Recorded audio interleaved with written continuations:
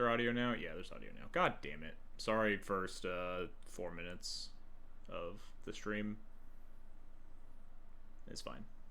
People on YouTube will be like, no audio, and then I'll just not edit it. It's fine. Thanks, Eric. At least it was only 4 minutes, not 15 plus. Yeah, for real. This is what I get for like the one stream where I don't like yammer on for like 5 minutes at the up top. I was just like, let's get into it really fast, like actually play some games, and it's like the one stream where my mic's just off.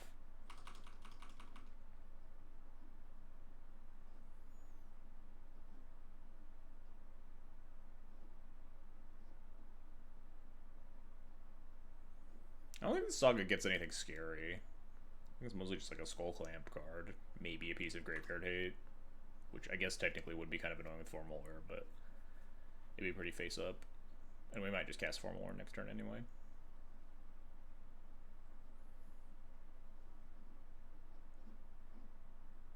Alright, Command Beacon. We do have to be wary of, like, Bruce showing up here. Yeah, Formal Wear means just no attack. We could, like, Lazotep Quarry the Cloud to Formal Wear it back. Interesting if that's better than just getting back Pride.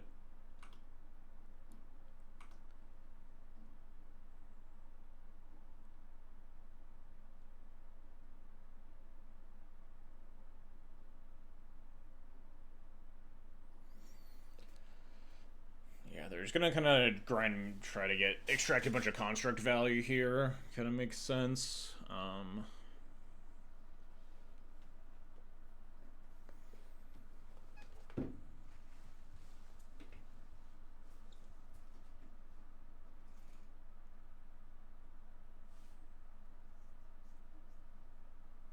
Do I want 3/3 Pride?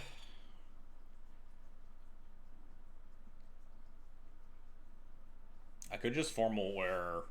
It feels better. I think we have so many things to spend mana on that it's like not that enticing to get a new equipment right now. Or like, I think we just want to build the board out. I'm gonna play Quarry out here. I've been like Thalia Heretic Cathart out of this deck sometimes. It's nice to like. I usually default to playing out basics as much as I can, but it's important to try to keep in mind other impactful cards sometimes when sequencing your mana. Hey Jarvis, thanks for the Prime sub. Much appreciated, buddy. Good to see you.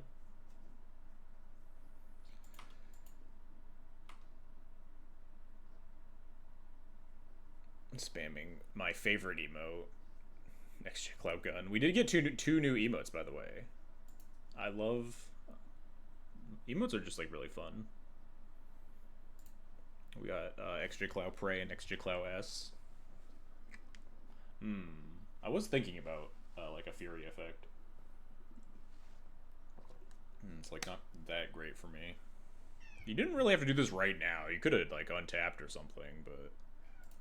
Pitching Magus the Moon, understandable. Have a nice day. Yeah. I think this is still pretty beatable.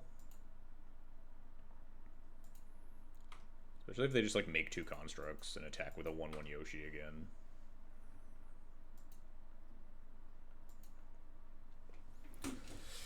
Enough, Kitty. What is your problem?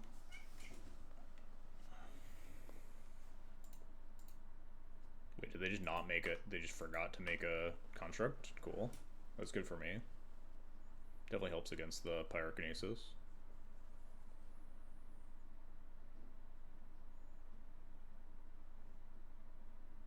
Hey, Egyptian Anime, thanks for the follow, appreciated. Alright, let's see what they get here. Is it just Clamp? If they try to clamp their dog, A, that's fucked up. Oh, it's a Shadow Spear. I guess that makes sense. Am I solituding this Yoshimaru? Probably. I can just solitude Yoshimaru and, like, untap and Witch Enchanter the construct, probably.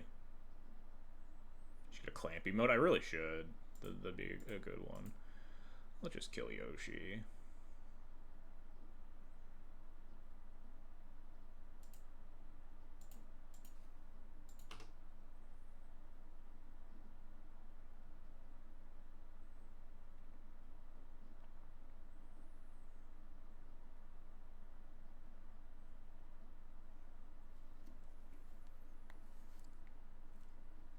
No land drop? Huge. I kind of want my Armageddon back, but whatever.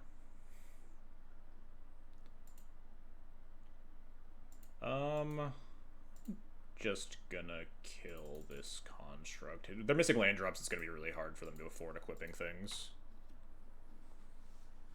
I maybe even should have just played Cloud as if Wish Enchanter that turn.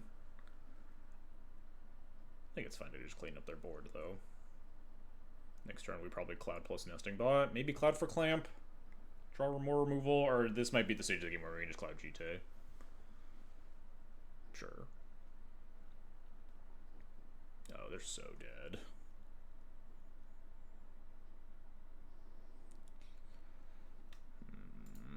What do I want?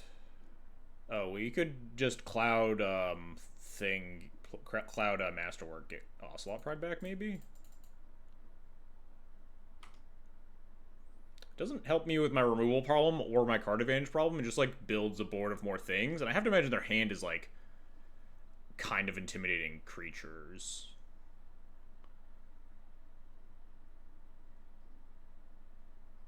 Yeah, we'll just get GT.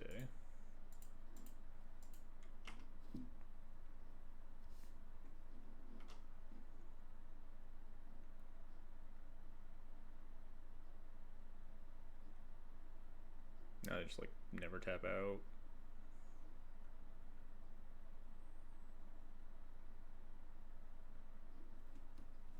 Yeah, I understood.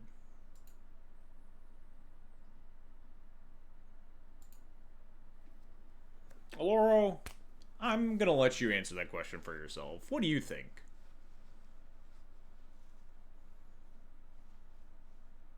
You think things have changed between the last stream and this stream, or even the last 7 streams in this stream, that would have changed the state of affairs such that I would be interested in doing that? Did you see the Long Furby? I did see the Long Furby. Honestly, kind of a banger. Unlike this hand is not a banger. This hand is kind of ass.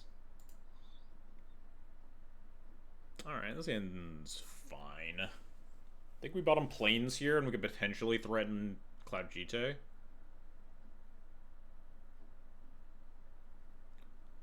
We might not play Cat on one. We might save it as Solitude Pitch fodder. Or maybe we could also, like, play Cat and use Civilian as Solitude Pitch fodder and, like, Cloud for Clamp to rebuild. This is not an airport, Aloro.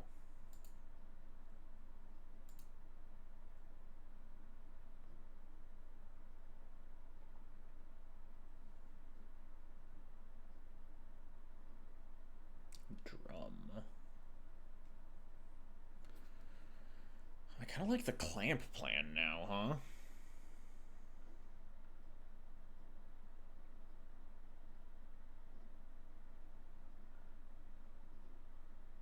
We have Solitude to, like, stymie in the early turns a little bit. Going for, like, the Crystal Vein stuff, Crystal Vein GT is, like, a little bit scary. Yoshi usually has, like, pretty good removal spells. I'm gonna lead Cat here. I usually lead Drum for removal spell reasons, but there are turn 2s where your opponent does not get the Yoshimaru trigger. Like if my opponent just goes like land, Loyal Apprentice or something like that, and just things that can be put in front of a Yoshi are nice. It'll be awkward if I go turn 2 play Drum and in response they exile the Cat, but then they're also wasting an exile. Wasting a removal spell on the Cat, and that can maybe collect for other things. I don't really care about their life total that much. I will potentially Solitude a different creature. If they don't change anything, I will continue to not be interested. Easy as that. Okay, maybe we should Solitude this Yoshimaru, huh? It's a 3/3. Yeah. And then clamp our way towards more removal spells. Stall for time here.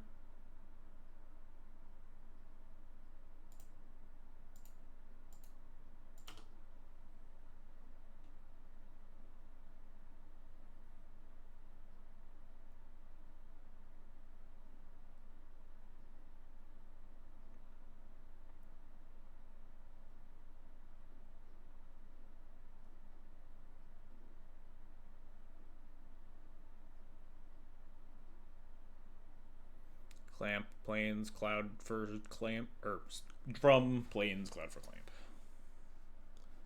Ooh, Stoneforge is also nice. Gives me some other options for equipment without Cloud even dying.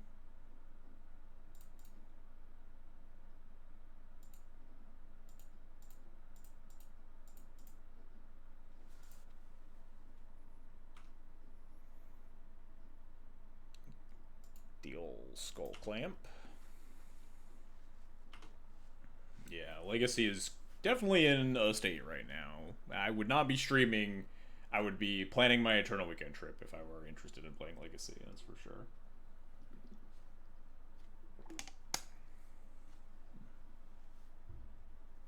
At some point, I probably will play some Legacy again. Just...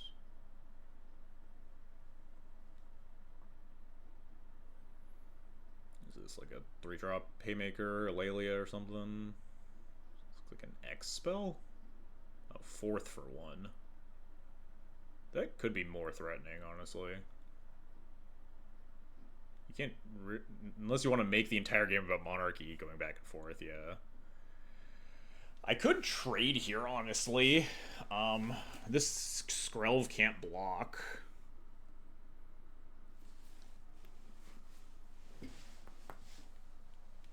I kind of, like, don't want to deal with the 2-2 hitting me all constantly. If I just, like, trade here, play Clamp, Clamp the Cat, and then I can still play Stoneforge, and I have a 1-1 and a 2-2, so it's hard for them to take back Monarchy immediately. I get punished by, like, Solitude. Solitude's the huge punish. Fury or Kinesis are a little... I guess Fury doesn't work. Pyrokinesis stalls a turn, but I think I am just gonna do this.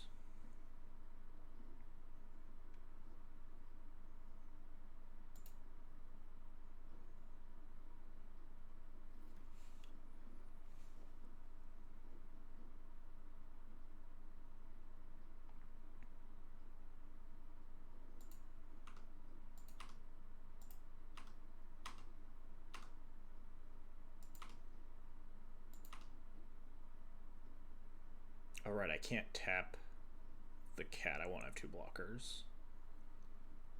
I have to...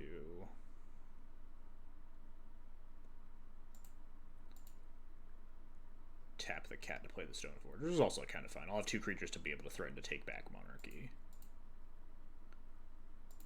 Let's draw 2. Static Prison. I don't think I want to Static Prison this Skrelv yet. I think I'd rather save it for a creature that threatens to attack me better, and it's just a better use of my mana to not... I mean, I guess I could Static Prison the Skrelv and Clamp again. But I think I'm fine just playing out Stoneforge here. Getting 2 creatures on the board.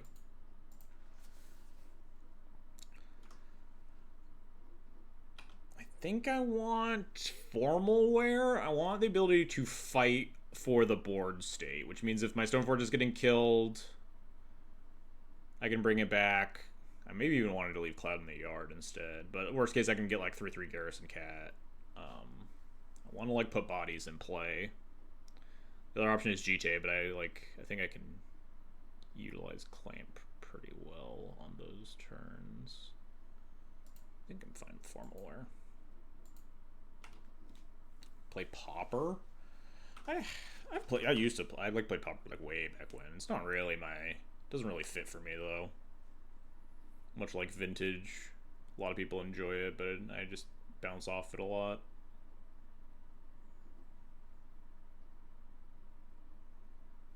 I'm having fun in my niche. I'd play like Canlander if that were like a Moto supported format. Is this gonna be some terrifying 4-drop? Oh, that's kind of horrible for me. Really wish I'd Static Prison. It's not the end of the world though. I can never mind, I can like Static Prison the Parallax Wave potentially.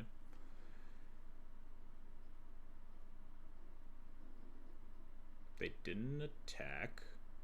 Interesting. I guess they really didn't want to Parallax Wave. Nice Stoneforge. I mean, I guess.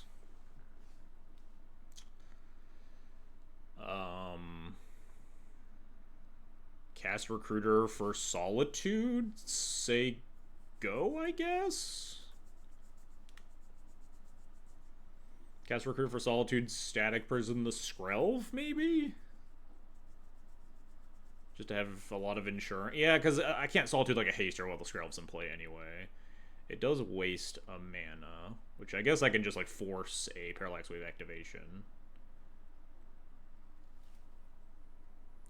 So let's go step 1, Static Person the Skrelv, see what happens. See if they want to like save it with Parallax Wave.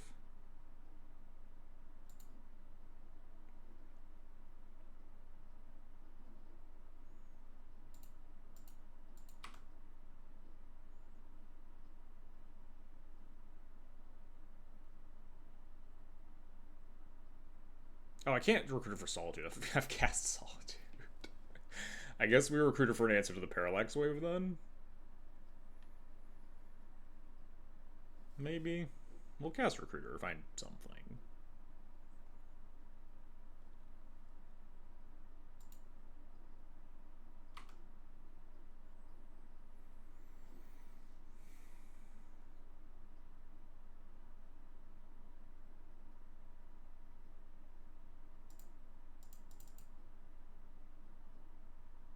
I think I'm going to just clamp the Recruiter here. If they want to Parallax Wave it, then obviously I get the Recruiter under. Like, my pop filter is also messed up. You missed the beginning of the stream. I also missed the beginning of the stream. My mic was muted for like the first 4 minutes, so no one got anything fun. Did I declare myself Emperor of Moto and fire Daybreak? I think they're doing a good job.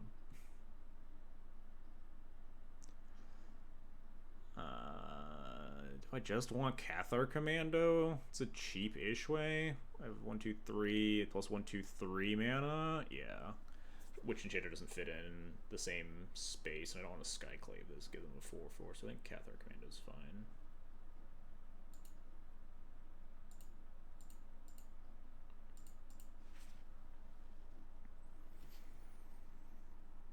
If they wanted to deny the 2 cards, then they give me a Recruiter down the road here.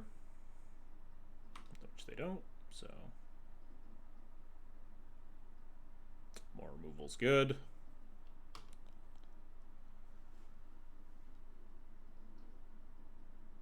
I'm just not gonna attack.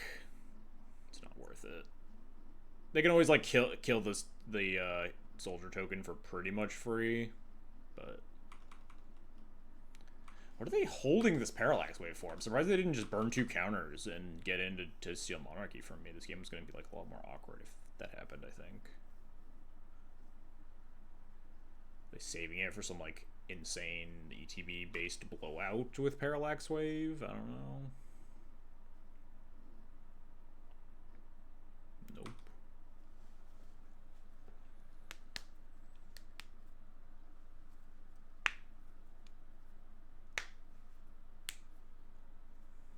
Top.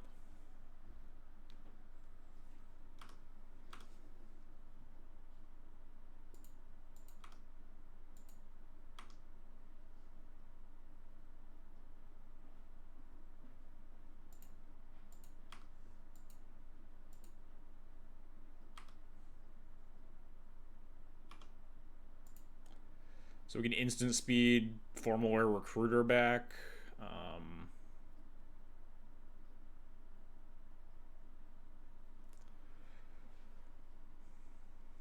Do I just pop the Parallax Wave here? It's kind of awkward that if I pass the turn, I move to discard, but I want to hold up all 6 mana and just like make a Saga token plus like Cathar Commando. I guess I could just cast Cathar Commando. I don't need to necessarily pop it, huh?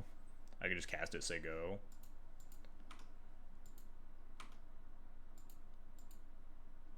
Nice that we drew an instant speed removal spell as well that we get to hold up. I'm just gonna keep saying go. I have the Monarchy, opponent. It's on you to make a move.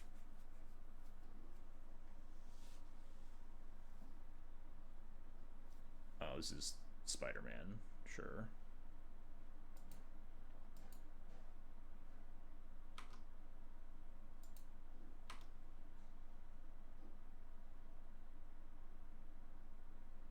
splashing in two things? Like, also Ophelia? I will admit, two things is a little bit annoying for me to deal with.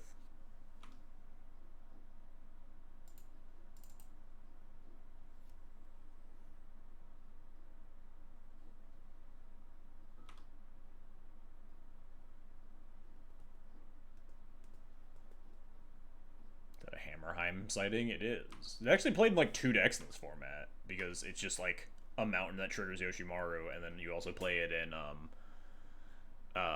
Magda for the targeting your opponent's stuff triggers. What is it? The outlaws, whatever, when you commit a crime trigger. Alright, opponent. How are we gonna do this?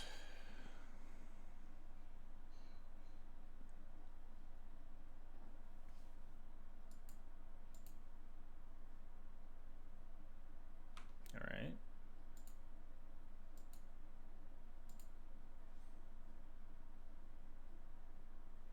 This is crew 5. They do not currently have the ability to crew 5.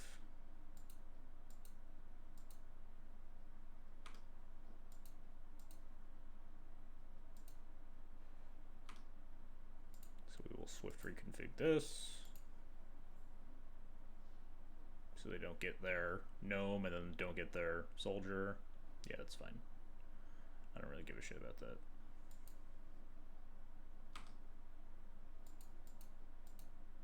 Could have actually like blown up the parallax wave in response, but I don't think I care. I'm just like pretty massively ahead on board.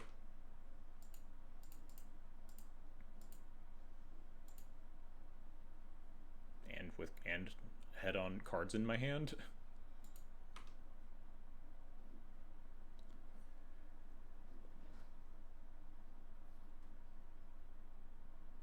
Yeah, sure, I don't really care.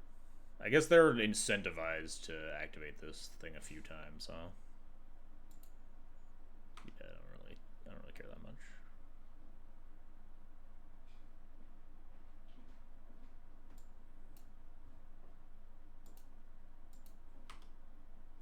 The Skrelv's gone for one more turn. I don't have to think about it. Am I...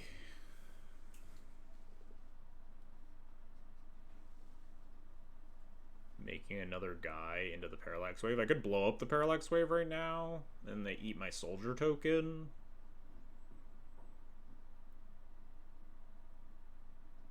I think I just ignore it, honestly. But if they eat my other construct, then it's kind of a waste of mana, so I don't think I make another construct. What is this even getting? Hang on. Let's put in Forlorn Response and then go get Masterwork. Just make a fucking gigantic board.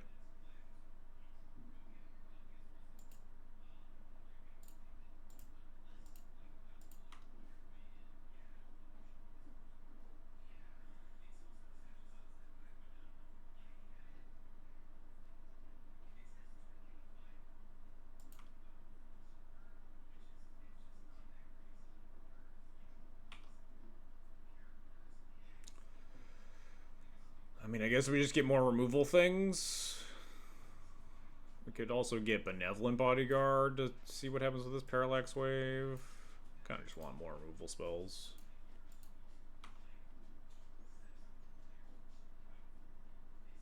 Kite Sail? Is that what you're suggesting we grab on our Urza Saga?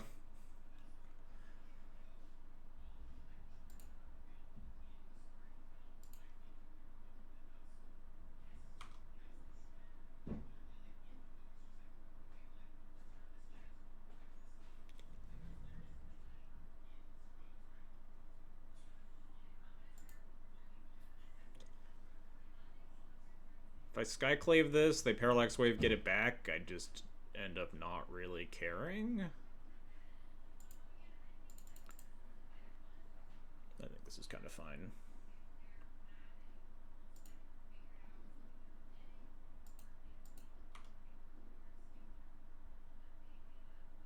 Yep, that's fine.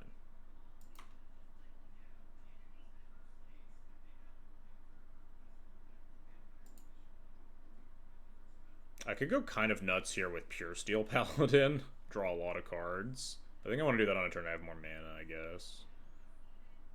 I'm just gonna spew a bunch of shit.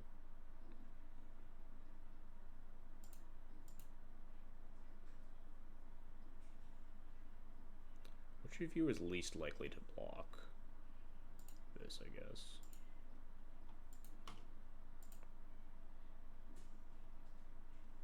Yeah, fuck it, I should probably start killing them.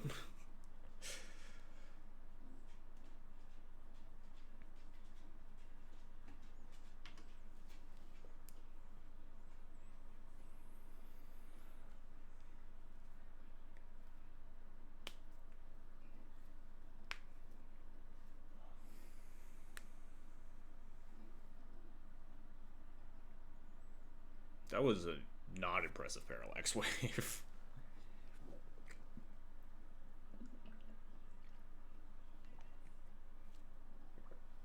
Sure, got a couple of flyers.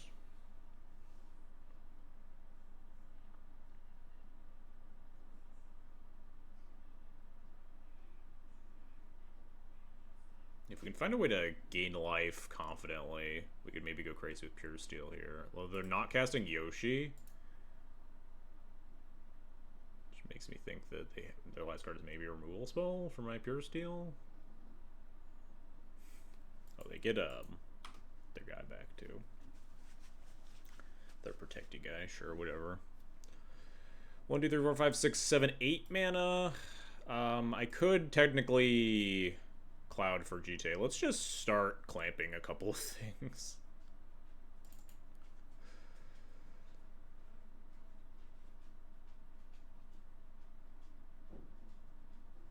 Yeah, Moon's also, like, pretty good against Yoshi.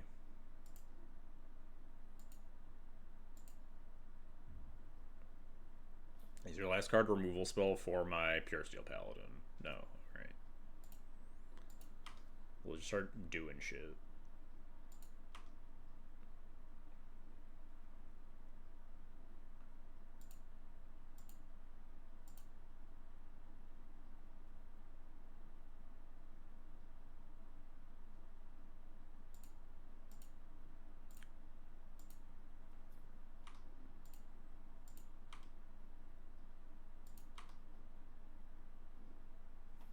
Well, we're really not finding anything, huh?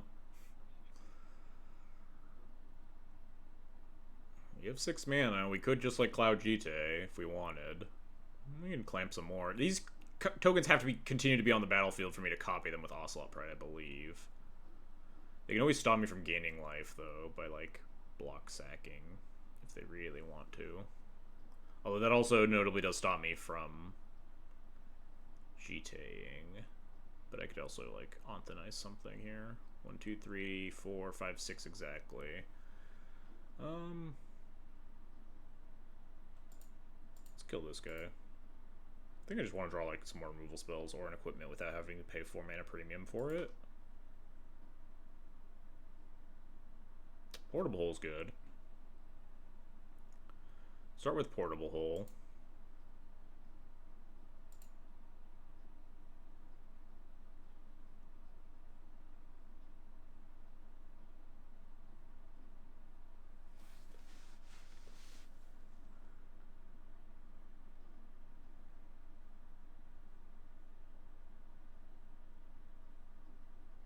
Okay, sure, I guess I take your Shadow Spear. I don't know why you, Oh, no, I can't take the Skrelv either, which is, I guess, a little inconvenient, but...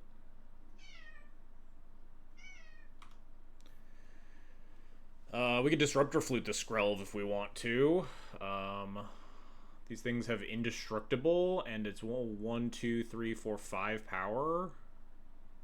So they can always kill my Pride. It's a little sad. My Pride actually can't get in to gain life.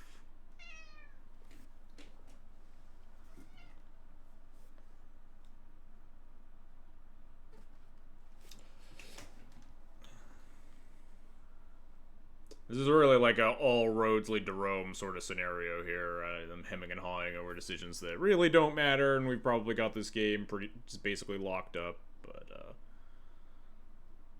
Maybe we just set up for next turn, huh?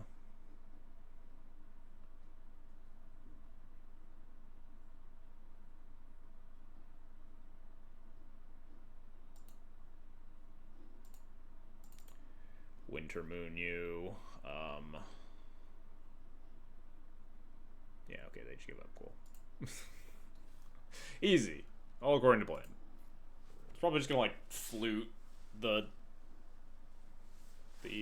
Skrelv, maybe, and then untap and let them attack with their Senu or whatever, get Monarchy, and then untap and Anthenize the Senu, play Cloud, go Ichite.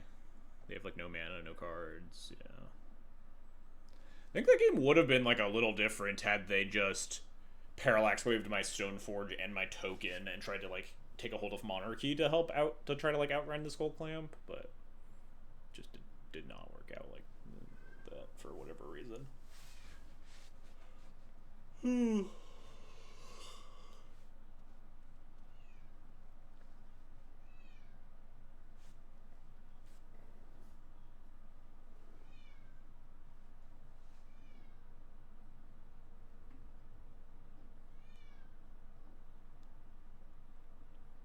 trying to remember if there was anything back at the start of the stream that I was talking about in abject silence as my mic didn't function. I don't think it was anything really that important. Just booted up, hello, playing some more Cloud, because I talked specifically about, like, wanting, I was interested in playing Cloud against kind of the new stuff, like last league, the league last week we played against, like, 2 unbanned commanders and 3 Spider-Man commanders, right? Something like that. So it'd be cool to see how Cloud matches up against some of those decks. See Spider-Man 2099, see Asmo, stuff like that.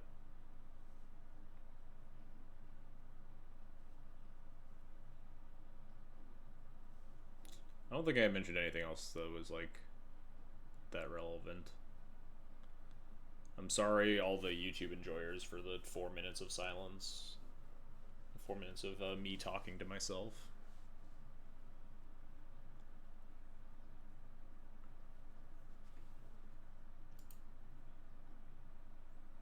I gotta zoom that Cloud out every time I go to the deck list.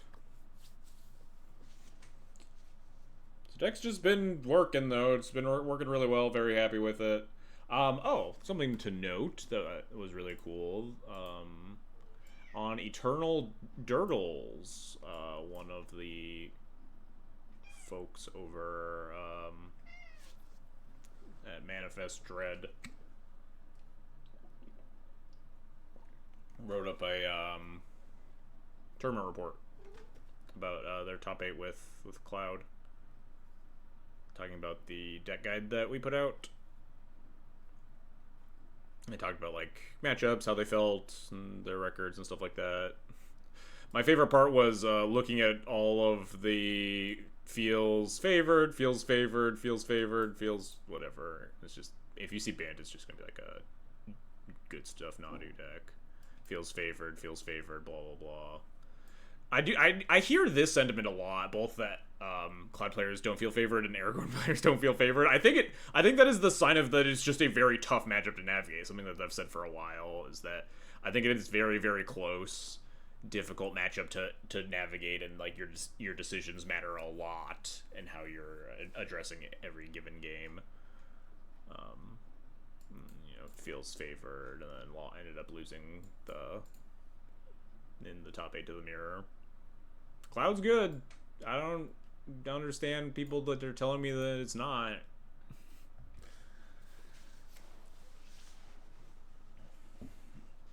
I also need to, like, have a sit-down discussion with a Felia player at some point.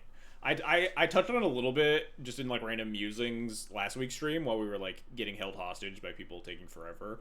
But, like, Felia players, what's up? What's going on? You just, like, really love the deck? Because I do get that. I also love Felia and thought it was a lot of fun, but, like, do you also, like, enjoy winning a lot of games of Magic? Because, like, you could just play Cloud. I don't know. Well and truly, as someone who was a Felia enjoyer for a long time, in Duel Commander specifically, I think that there are very few matchups where Cloud is not a heavier favorite than Felia. There are very few matchups in the format where I'm like, thank God I'm playing Felia, not Cloud. You know, I would be interested to see like a seasoned Felia player's take on that. Maybe something to try to line up for the future. Oh, there we go. We got our wish. Uharis the Storm Spinner.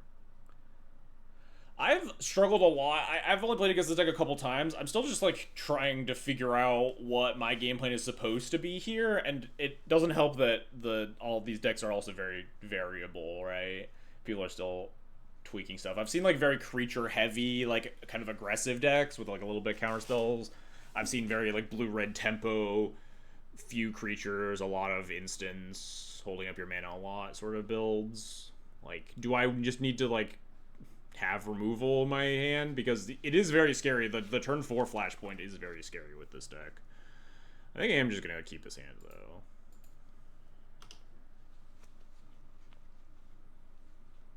Drannith is not that good because it's pretty easy for your opponent to have the mana to kill the Drannith and cast Uharis. It doesn't like tempo them off because Uharis inherently like can't be cast until the 4 mana turn.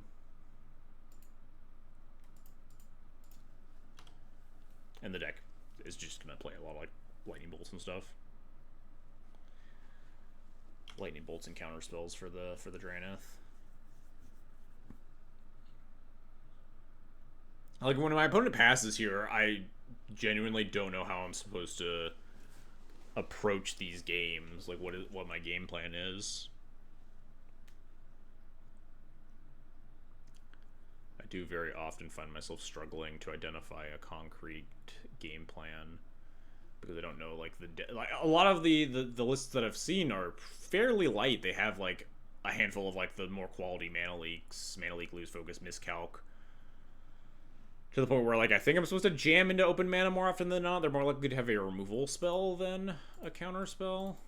I think I was supposed to play Castle Ardenvale, but against blue-red, I don't think it punishes me very much. Yeah. I think I kind of want Jite. Having instant speed interaction for Nuharis is big. The turn 4 is really scary, and we don't really have a great plan lined up here. We're going to cast Drannith and hope. Lead that into a Jite turn, potentially. Am I allowed to attack into open mana? Probably. Blue-red probably doesn't have a lot of flash creatures that specifically block a Doom Traveler profitably. It's like Malcolm, Snapcaster, Fairy Mastermind. Yeah.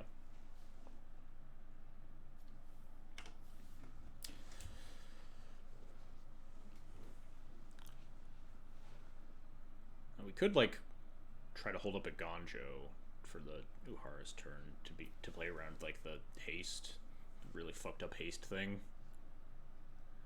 But if you just have like some guys back to block, you don't get domed for 15.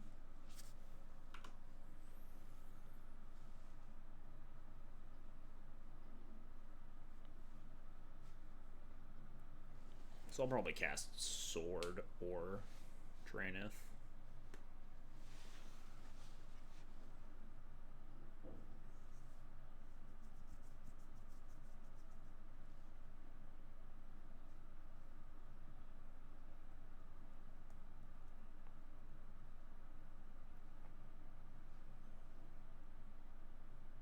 But, like, maybe there's a potential I was supposed to just mold this hand to try to have something that was more interactive. I think some of these lists just in general will have a lot more instants and sorcery. Or not instants, a lot. The lists I've seen that are more popular have had, like, a lot of shocking number of creatures, like 30 plus creatures in blue-red. So, like, the fact that our hand didn't really interact, just letting a Malcolm go wild here. Also don't have any like instant speed removal for Nuharis.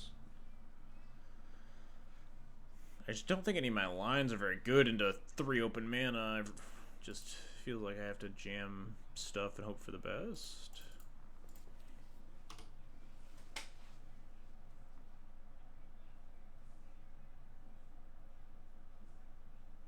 But like against a blue-red player with 5 cards in their hand, Magistrate's not exactly going to hold down the fort. And if they like shoot Cloud, then what? Horus also just like stops the GJ from connecting, although not with Talon Gates. Double Strike, Vigilance is pretty potent. Definitely a matchup that I need to like just play against and try to properly evaluate my role.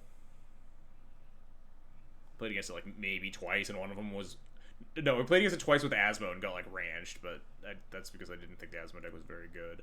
I played against it once with Cloud a few weeks ago. I did win, but it's just very hard to figure out.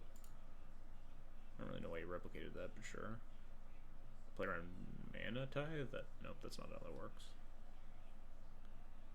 Am I ever blocking with Cloud? I don't think so. I think I'd rather deal 2 here.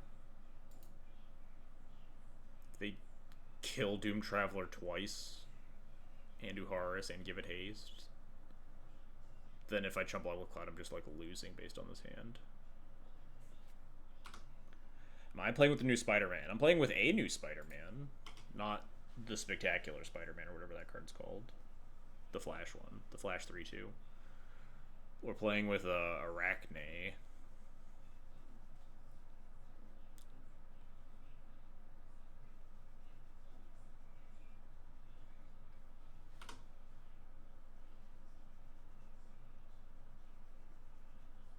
It's more likely that my opponent just plays Uharis and kills my Cloud with it here. Then they have like the burst haste damage. And then what do we do? They just hold up 2 mana. We can't exactly Talon Gates slam GTA on Doom Traveler. Discard the Wild Ride. I guess that makes sense. If they can't get through the Doom Traveler, it's just like a Lava Spike.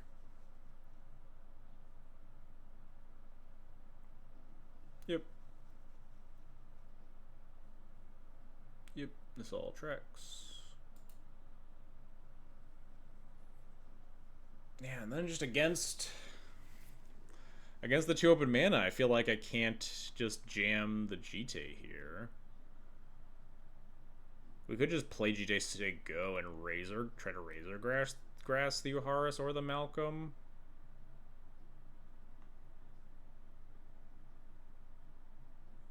I kind of want to play the Aganjo and hold on to the Talon Gates.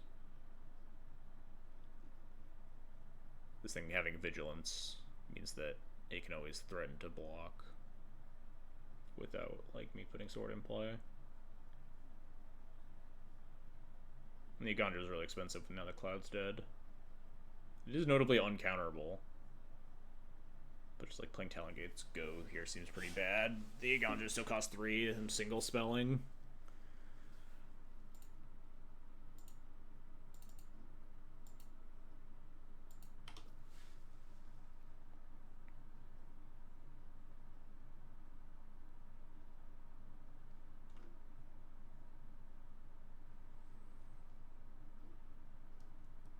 It's just a matchup that I can't find a comfortable role in.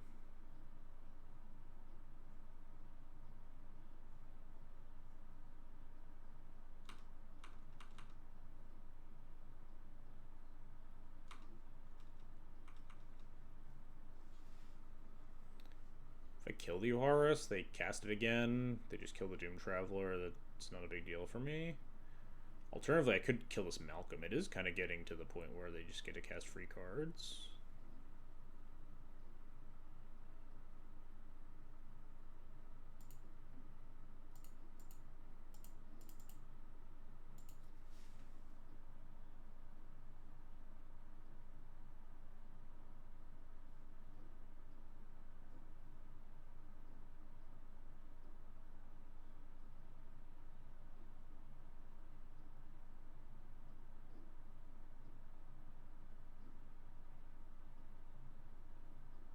I guess the Razor Crash was a land, huh?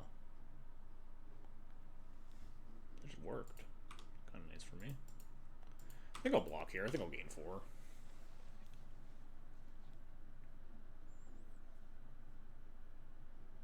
It's kind of nice if you can just kind of let the Uharis damage once and then just try to like do damage control from there.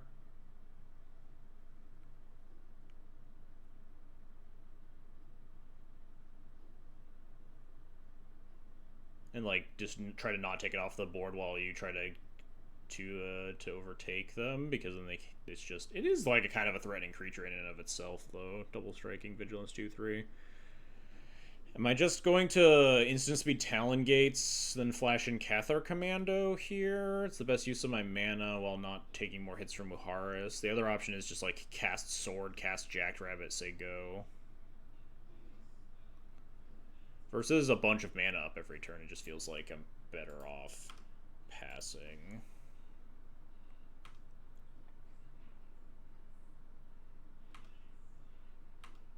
There's like no way I ever can equip here and succeed. It'd be nice to get the sword in play at least, so at some point I can threaten just like equipping anything and making it immune to their deck. But I'll probably do that next turn, when there's a little bit of shields down from the Uharis, because I'll be able to phase it out at instant speed here.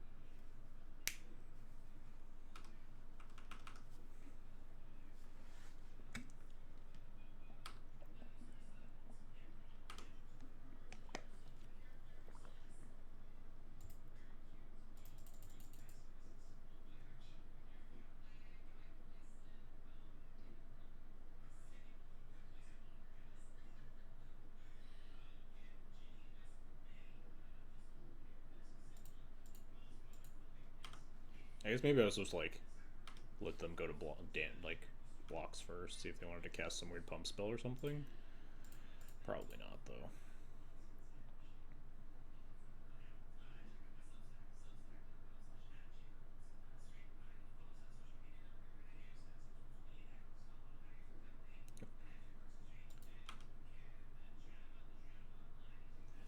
Alright, that's not bad. That's more blockers. I think we just need to start plunking through removal spells. 1, 2, 3, 4, 5, 6 mana. 1, 2, 3, 4, 5, 6 mana. So we can put down, so we can like get through our removal spell by equipping Jite. And then we have Indebted Spirit, Sword of Fire and Ice. I guess we equip Sword of Fire and Ice then instead of Jite, right? Let's cast this first, see what happens. Maybe they have like hard counter here.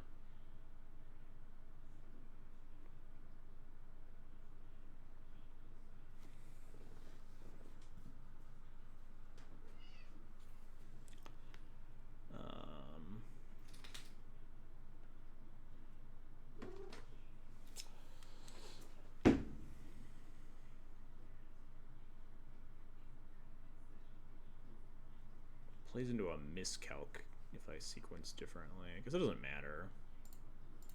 I'm always just casting and then equipping. What card do I care about the least here? I think the Indebted Spirit, honestly. Maybe I just equip and say go.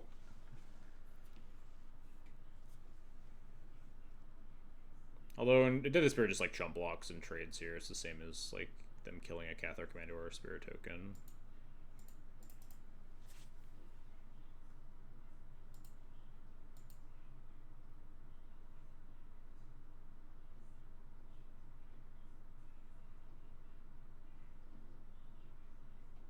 Ouch. That sucks.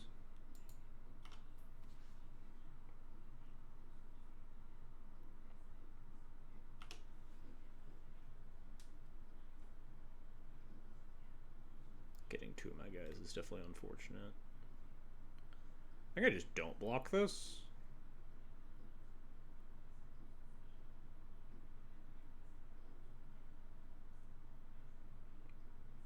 Maybe that's insane. 6 cards in hand. I'm just gonna take it. It's a little risky. I think this deck is kind of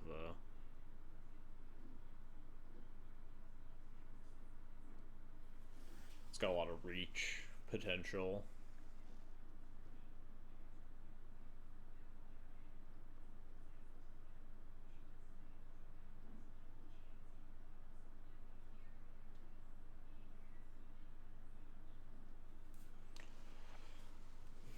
Clamp, huh? Hey, Duck Vines, thanks for the subscription. Much appreciated.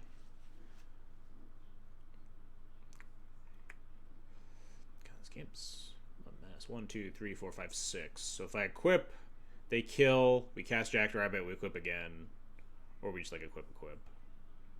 It's also potentially the threat of Skull Clamp instead. I think I'm just gonna do this.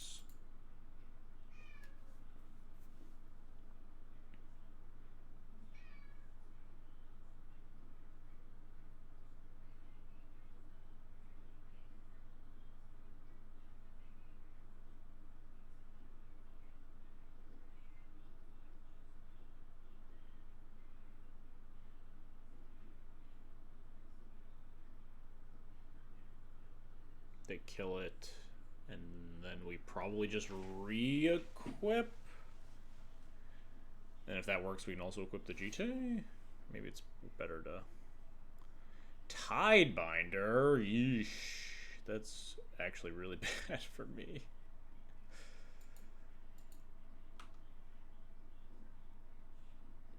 Because now we can't get through the Uharis, huh?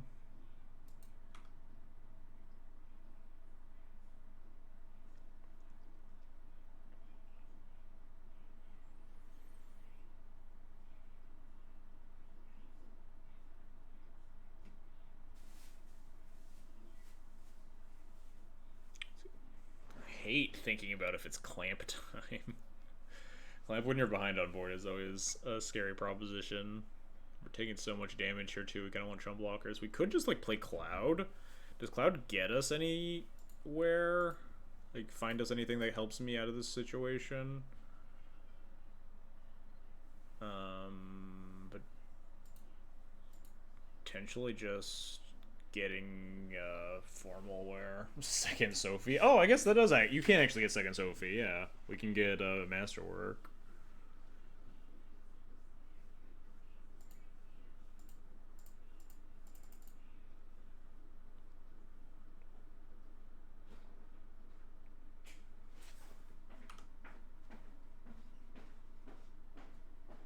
I almost want to get formal wear, but then they'll have more mana up. They could potentially counter formal wear on the way back, but like being able to chump block with the Cloud would be nice. I think Masterwork ain't bad though.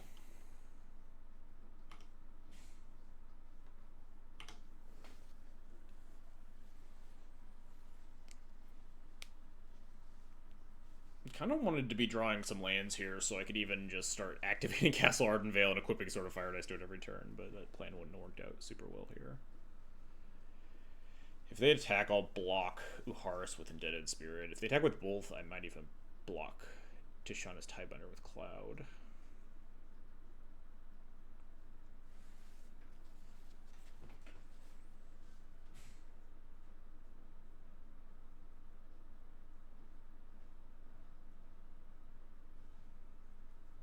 Cloud represents a lot on board, though. But again, they just have so many cards in hand that I feel like we're not going to get a solid window to equip, and we need to try to stabilize the board without doing that. Without, like, going all in on doing that, at least.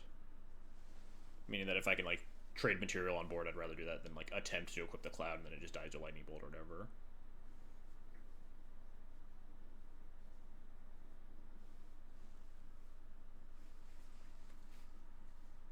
I don't know how we're ahead on time from our opponent. Been like tanking on all these decisions.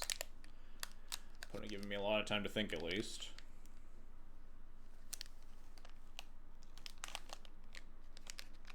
Yeah, trying to get my little Rice Krispie treat thing. There we go.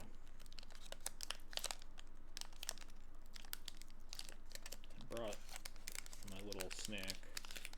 I probably already shouted out Magic Spoon before when I've eaten these, but shout out again, Magic Spoon. I love Magic Spoon.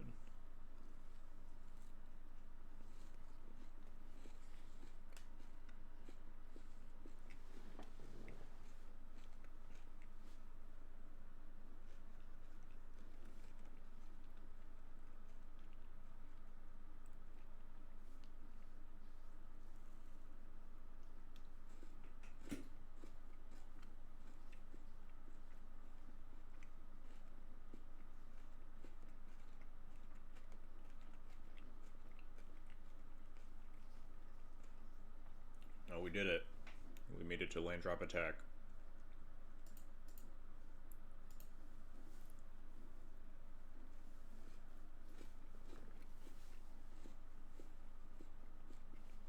No, notably, we also have a flyer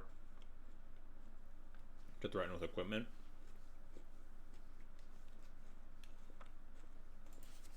It's a pretty nice one.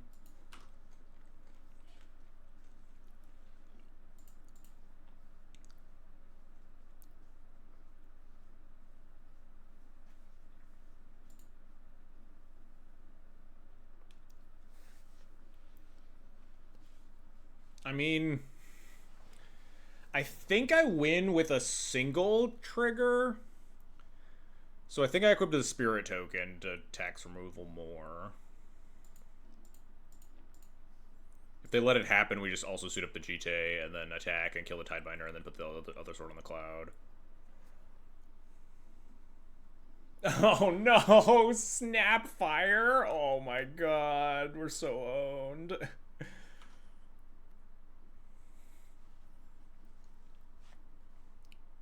Worst timeline, yeah. The worst timeline is that they also have, like, Spell Snare for this Jackrabbit.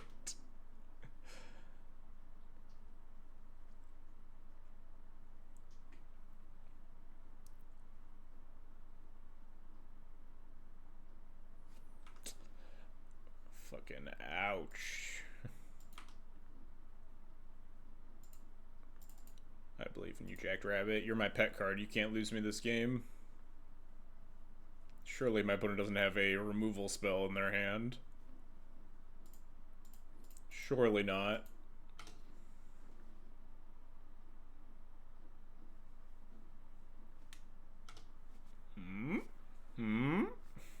Maybe?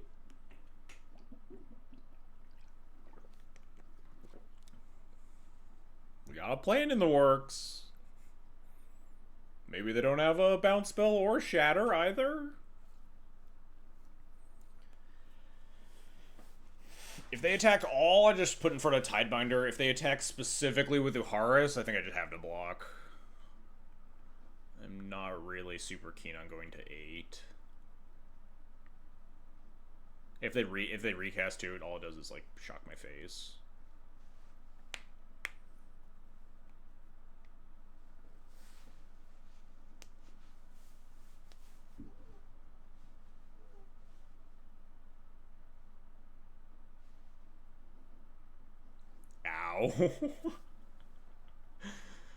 I'm telling you, this was like came up last league, maybe 2 leagues ago. This fucking Pyroglyphs always just murder me.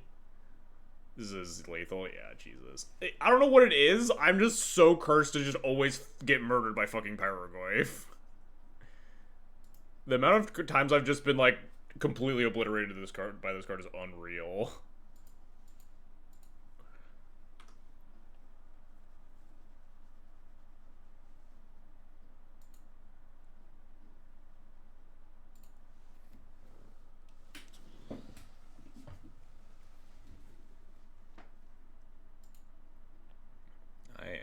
Pyroglyph Magnet. Alright, this hand's got a lot of juice, I think. Not a lot of lands, but that'll be fine. I'm certainly not stressed about that at all. I don't even know how to sequence this. With so many options. It's probably like Basri into 2-drop of some kind. We'd work it out in a way that we have Sigarda's Aid and like we try to go for like a Voice of Victory into like GTA Equip attack with Cloud turn. but we're a lot of lands off of setting all that up. I might just play the Sigarda's 8 out right now, honestly. It is like, I want it in play now. I don't think the 2-1 matters. We're not activating Basri anytime soon. Like, I just don't really need Savannah Lions, and our mana's tight enough that this Sigarda's 8 may, like, really want to be in play.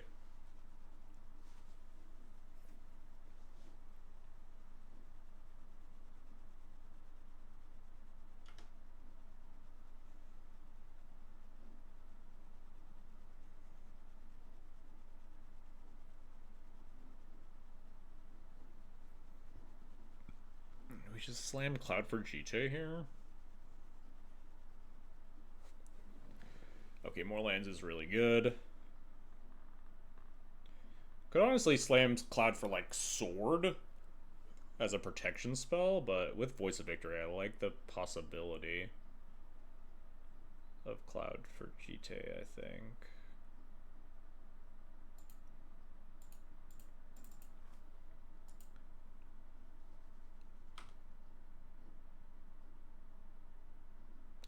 Again, I do think the GT counters on their turn is pretty important sometimes to help mitigate Uharis.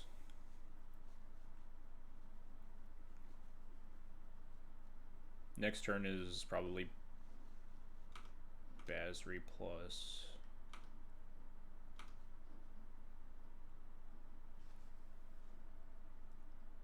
No 4th land.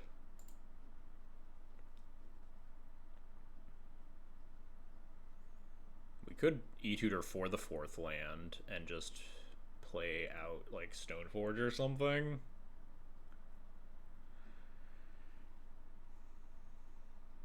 Line up the Voice plus the GT turn. Kind of like not casting anything into this, but I guess casting Basri is close to not casting anything. We could end step the GT, then the GT gets countered.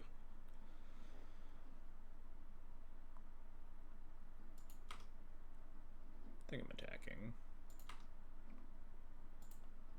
Yeah, we have a Conjure Castle. This attack's really safe.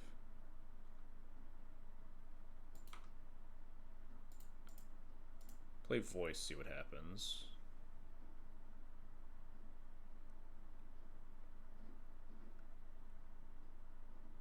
Miscalc.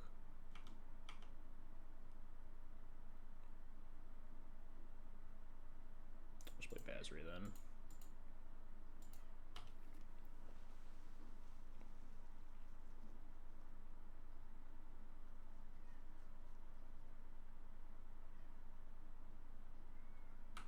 I don't think I'm ever E-tutoring for land 4 here, because it doesn't help me cast anything. I can always end step E-tutor for another land. But this is the turn that I need to like go for GT, but like Hard Stitch just gets to like not do anything for the first 3 turns and hold up a bunch of mana. We can never GT, huh? Oh dear, that's pretty fucking annoying, huh? Oh yeah, it's actually just super obnoxious, isn't it?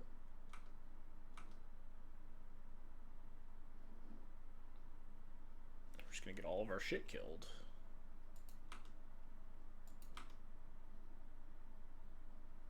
Oh, it's a little bit nicer at least.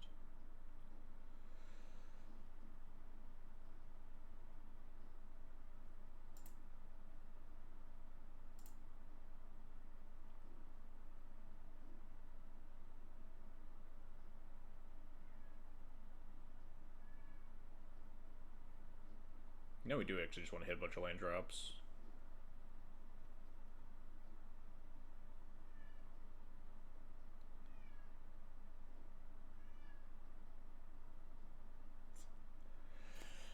Yeah, that's what I'm talking about. I didn't have a coherent, like, I don't think I stuck to a very solid game plan in these early turns, and just, like, and now I'm just in a bind on this, like, turn 4, untapping Wicram Lavamancer plus Uharis.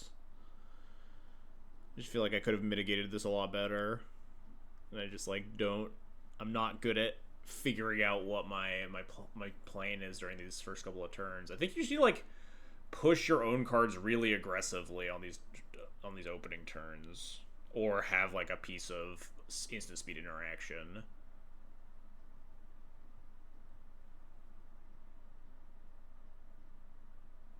If you turn Uharis into a vehicle with Swift Reconfig, does he'll still do damage, right? Because he would still like vehicles still have power. They're just not creatures, right? Something to think about. Just against 5 cards, 2 open mana, we're just never connecting with Jite. But if we're not connecting with Jite, my opponent's gonna untap and Uharis my shit, and then Grim Alvemaster my other shit, and it's just gonna be a nightmare. And then what do I do?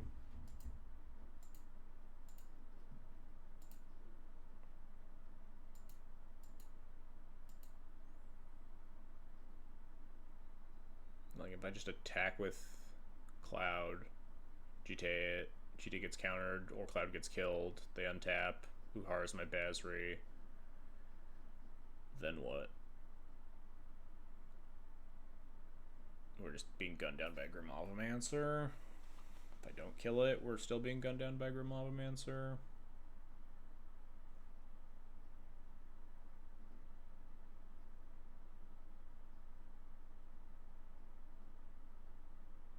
Maybe I shouldn't even played Vacuum. Maybe I wanted to like make a guy with Basri this turn.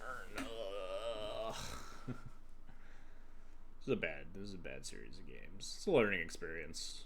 I don't know exactly what I've learned, but we've learned.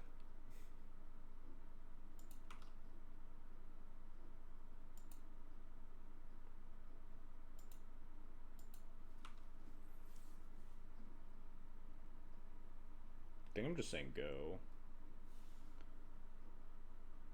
I guess maybe we're attacking with Cloud.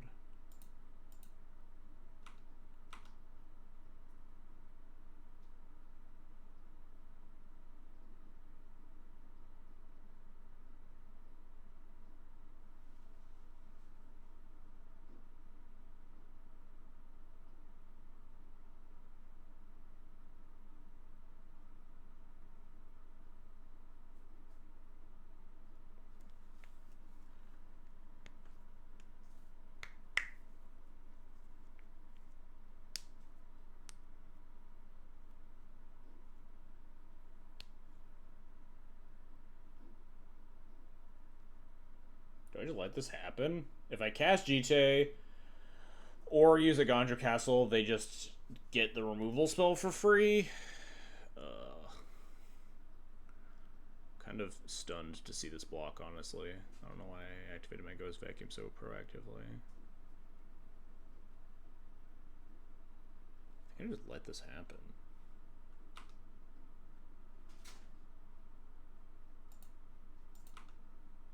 If they just like untap play Uharis, we can make a guy with Basri plus Enlightened Tutor for land 4, being Urza's Saga, and then we can like double spell the following turn. Seems kinda okay for me.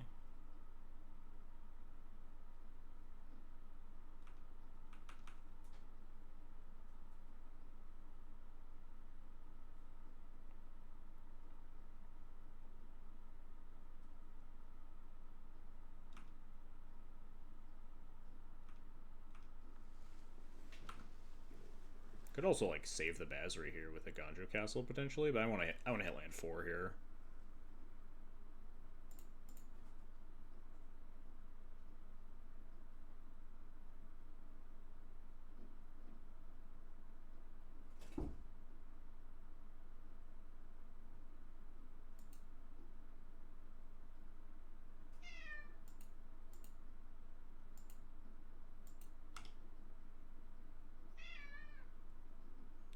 And we Stoneforge for Formalware probably.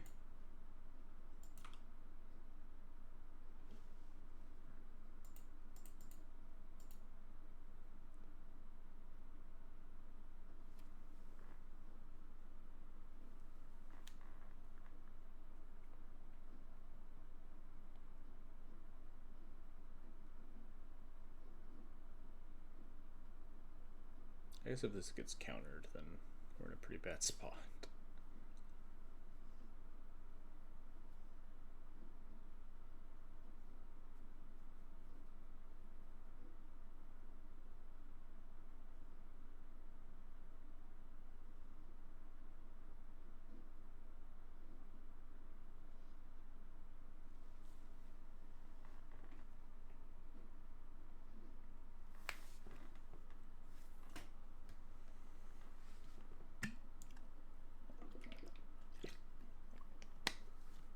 This really feels like a matchup I need to just bash my head into a bunch. Glad to start seeing it now, at least.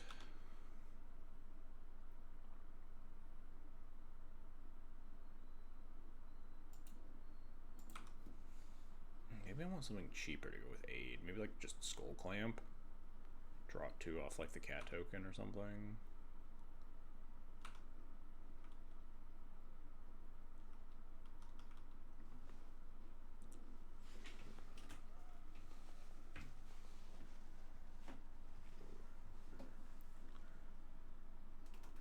This thing attacks, I'm gonna take it.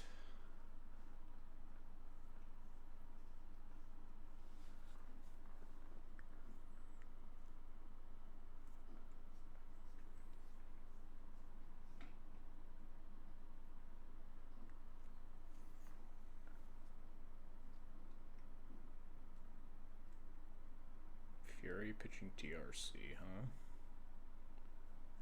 Alright. Kind of want to get a 6 mana for this Ghost Vacuum all of a sudden.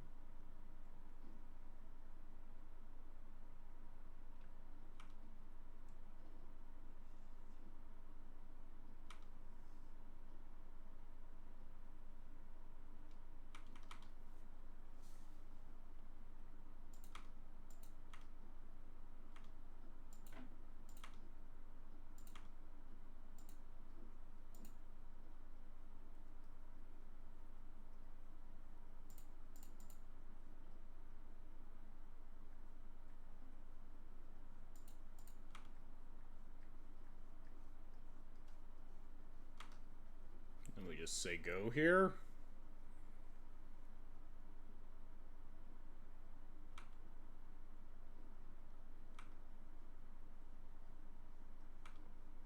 Almost wish I had an Ancient Den, but if we rip land from the Saga, then we'll be able to hit 6 mana because of it.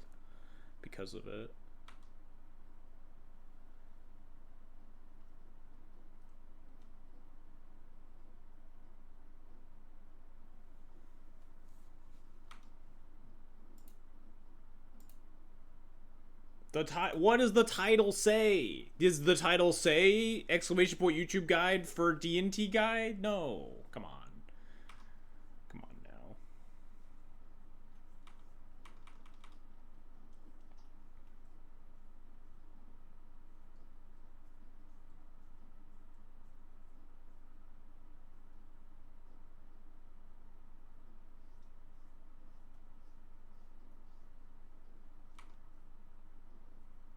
Is running short on stuff, huh?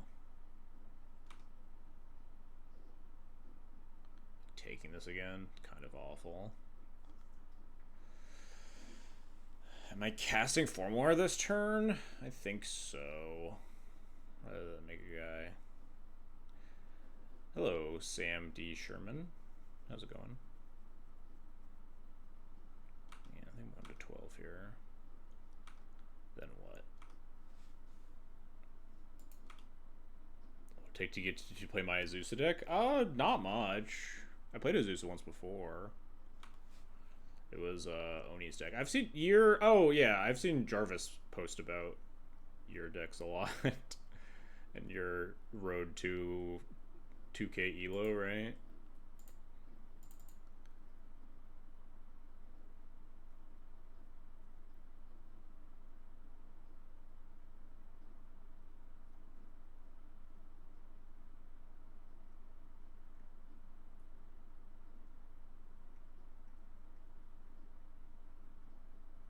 I think I like to look at your list more. I literally, like, when I was, like, gearing up to play Azusa, I kind of grabbed an Azusa list from someone in, like, the French community, but I definitely dig your list. Alright, we're gonna start eating. Every other Azusa list I've seen is off by, like, 20 cards. That's how I feel! Maybe it's the US difference. I guess I don't know if you're on which side of the pond you're on, but that's how I feel about Cloud. Everyone plays, like, bad cards in their deck. California, yeah, it's the US difference. If I draw a land here, what do I want? A Stoneforge or a Voice of Victory?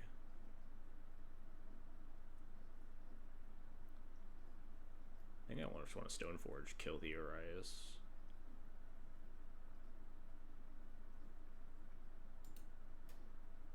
I've never played Dual Commander Paper. Seems like a deeply unserious. I think it. I mean, unserious is maybe a harsh way of phrasing it. I think it is definitely like it has a very thriving like community. Oh no, like it said specifically like but it's has the pains of every other niche format where it's definitely like underexplored. And the people that have been in the format for a long time have a little bit of a superiority complex, and sometimes can think less of people who haven't been in the format as long. No land is real rough for my Ghost Vacuum. What is this getting?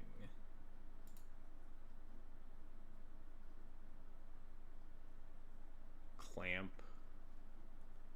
Boots. Boots doesn't help. Drum. Clamp's not very good. Drum for 5 mana? I don't know how much that genuinely does for me. I don't think I'm making a guy like ever, so let's float. I'll go all the Time Warps banned. Oh yeah, there are definitely a lot of cards on the ban list that are like relics of a bygone era, and then we saw that with the most recent BNR update, is that they're starting to like clean up the ban list somewhat. But like when I was playing like a decade ago, the Time Warps were really fucked up. I imagine maybe they're less so right now.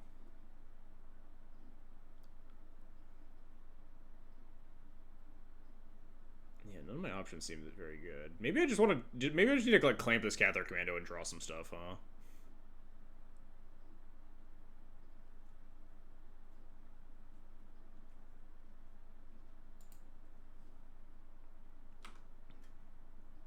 Unban Hogak.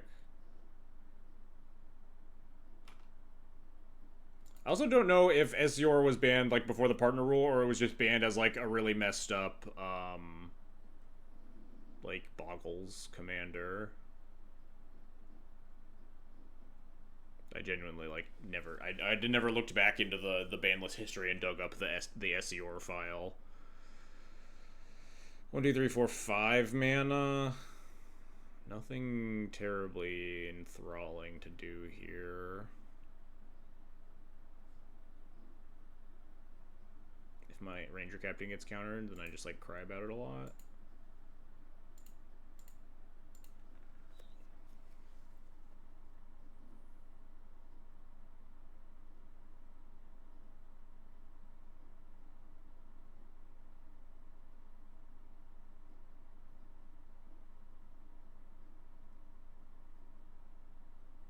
Alright, not countered. Not crying.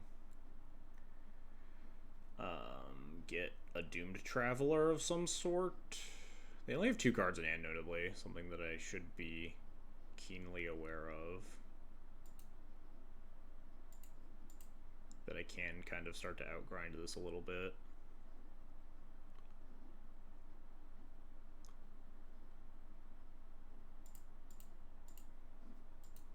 Make a flyer here. Is drawing 2 cards better than gaining 4 life? Ooh, alright, these are some goodies.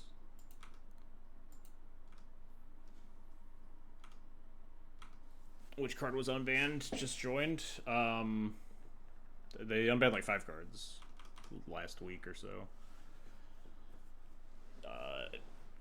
Esior, Raphelos, Asmo, some other card I don't remember, and Loyal Retainers.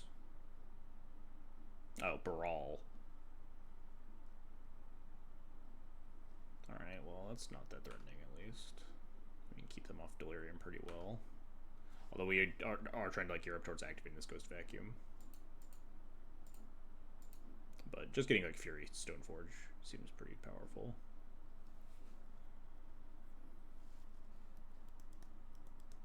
Could be cognizant of our clock, because I suddenly feel like there's a good, decent chance that we can win this game.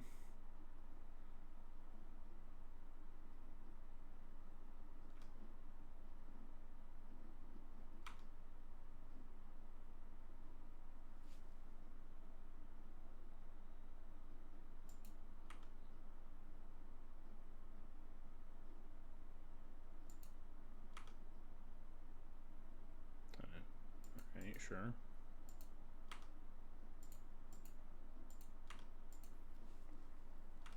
Maybe I'm supposed to block with the spirit token too.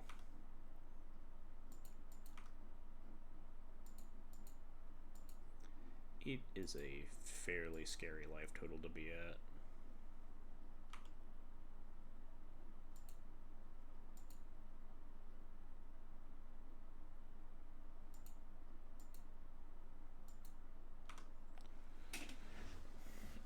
Alright. Only one card in hand. I think it's time to attempt to get some GJ counters for the first time in our lives. After we tutored this on like turn fucking 2.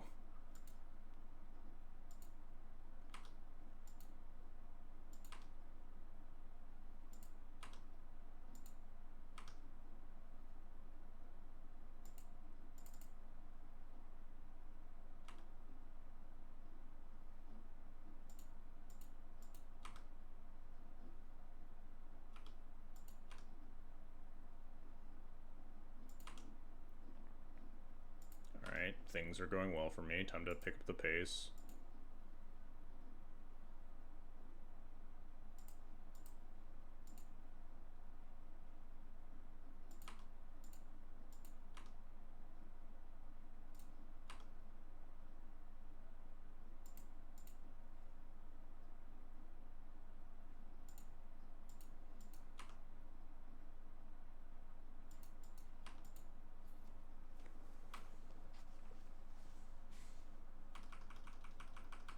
Now I just need to kill my opponent, huh?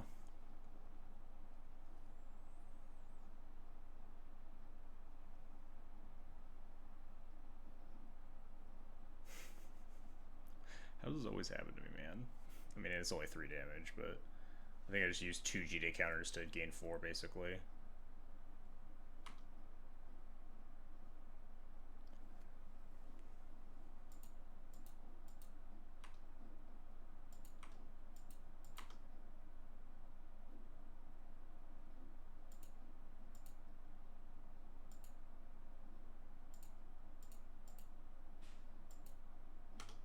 Wait, no, shouldn't have 6.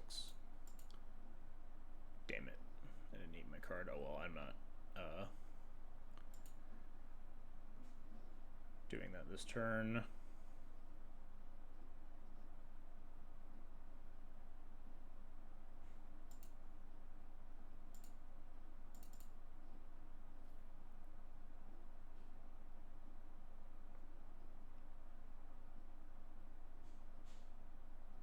Wait, why am I not skyclaving first? I need to skyclave this Headliner Scarlet. I don't know what I'm doing.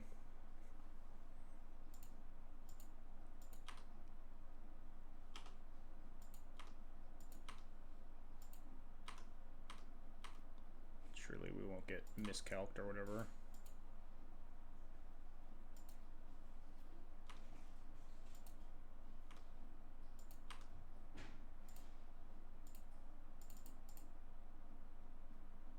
Oh, thank God.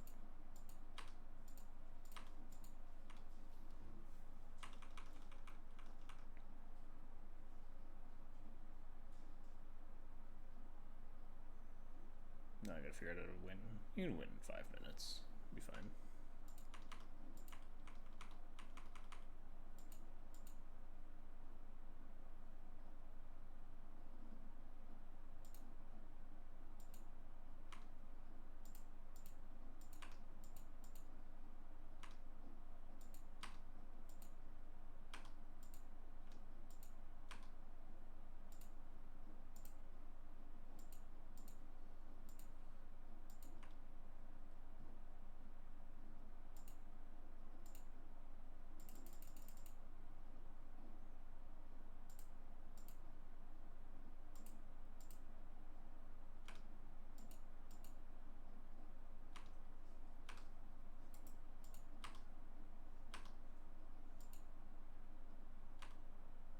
Two, 4, 8, 9, 10, 11, 9, 10, 11, 12, 13. Okay, cool. I didn't think I was gonna win that game. It was bizarre. I'm a little worried about clock at game 3. It's fine. I've locked it on worse. my big beef is that just I'm not good at navigating this matchup still. We're just gonna pedal to the metal. I think we're just gonna like jam all the time and not really think about cards my opponent could have. Hope my hand has a bunch of removal. Whatever. No removal. We'll just keep it anyway. Surely Winter Moon will bail me out.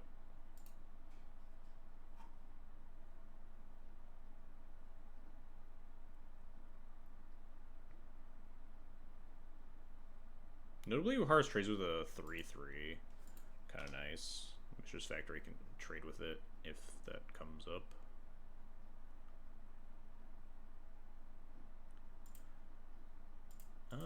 This isn't really a Mana Tithe matchup, huh? Mana Tithe's really bad against Uharis. But there's a chance I can, like, Mana Tithe my way into resolving a spell on turn 3, like a Winter Moon. I think I'm just gonna jam Voice here. Take the prizes.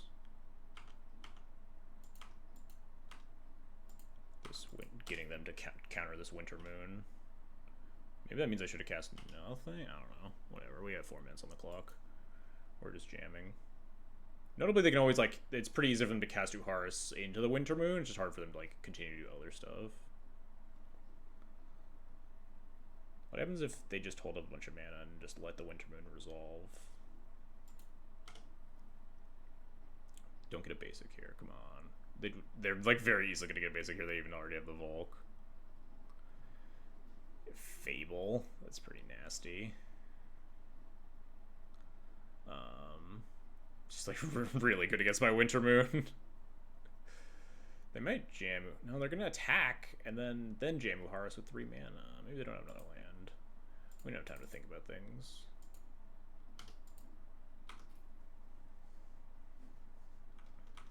They'll just cast Uharis without playing a land and pre-combat.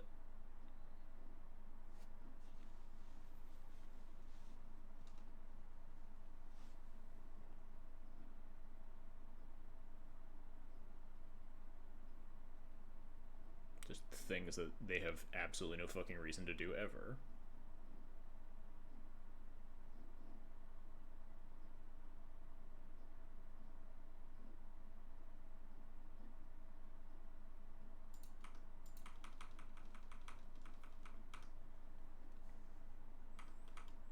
Do I even have time to, like, make this about Clamp? Maybe I just have to make it about Jite.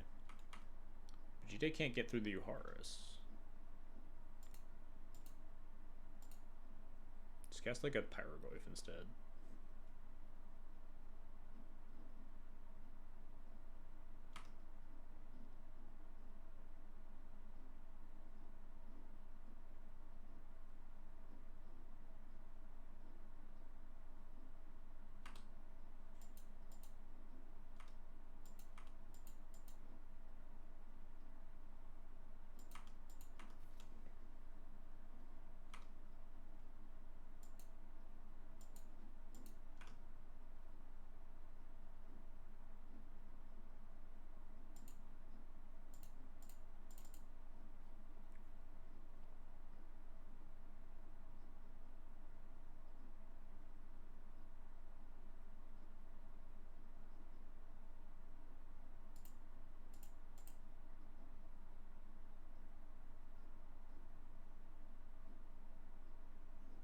Opponent unfortunately still has 8 billion mana.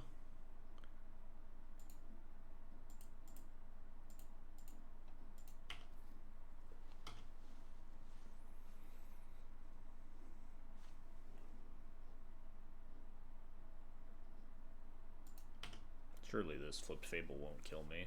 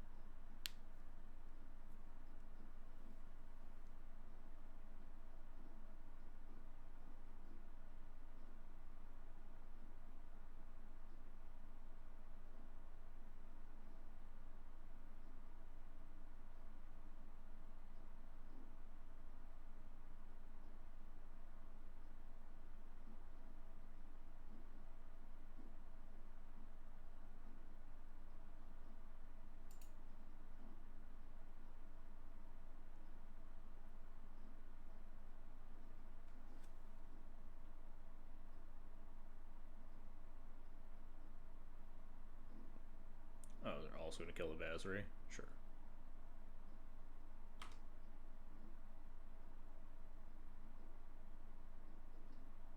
Skyclave.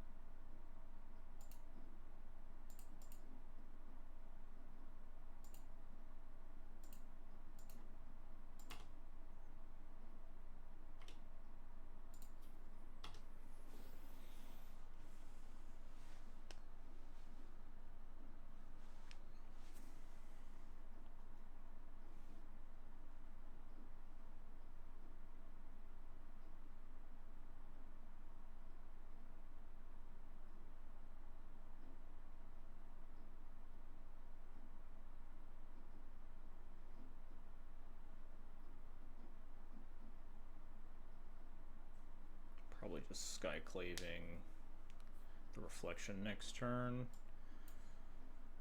I want to get this cloud killed so I can recast it and go get equipment that matters, but I felt like I wanted to build a board state. Could definitely come down to the clock, yeah. But we're also catching up on clock, notably. If they attack with Uharis, it is a 4-power attacker. Just put voice in front of it.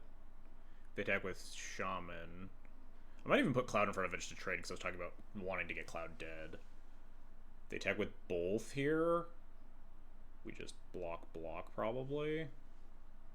Maybe block. No. I want to keep some semblance of a board state. If they copy the Goblin Shaman, we can just put Cloud in front of it.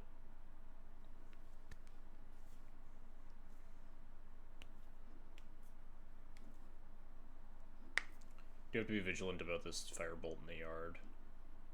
Especially with Uharis, right? They can flash it back, hit me for 2 again with the Uharis at some point.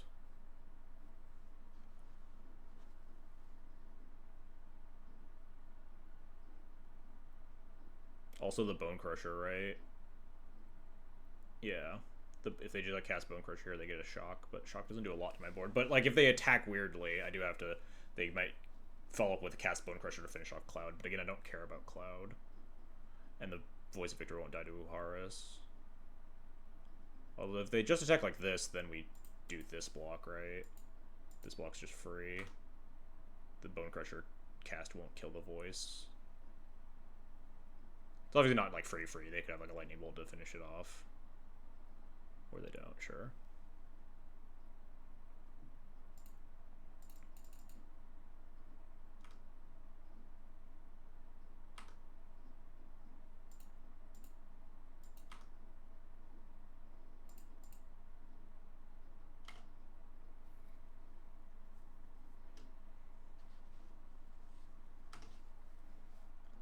I guess maybe I should not be willy-nilly about my life total. I just talked about how they have a bunch of free damage sitting in play. This is 2 damage, this is 4 damage, we're at 10 life. Start moving equipment over to Oslop, right, just to gain some life.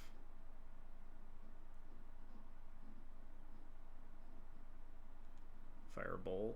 Oh god, why? Every fucking time. 3, 4, 5, 6, 7, 8, 9, 10, 11. Why? Oh well. At least I can go to the bathroom now. These damn red 4-drops. I've been killed by like so many Headliner Scarlets and Pyrogoyphs and stuff. Get God, I guess, yeah. These damn fucking... The Headliner Scarlet that like killed me from Mono Red way back when. Every single game I died to a Pyrogoyph. I'm gonna be right back. I'm gonna the restroom.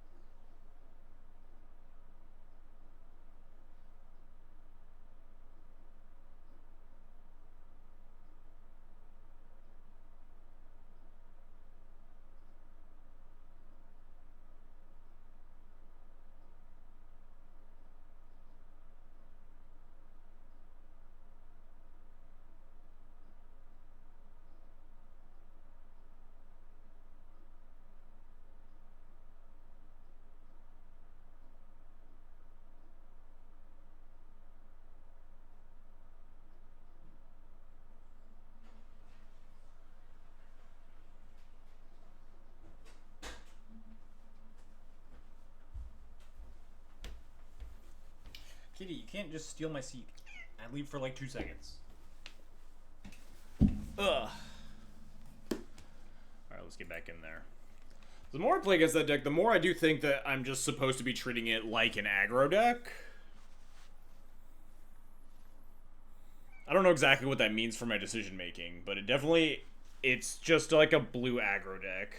Like, I don't know if that's really actually, like, distinguishable from tempo in any meaningful way, but in my brain it feels closer to playing against a mono red deck than like a VV or something.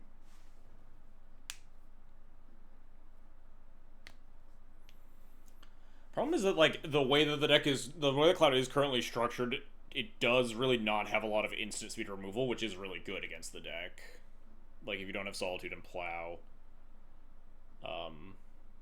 it's hard to prevent whatever his name is from Flame Tongue Convoying you. But also, Cloud, like, produces so many blockers, you can just kind of take the Flame Tongue Convo on the chin and then just kind of chump block the thing for a while, so it's not the end of the world. Like, there are some, like, board stall breakers, like the Headliner Scarlet there, but I think in that board state we are pretty favored after just establishing the better board and just trying to figure out how to win from there. Like, without the board stall breaker like that, they would have to, like, cast Bone Crusher or the Firebolt to kill the Pride. Otherwise, I can just, like, suit up the Pride with a bunch of equipment and start gaining life that way, and then taking over the game. So you definitely want to, like, if you can, spend the early turns developing a bunch of shit to the board so they can't just, like, have a bunch of mana open and, like, counter, untap, play my 2-mana Flame Tongue Kavu, kill your other thing, and then suddenly they're just, like, way ahead on board. I think you do just kind of have to play really aggressively in the opening turns.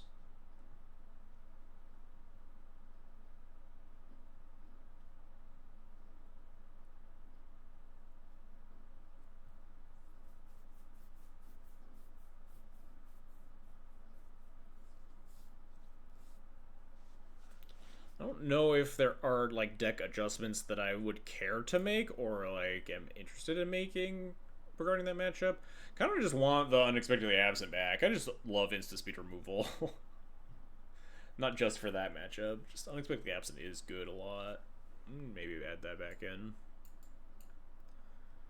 Don't know what I would cut. Haven't seen the Ravages matchups around in a while. I guess it's mostly just exactly Azusa. Now that we've kind of solved the Lier matchup to the point that I don't really feel the need for the get-ins, it's possible that we can trim down on one. We'd cut the Basri again. He's been in and out. I think Tithe Taker is probably pretty nice versus that deck.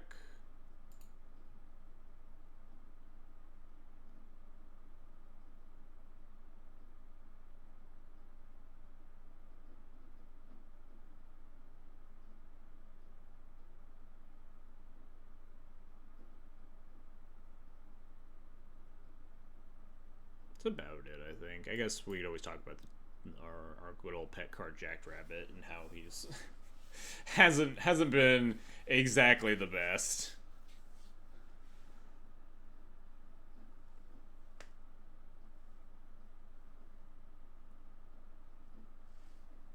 Maybe it's time to send him to the farm upstate.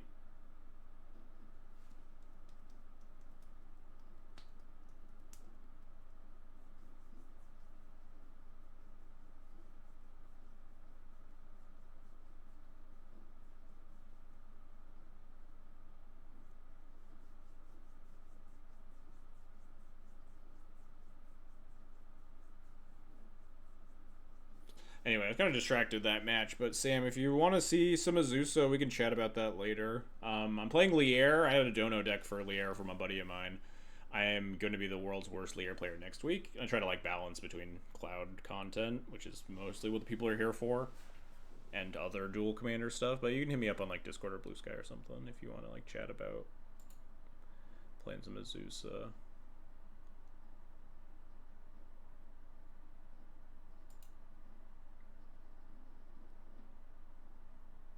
Yeah, that sounds fine. Wait, what are we playing against? Terra. Reanimator?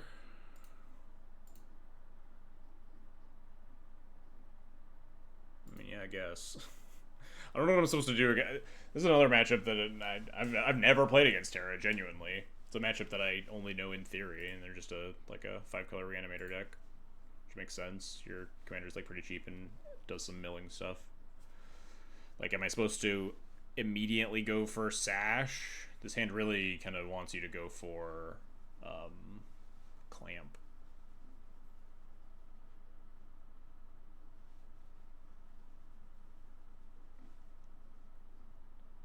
But like with Bodyguard and stuff, it's possible we just want to go turn 1 Bodyguard, turn 2 Cloud for Sash, turn 3 Sash with white mana up and just protected by Bodyguard against the deck that's probably mostly just a Reanimator deck.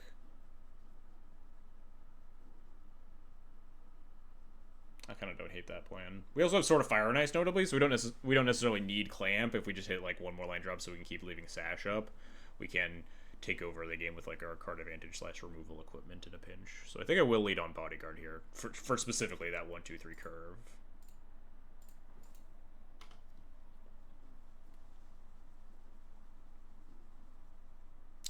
That's rude.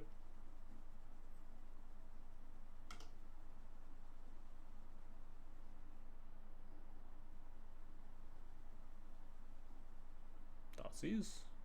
That's not as rude. I wonder if they're like not even supposed to Thoughtseize on 1 versus Cloud. I guess there are a lot of other cards you could be worried about, but like it's kind of tempting to snipe the card you tutor for, right?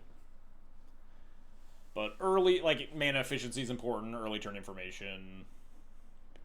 Oh no, my land! They can take me off a Cloud. I didn't think about that. It's fine. It's right here.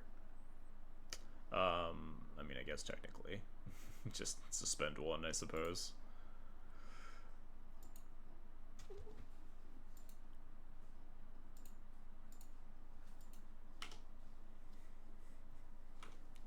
Guess it was a good Thoughtseize.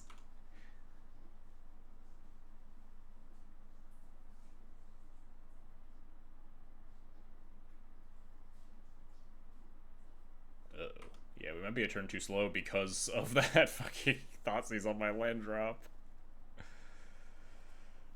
We'll just Line Sash on the top of the deck. That's fine. Or Ghost Vacuum, also on the top of the deck. It's also fine. Don't even worry about it. Everything's fine. Nothing's wrong. Or maybe they don't ever reanimate. The world's my oyster, probably.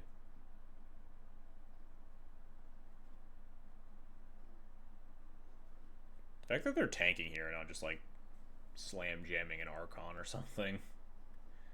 I don't know what exactly the reanimation suite is. Maybe they're gonna like steal one of my creatures or whatever that guy is. Steal one of my permanents. That thing seems pretty beatable though, compared to an Archon. They know my whole hand, so like I think you just would get Archon here, right? Yeah, it's just the hardest to fucking kill.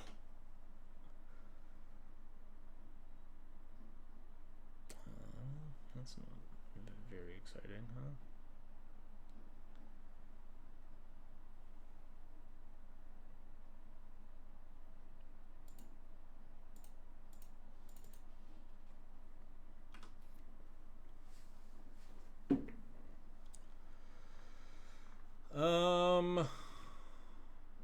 I mean, I think it's just Sash. And hope that they don't have it exactly this turn. If they do, we die. We can't, like, tutor for a way to take Archon off the board. I guess we could get, like, Skull Clamp. Maybe Skull Clamp is actually better. Draw 4 towards just removal spell for Archon.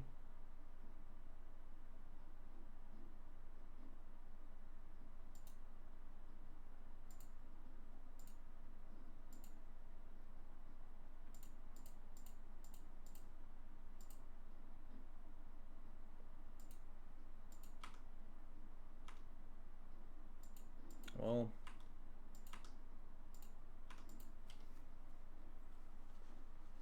speed 2.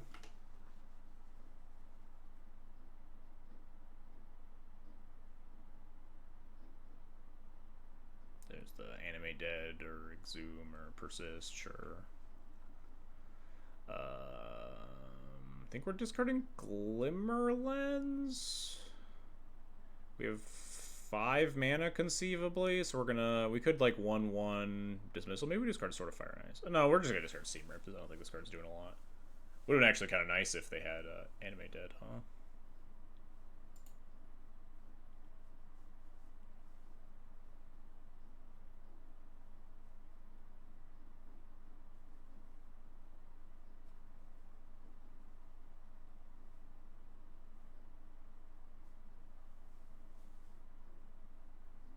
Kill my servo.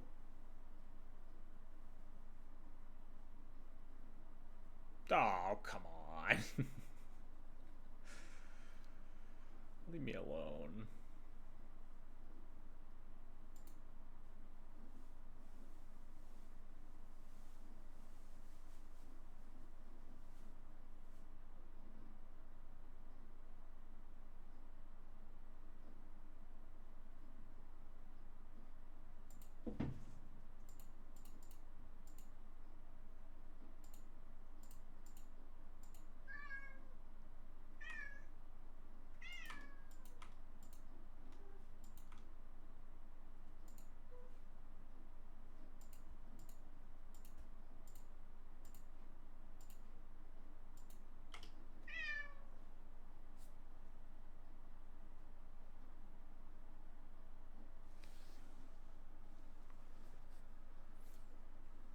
Typing in is not going to summon her. I'm sorry to say. She's busy being a nuisance elsewhere and trying to open the closet door.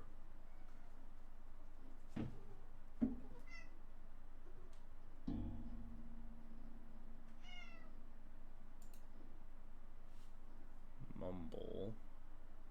Probably Frog. Just cast it here. I guess you could also get Tasker casted. Frog just seems better, though. Where's my Seam Rip now? Well, I guess I needed all those other cards. Oh, then just get Tasker. Sure. And they don't cast it. Deeply concerning. Alright, we just need to march for 8? We could do that, right?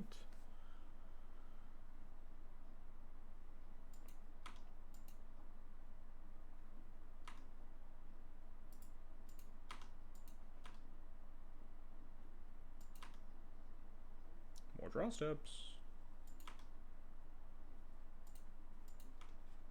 Speed 3. Oh, they get the Tasker because we're gonna get owned by the Phoenix again. After we answer the Archon, we're just gonna like fucking die.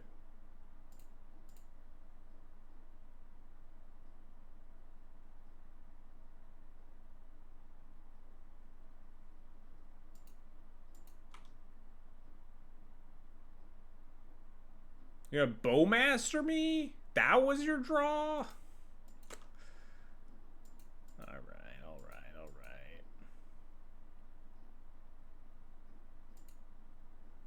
I think I just march it. Just hardcast March.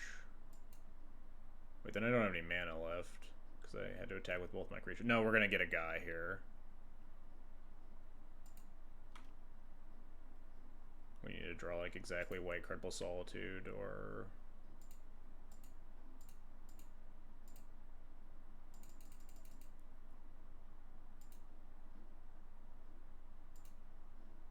This explains why they didn't get the Frog either. Alright. We can still draw white card plus Solitude? Oh, we didn't play a land also. Didn't. Thought we had.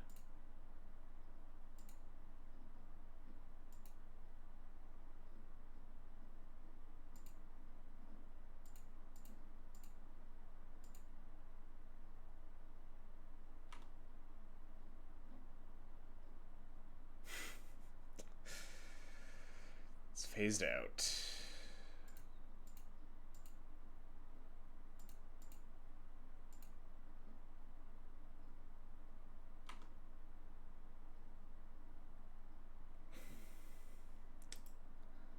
Alright, well, we tried. I think the Skull Clamp was a really good call. We had a lot of hits towards the cards we were looking for to help answer the Archon, and then the Detective's Phoenix was really brutal. The extra, like, 10 damage and extra dig.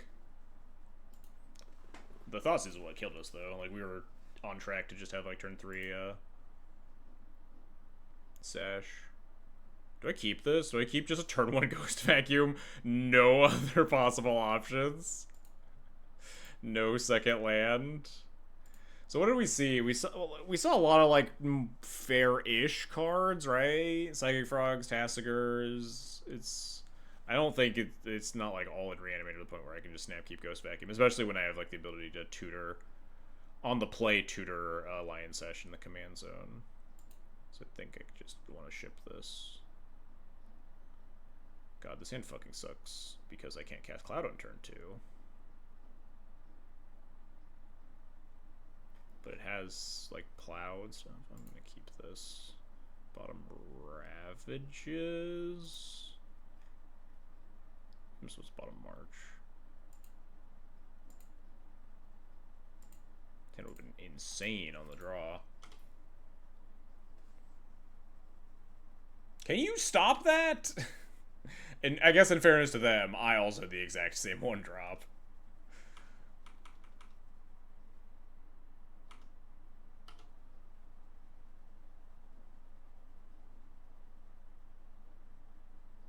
I guess it's good I didn't keep the 1-lander Ghost Vacuum. Just get Mental Mist up to lose instantly. Yeah. Take the Plow.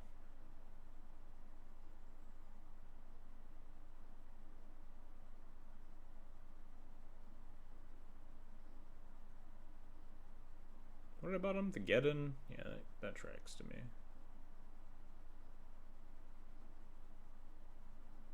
Oust is okay at answering stuff sometimes. Putting a giant creature on the top of their deck. The March is, like, maybe a little suspect.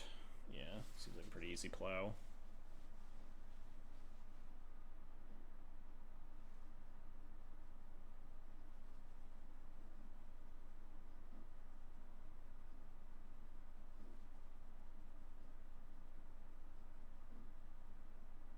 Thank God. Let's go get a Lion Sash, I suppose. Kind of sucks that I just, like, I just kind of gas out after that. But I think this deck looks pretty aggressive. We might even just get, like, reanimate the Griefed, which is unfortunate, but not like we can really play around that.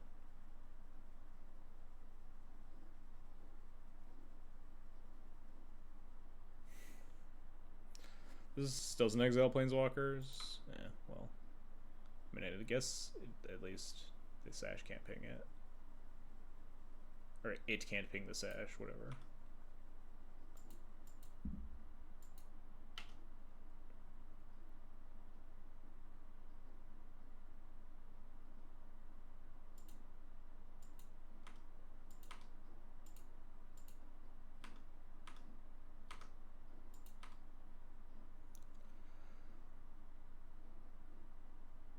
I don't think concealing information is worth, like, anything.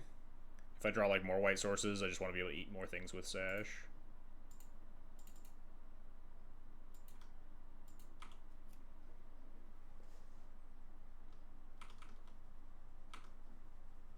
It's gonna be a really bad turn when they just, like, kill the Lion Sash and ping the Cloud, and I cry about it a lot. Because then I recast the Cloud at least.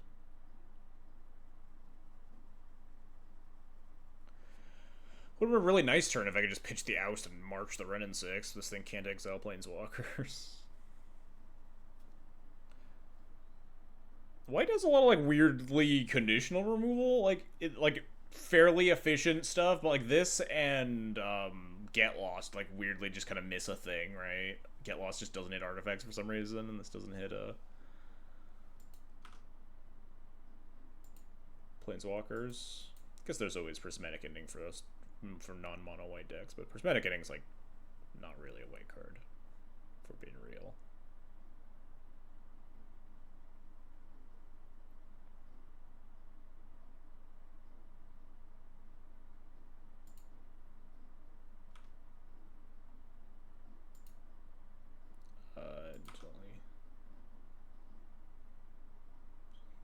fuck is oh, you savage order your commander and go get a dinosaur. It's like natural order. It's actually kind of cool. Let's eat this grief. Untap, oust the Terra probably.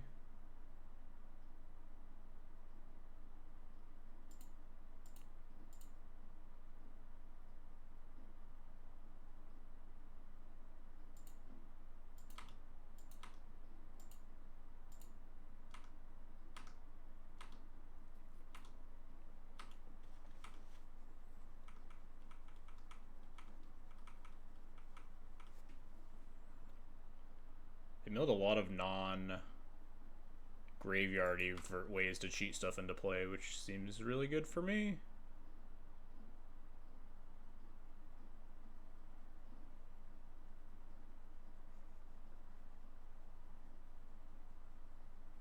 I don't know what did they get with this? Is this just like Italy? Maybe they have like fight dino in here, just like a board wipe. Good old punch dino. Well, that can't be that can't be good. What does this get? Like show and tell? If they have like a big thing to put into play, maybe just a removal slow for Sash. Then they need to like find a activator and a thing to put in the yard. But if they just have like a land, the Terra helps. What is this doing? It flips. Basically nothing. Makes a bunch of mana on 4. What am I supposed to exile out of their yard? I don't think it matters a lot. Maybe they have like Snapcaster Mage and I'm supposed to like snipe these reanimator things. They have some sort of like graveyard recursion. The Renazix is dead, so I don't think taking the lands really matters. I'm gonna just take their scary cards, I guess.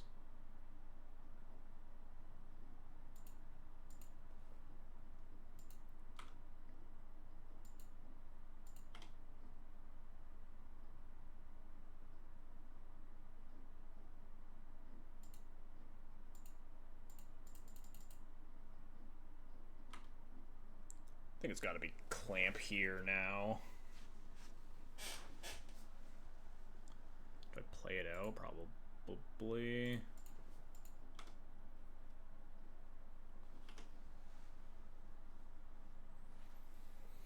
Don't hurt me. Pretty please.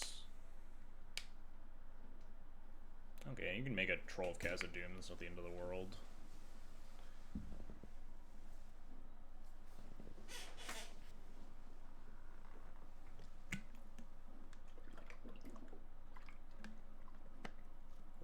Our Sash is unfortunately down for the count, so we are pretty exposed to graveyard shenanigans.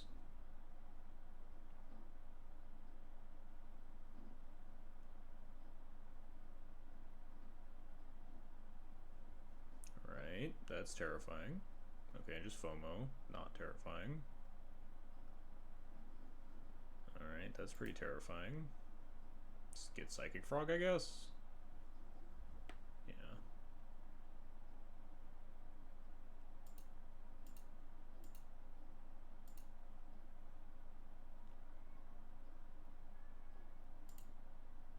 I should attack for 2 first, huh?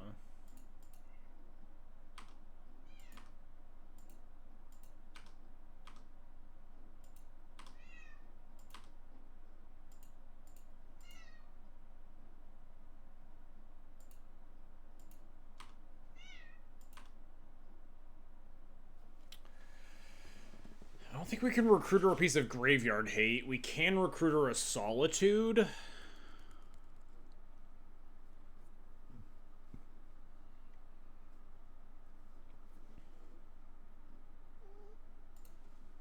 Let's cast Recruiter and see if there's something better to get.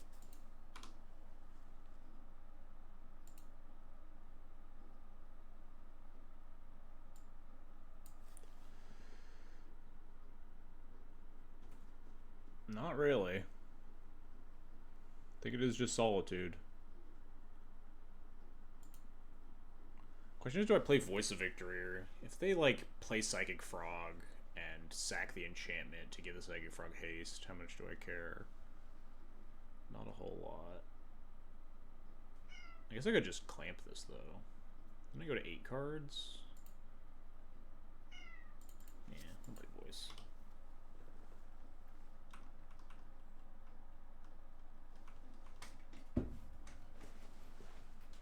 Hey, Terra MTG, thanks for the raid. Much appreciated. Welcome, welcome, raiders. My name is XJ Cloud. We're playing some Duel Commander tonight.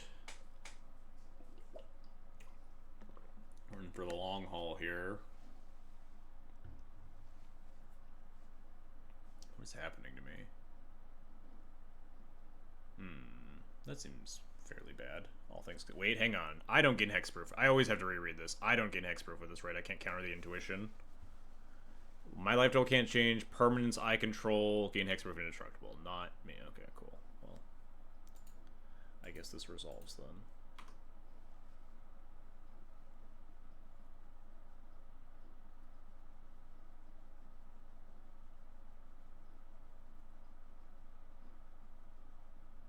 Like, we have several layers of free protection here that make me feel like I don't feel like too uncomfortable with this intuition. They have one card in hand besides the frog too, so they get like maybe their choice of 3 giant reanimation creatures, and maybe their last card is a reanimation spell.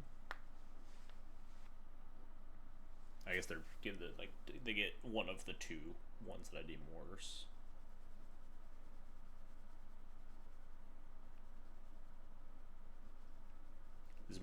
What did I say about this March in the opening hand? I was like, I could bottom the Geddon instead of the could bottom the March instead of the Geddon. Because March probably doesn't have a lot of good targets, and then we're here with like a million lands in hand, and would have been really nice to just Geddon them. But also, like, they showed us a Psychic Frog that we could potentially March, stuff like that. So not quite the end of the world having this March in our hand.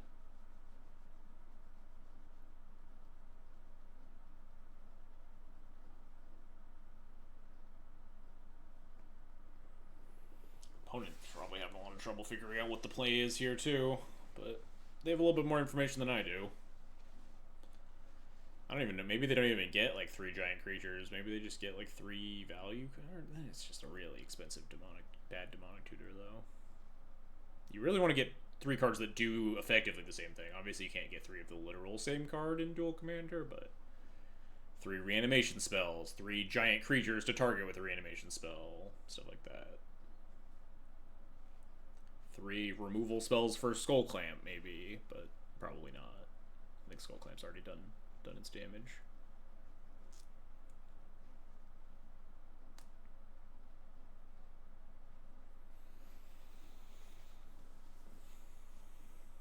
I'll let them do their thing, I suppose. Not a lot we can do about it. Maybe they have like a reanimation creature that's like hard to remove, but then we just put that one in their hand, right? And then we hope that they can't cast it. I don't even know what a hard to remove. Okay, they just give up. Cool. That works for me. I'll take that. They couldn't find the line through the solitude, I suppose. There's a pretty good chance they didn't even have the reanimation spell. They had 1 unknown in their whole hand. Alright, let's just run that back again, and we'll just have the exact same opener with the Gemstone Caverns. It'll be way better this time. Oh, shit. It actually worked.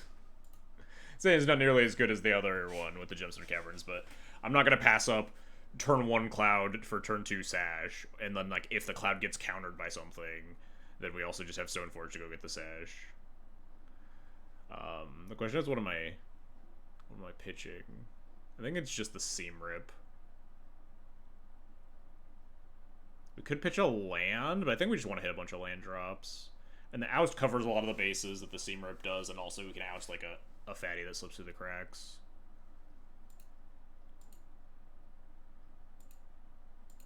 He's a witch. I summoned the Gemstone Caverns back to my opener. They mill a giant creature here. It's cheating? Alright, deal.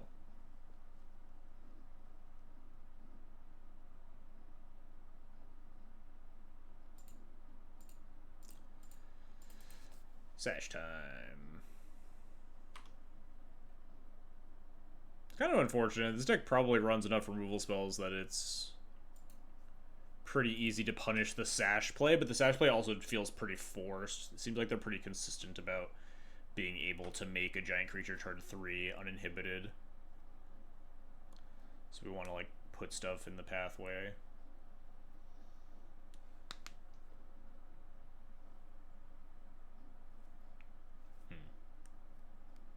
Maybe I don't want to put stuff into the pathway. Maybe I just want to oust this halfling.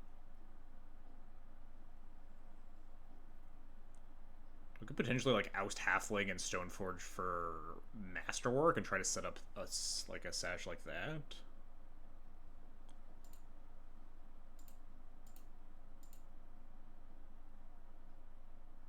Maybe I should have even offered the trade first. Can you stop having this mental misstep? Cut it out. Well, the Sash path is turned off now. It is actual 3 for 3 on the mental misstep. Yeah, I'm fine. I'm completely fine trading here. Yeah. Be a little surprised if they accepted that.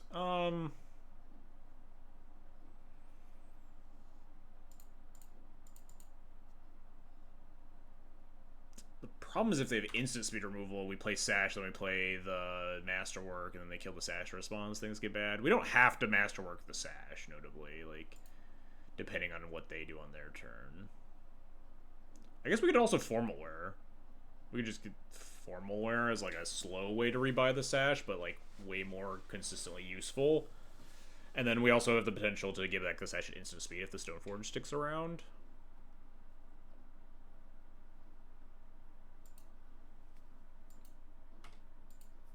I think we'll just go, like, Sash Cat next turn, maybe. Or maybe just, like, Sash E2, hold up E2 things, depending on if they just, like, slam Terra and mill a bunch of scary cards.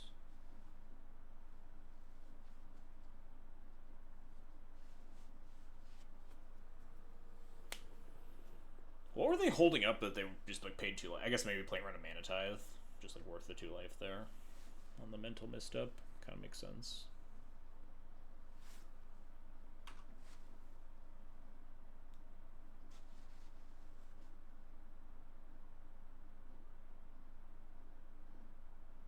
I don't like that you're casting spells. Can we not? Just don't cast anything. Just cast something that's, like, not that scary. That's fine. I'll allow that. Cast something, like, really chill and non-threatening for a bunch of mana. Which I guess is just Terra, right? They just cast the Terra. They can't reanimate on 1 mana. It mills some things. We have a chance to, like, Sash and eat them before they get reanimated. Alright, this is more or less fine. Yeah, they didn't hit anything scary. They hit a Tassiger. And they milled their Deluge. Everything is fine. Nothing is bad. I guess we do have to be worried about, like, the fucking natural order thing that we saw.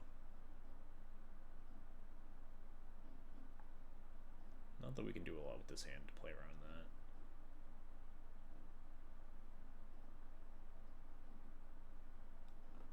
We're just going beats.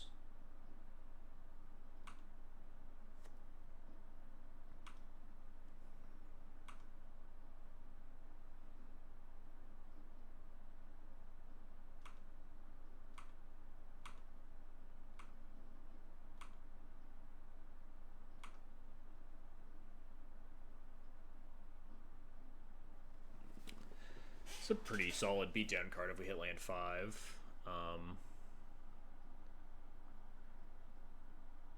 I kind of want to just go beats back. They have nothing scary in their yard, and only 3 cards in hand, and, like, no activators or anything.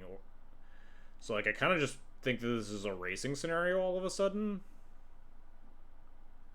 But does that mean, like, Sash plus Boots attack for 5? Or does that mean play Sword of Fire and Ice plus Garrison Cat? I think it's just Sash plus Boots attack for 5. Sash holding Boots is kind of nice because it makes it harder to kill, and then there's plenty of things to make the Sash bigger as time goes on.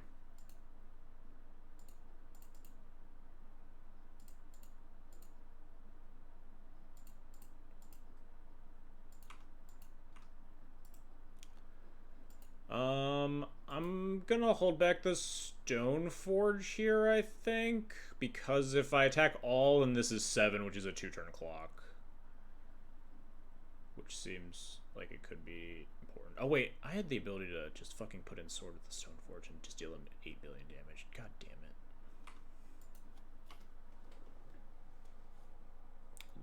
Just kills the Terra and draws 2 cards.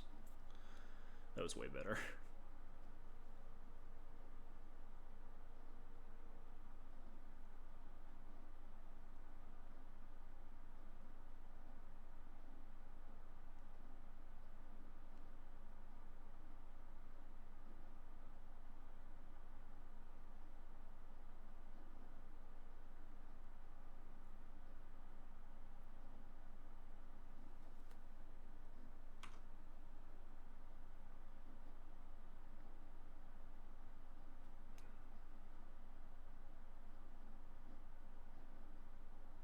Jeez, suddenly beatdowns.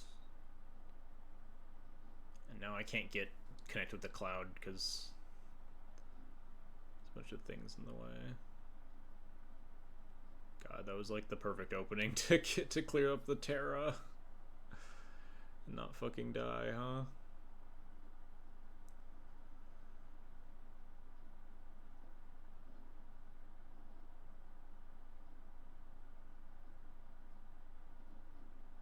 We go to 2 here. We equip the cloud attack, chump block with halfling.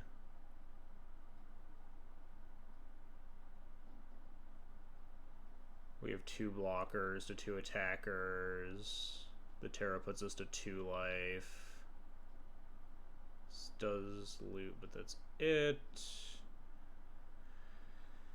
The priest has to stay back to stop the cloud from killing them, but then we are going to die to the Terra because we can't get through the priest.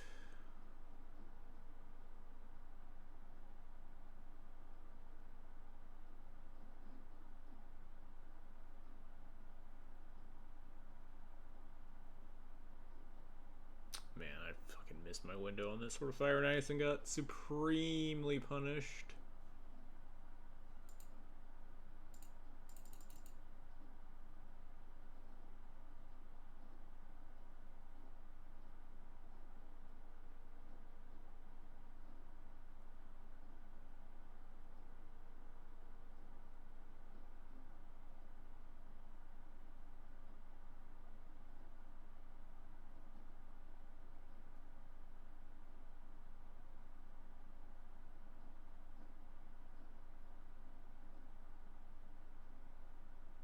I could always top deck removal for a blocker, though, and kill from there.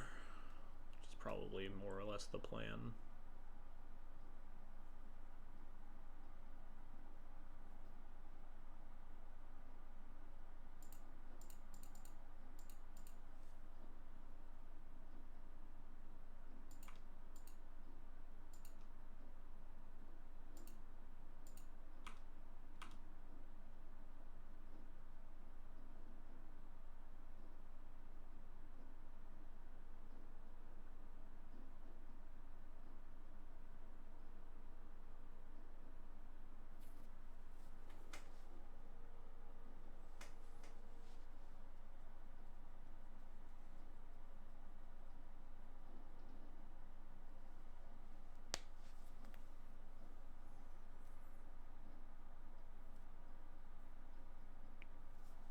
Maybe they just misclick and don't block. Easy.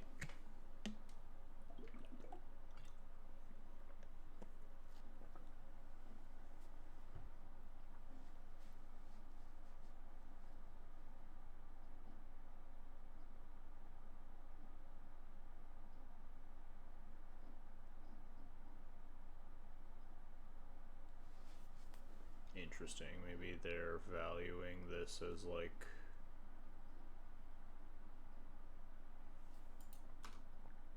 Can't believe we lost a match. We're about to lose two, maybe, if we don't draw well here.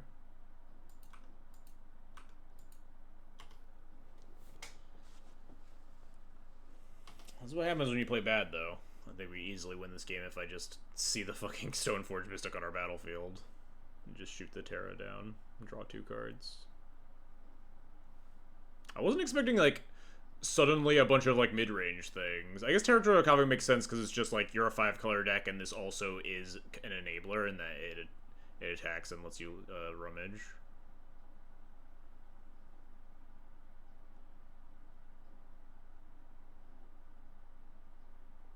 We block this with, I guess, the Stoneforge. 1, 2, 3, 4, 5. If we draw another white source, we could have 2 lethal attackers. Yeah.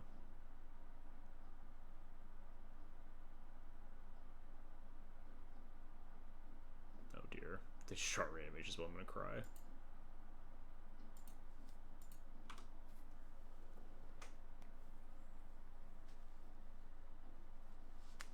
Oh no, they have a reanimate spell. It's the fucking priest. That's what they blocked. Jeez. Alright, yeah, we're just literally dead. Punted this game away. Not playing at my best tonight.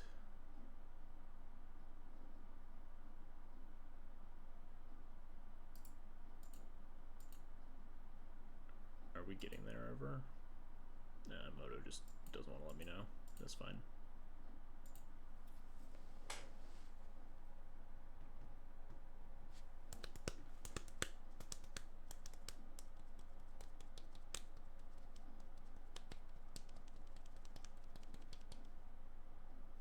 Matchup didn't feel too terrible, at least.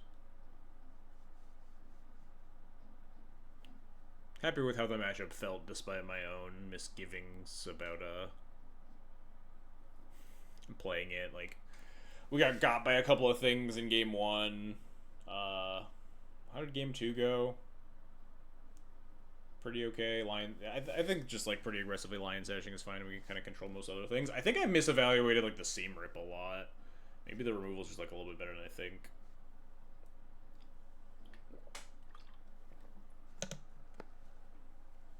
But obviously it's just really hard to ever pitch lands to your gemstone caverns in Cloud, where you just are really, really mana hungry all the time.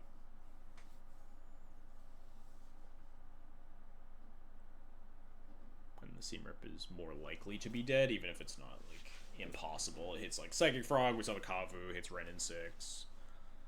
A few other things maybe, but is that good enough? Not sure. But I mean, we just had like a couple of like pretty egregious fuck ups with the sword turn, and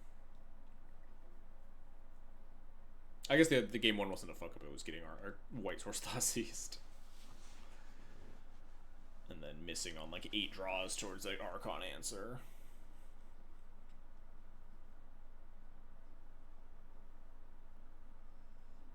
Oh well. When your losses feel winnable, your losses are like your own error, not just like, wow, my deck's bad and my opponent, like, that matchup just feels unwinnable, then it's a good way to cope about your deck being good.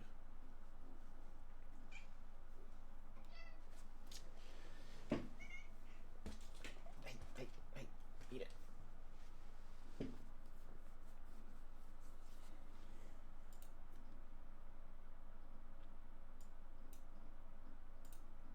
What happens if I hit the Add Prismatic Piper button right now? What do we think happens, chat?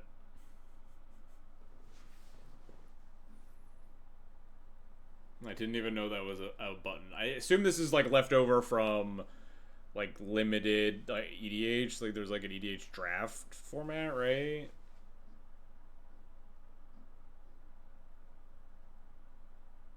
But like, can I press? Does it make my deck invalid? It should, because Cloud doesn't have partner.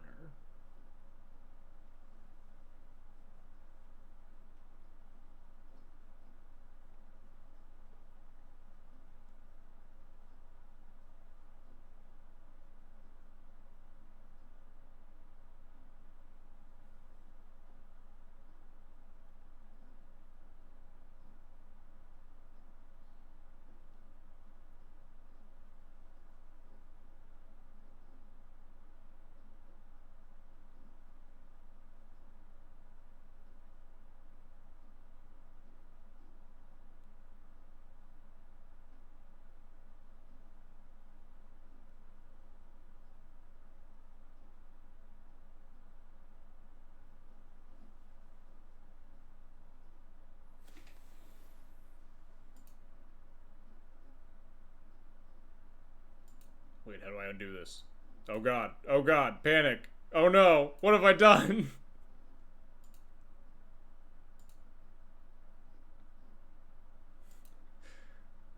Alright. Unpanic. We're good. I don't think it did anything. Atraxa. Alright. This is a matchup, certainly. This hand's not really exciting. Saga is really good against them, though.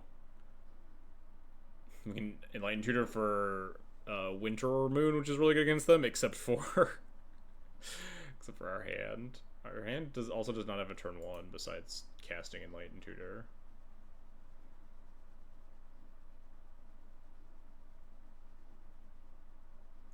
Am I even Enlighten Tutoring? I might just play Tap Land into Cloud into turn 3, like something with Saga. Maybe even Enlighten Tutor on turn 3 plus play Saga. I think I'm just gonna play this land tapped.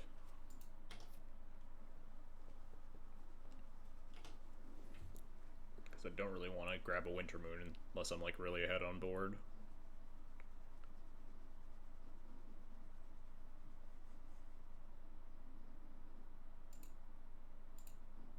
You have my attention, deck.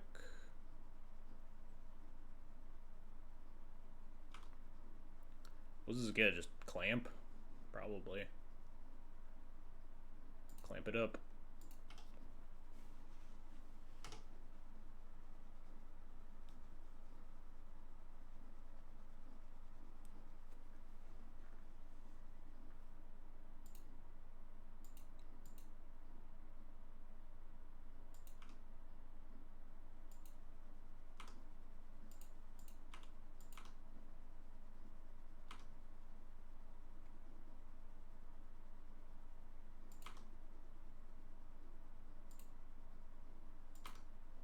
Don't really want to clamp my Cloud. Maybe it wasn't clamp, huh? Just play clamp as I go. Casted Enlighten Tutor? Question mark, question mark. Something happens. Just counter this, please. It's not good. Yeah, just fucking mana leak it. I don't want it. Thank you.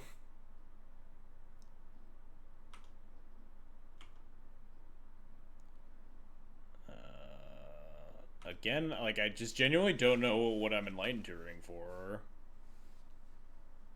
We could just punt the decision down to the next turn.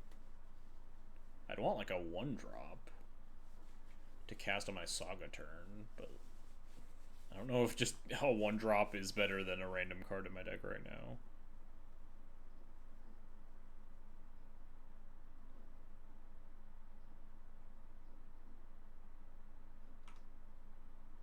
Alright, I think I've found the use of my Enlightened Tutor, and it's exiling to the March to the Otherworldly Light so I can kill the Arcane Signet. No! We're so fucking dead! I was just thinking about having Ancient Dead and Saga and play at the same fucking time.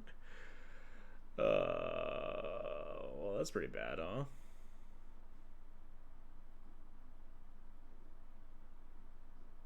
We can't Enlighten Tutor for a land. I don't think I'm ever casting it, so...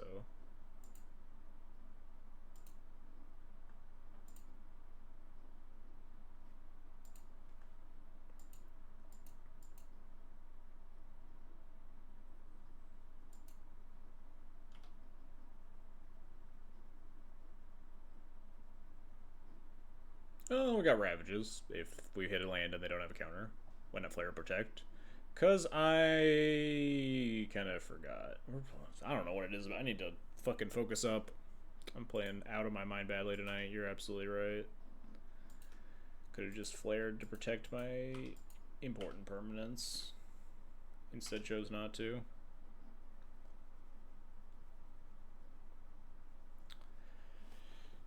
My brain's not in it tonight.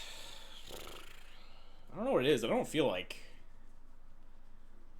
bad or anything. Just not seeing like very obvious lines.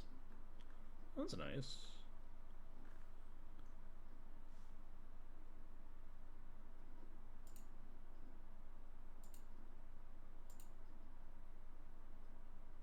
I don't know why I didn't play my land. I'm gonna get like miscalced. Gonna end my life. God damn it. Okay, thank God it's just remand.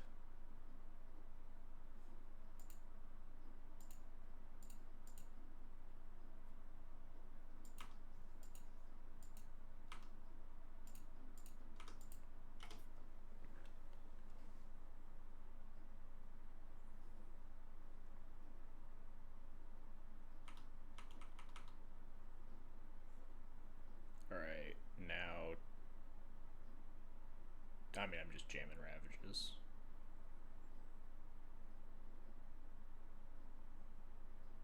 Tap out for something that isn't Dream Halls, but also doesn't fucking kill me. Oh. Yeah, perfect.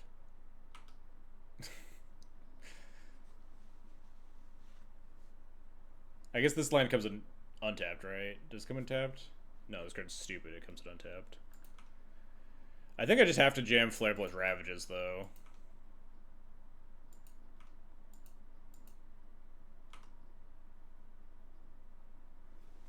Yeah, I don't think it's getting, like, any better for me.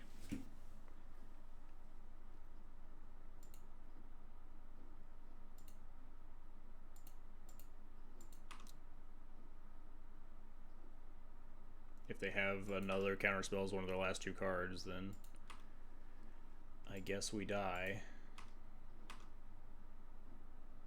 Come on, kill the cloud. You know you want to.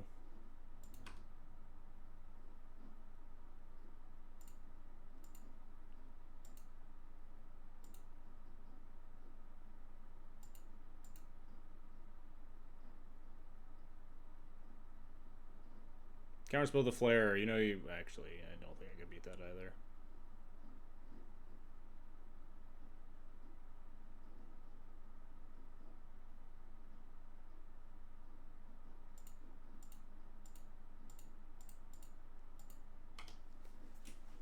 This will for sure work. Trust. Trust. Trust. Trust. Hey, hey, hey, cut that out. Cut that out.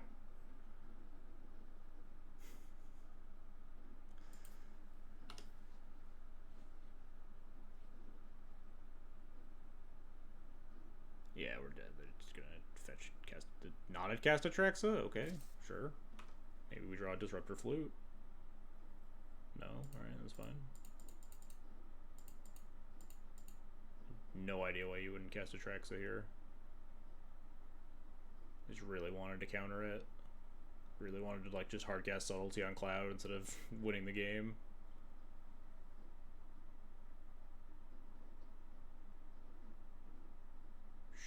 Sure. I mean, we're dead.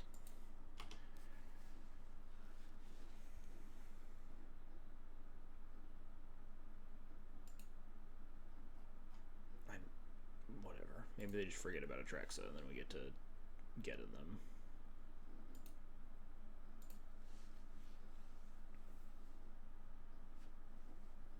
No Surveils? Do they just not have Surveils in their deck? They have to.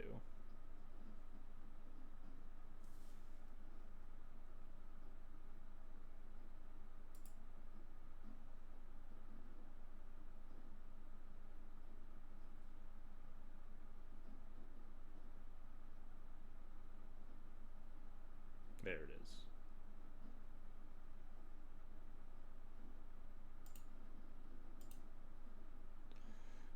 Yeah, it looks like pretty miscast. I need to know what this one does. Flusterstorm. So no. Moving right along. Why does Sowing Microspawn let you put it in the lands untapped?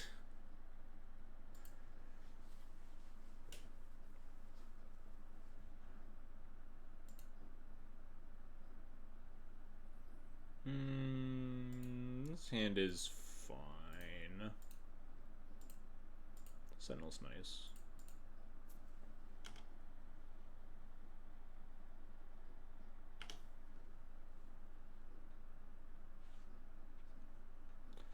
I'll try to focus up. I don't know what's going on with me today.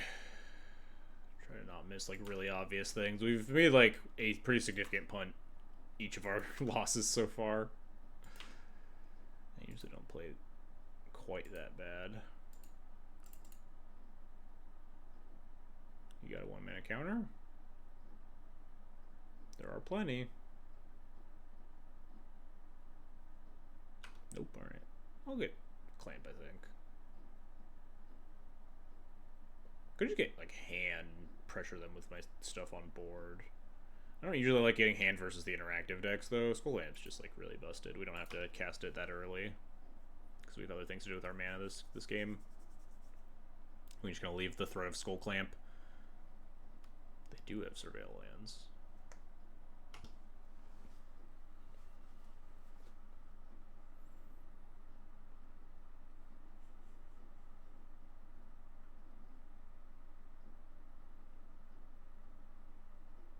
Just give me a card, deal. Kind of wild whenever I watch Duel Commander, no one takes any time sideboarding. You'd be surprised how many times the timer ticks down.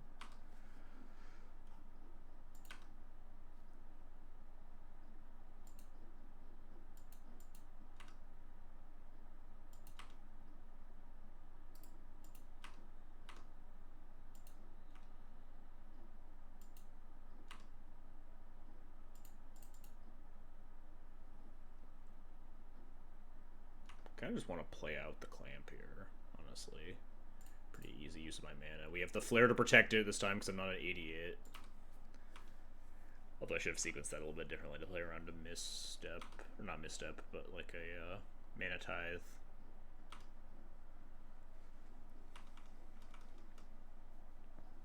Or force spike. But yeah, if they have like the March or some other similar Wrath-shaped card, we do have the flare back here. And we want to empty our hand faster so we can unload with the clamp, generally speaking.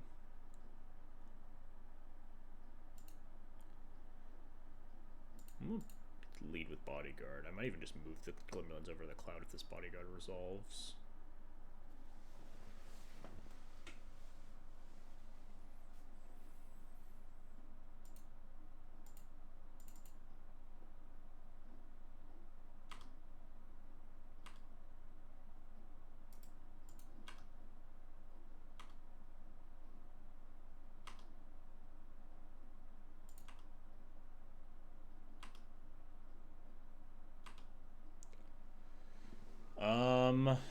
Could hold up the March, or just... Maybe I'm supposed to just equip the Rebel token for more damage. I think we're just trying to race my opponent down. My opponent seems to be prepping to Wrath me. If that is the case, then maybe I should just cycle the Skull Clamp. On the Esper Sentinel, expecting to get, like, Toxic Deluge or something here. Because if we don't, then we're just going to be miles ahead anyway.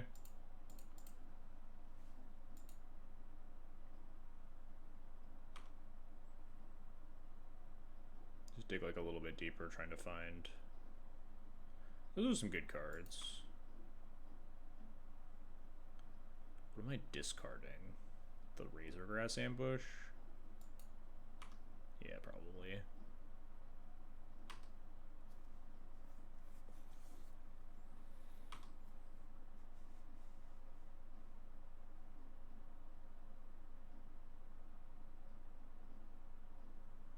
Sure. This is just like turn 4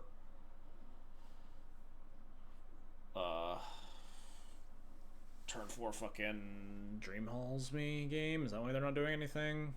Oh, they didn't get a land. That's good for me.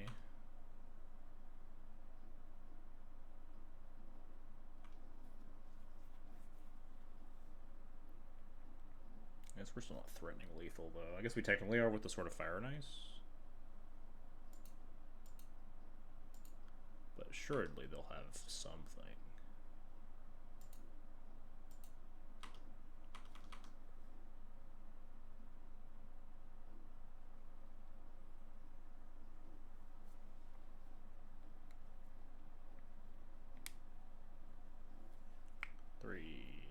Barrowglaive, that's nothing. That's literally nothing. I guess it does inhibit my ability to lethal, right? Because I can't... I only have 4, 5, 6. I needed the Sword of Fire and Ice to start in literal lethal.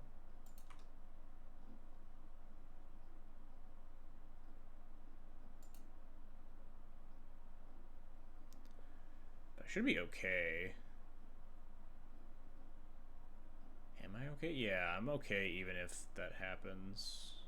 Even if they have like Dream Halls, we have March and Bodyguard to get through.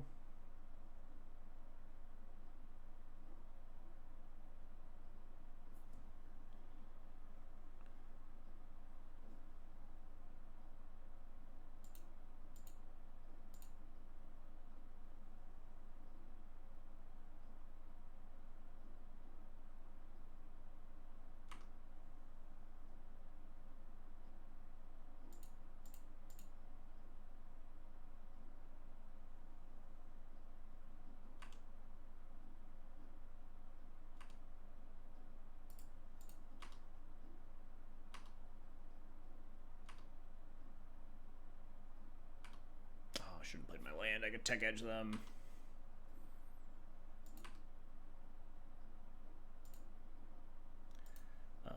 Pitch. Yeah, we have enough.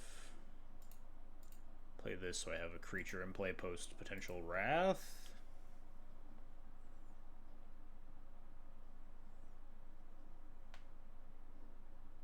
But I think I'm fine in most any scenario here. We can march a Dream Halls in response to an Atraxa and then untap and Benevolent Bodyguard away through it to kill.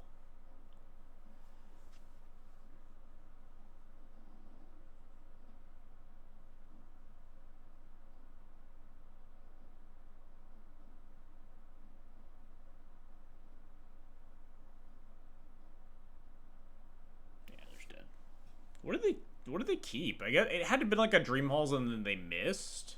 Maybe they just didn't actually hit the 5th land. That Ponder was pretty telling that they were down on land drops, right? The fact that they didn't pay for the Esper Sentinel on Ponder meant that they really wanted to like fetch to have access to more of their colors. So maybe it was just like a Dream Halls hand that just didn't pay out. But I gotta win the game on the draw. So slight stumble with playing out my. I have a nasty habit of playing out my lands like that when I have the ability to draw 2 and maybe hit a land that matters more, like that tech edge, taking them off of the potential Dream Halls altogether. All right, this hand's fairly solid. Don't know exactly how I'm sequencing here, but this is definitely a keep.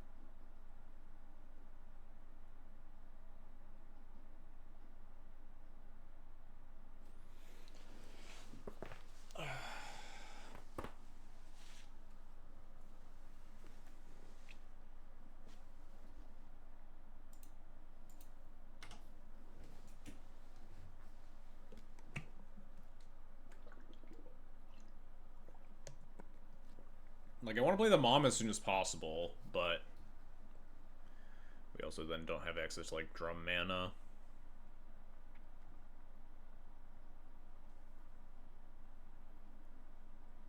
I don't care that much about holding up Mana Tithe in the early turns. I like holding up Mana Tithe on, like, the Dream Halls turn and the Atraxa turn.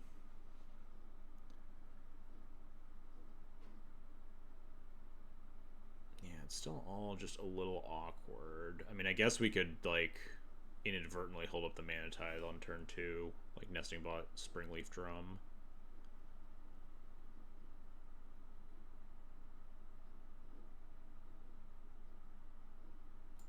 Alternatively, we don't turn 1 the Mom.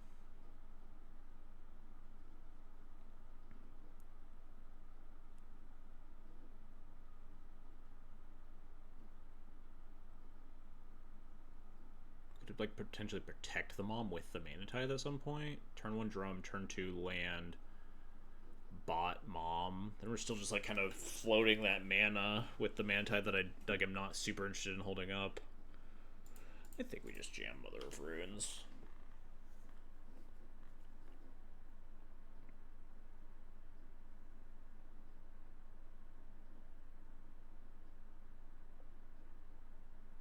There's even a chance we just like jam Cloud on turn 2 instead of bot drum.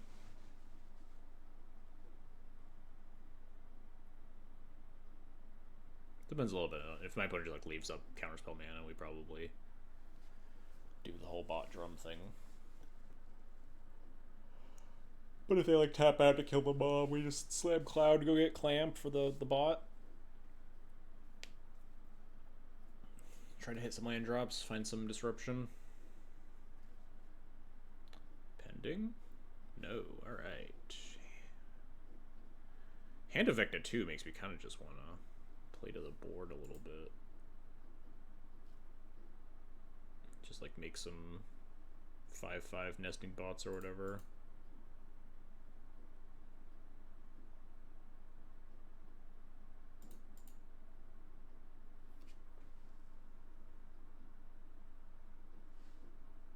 If they counterspell this, I'd probably just Mana Tithe. Just want to be efficient.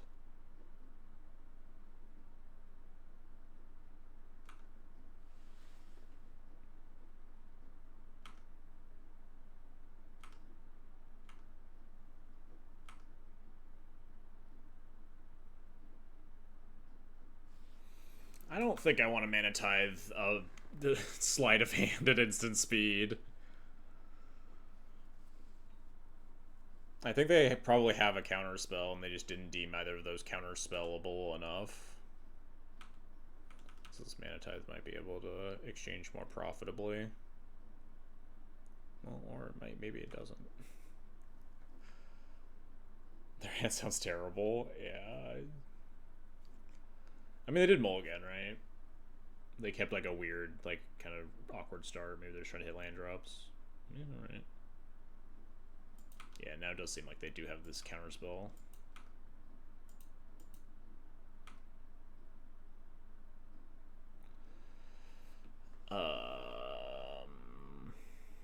Kind of just want to play Glimmer Lens, and then if it resolves, we just Masterwork the Glimmer Lens. And if it gets countered, then we at least don't get the Cloud countered, because the Cloud seems kind of important for getting Skull Clamp to actually hit our land drops.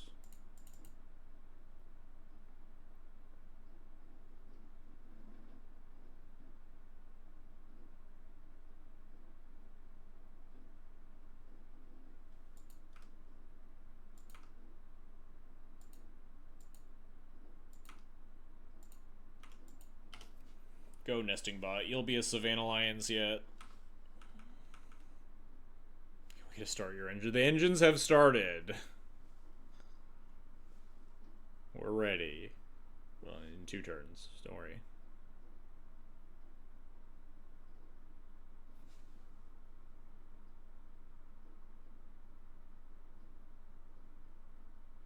Maybe I just wanted to like slam Hand of Victor. Hand of Victor was like hard to cast that turn. If we'd drawn a land, I think I would have just slammed Hand. Although, no, then we could, like, double forward. Alright, that's a good swift reconfiguration target.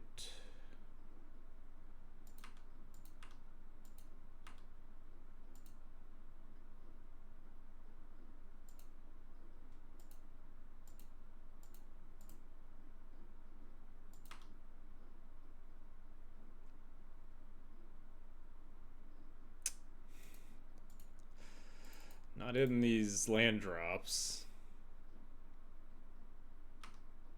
We just gotta go get the Skull Clamp. So we can actually hit these goddamn land drops. As much as I want like Formal Wear to go with Masterwork or something. The Skull Clamp goes with the Hand of Vecna, I suppose. I don't think we have the luxury of like playing around artifact removal and holding the Skull Clamp in hand or whatever either. Our mana's just so tied up. Missing land drops is extremely good for me. I would love to slam Hand of Vecna and put it on my Cloud now. Did you do that? Did you just do that anyway? You just like not give a shit? We have a Mom. If they counter the hand, then we just start clamping, right? Question is, do I play my land first?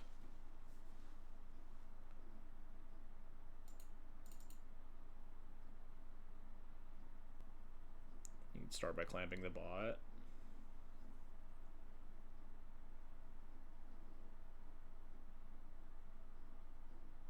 Oh, yeah, that does make sense. We would just end up doing it pre-combat anyway.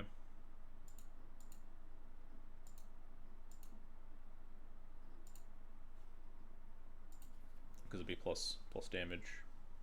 Goodbye, poor Savannah Lions. You were so close. If only we had attacked with the Mother of Runes that one turn. Then you would die at 2-1, I guess.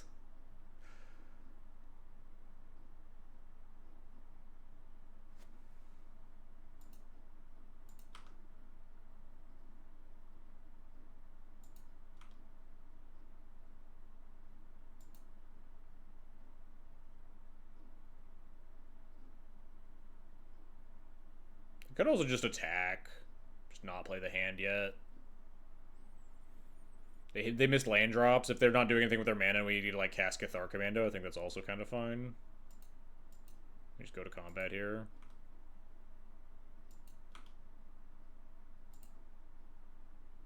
Do we draw another 2 on the servo?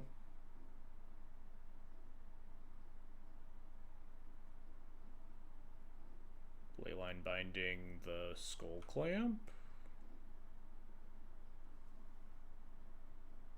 Oh, Leyline binding the Swift reconfig. That's fun. Well, we have this March of Otherworldly Light, I suppose.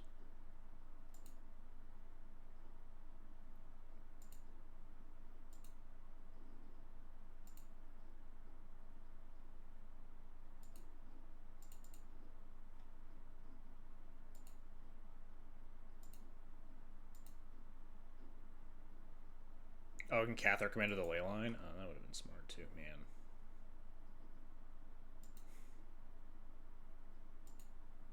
I could also just Cathar come into the Barrogoyf, right? It was an artifact.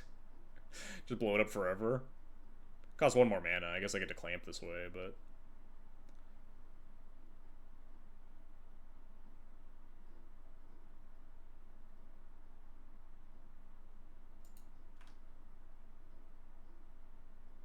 I could even just, like, let that...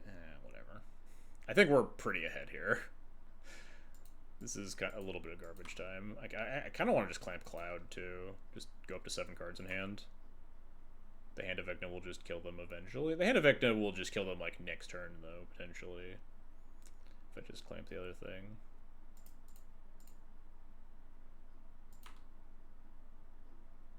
Yeah.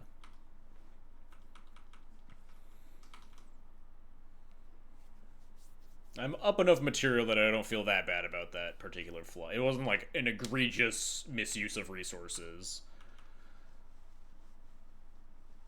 Just kind of regular run-of-the-mill flub.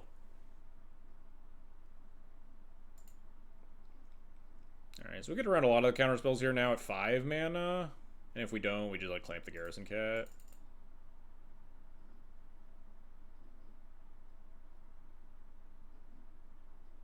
I guess maybe not a bunch, like a decent amount. It's just some. Oh.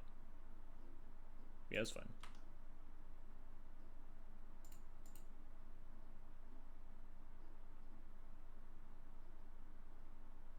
I guess I should attack before I like fully tap out. Maybe something insane happens and I really want a Static Prison.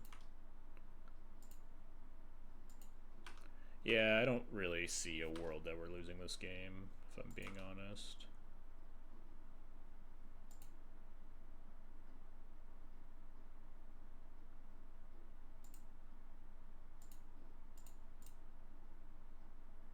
No hand stuff, yeah, sorry. Maybe the world that we lose this game is, if we... It's a little unfortunate. I thought I was about to get Hull Breachered, so that's a weight off my shoulders at least.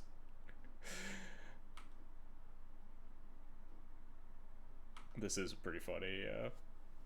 Can't say that's... Wait, this still works? Oh yeah, because he grants the ability. We just don't get the double.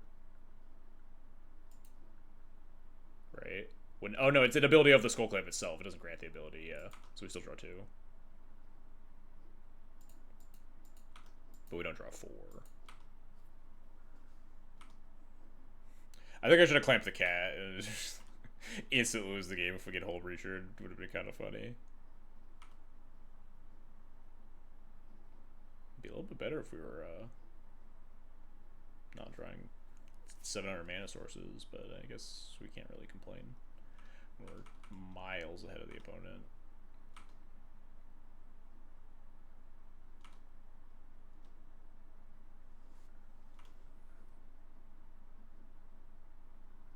That was not bad. Helps us in the case of Dream Halls. Am I supposed to play it instead of my... Oh no, I have 6 mana, I can just do everything.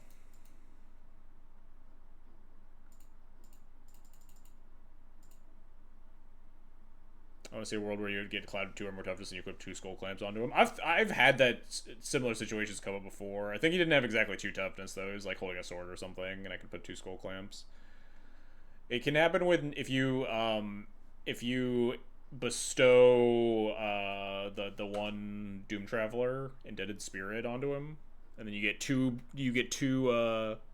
death triggers.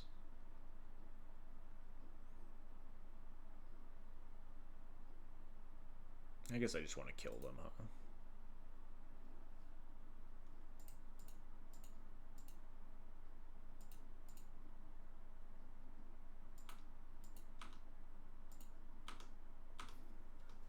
Hey, Eureka, thanks for the resub, buddy. Much appreciated. Good luck at Eternal Weekend.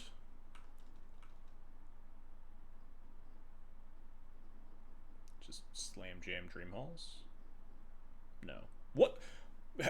Wait, this is just in your deck? Why? Did they accidentally register Sword of Fire and Ice instead of Fire and Ice? That's like the only explanation for that, right? they tried. No, they can't register Fire and Ice. They're just Atraxa. What? I didn't count if this was lethal. I was literally too baffled. I just assumed it was. Hey, Sam Sherman, thanks for the sub as well. I'm so perplexed. What's going on here? What's the plan with this one?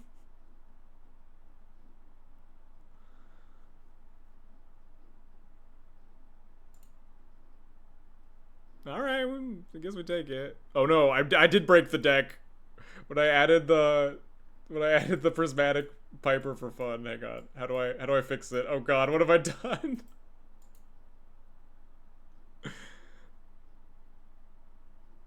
Can I just hit play match anyway? Opponent is the better Sword of Fire and Ice deck that is. I think I can just hit play match anyway. I just Alright, didn't add it over here. I've just broken it visually, perhaps.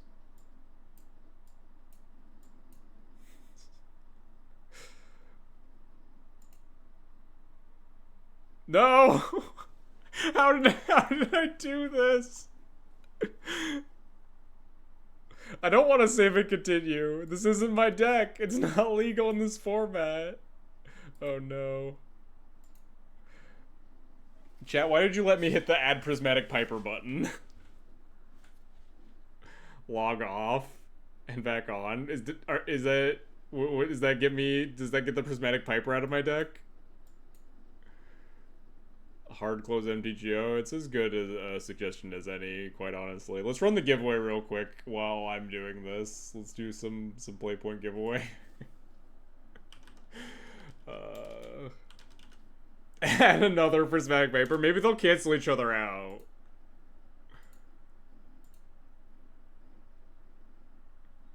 I don't think this is working.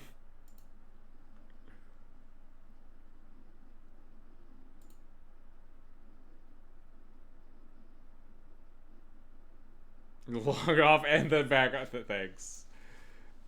Thanks. Fish duggery. Is this my first October stream? I think it is, right? It's the 7th? Alright, let's log off and back on, huh?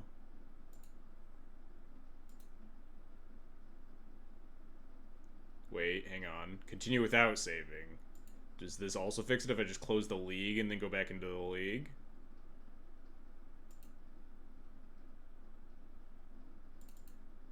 Oh no, I didn't want the trial.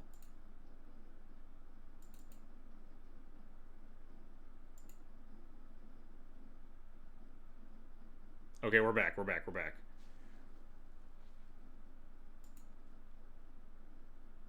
Okay, we got the prismatic Pipers out of the deck. Whew. All right. What's the giveaway code tonight? Let's just do SoFi. That ending of that Atraxa match was so baffling to me. Exclamation point. Elliot sucks is a good suggestion. Exclamation point giveaway. Giving away 120 play points. Yada yada. You guys know the drill at this point. Type the giveaway code. SoFi.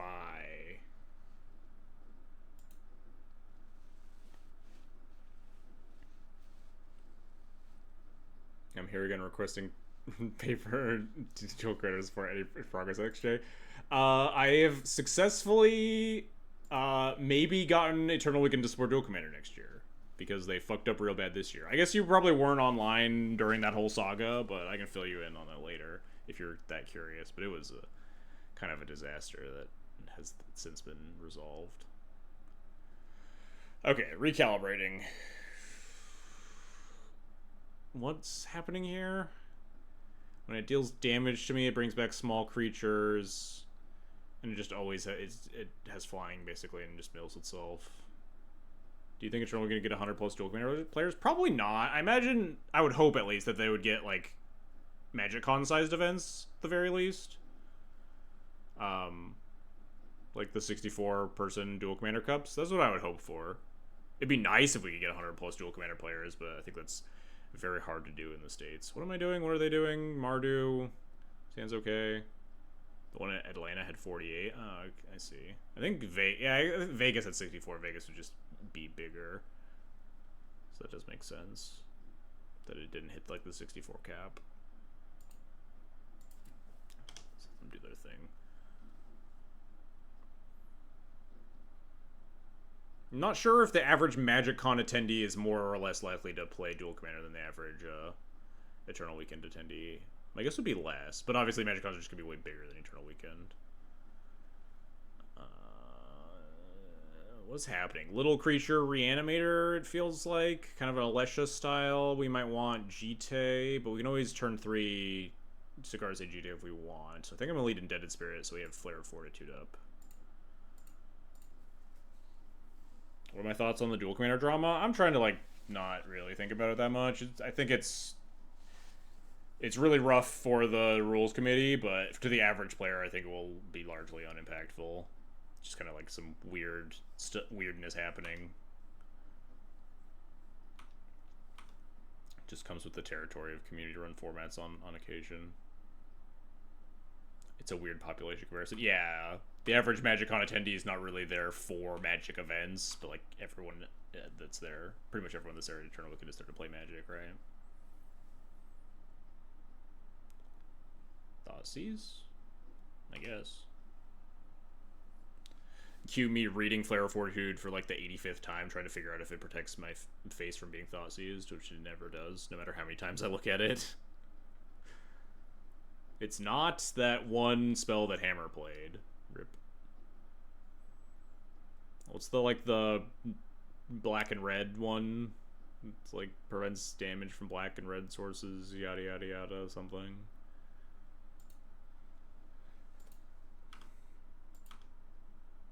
Surge of Salvation, yeah, that's the one. I've thought about playing that in this deck. I just don't really like the protection spells that much. What's happening? My opponent's going to cast Terra next turn, and it's going to be kind of scary. Because they can threaten to get back Red Cap the following turn. We could get Sash. Does this target? It does. We could get... Maybe we just get Sash, and that's, like, mediocre, but good enough.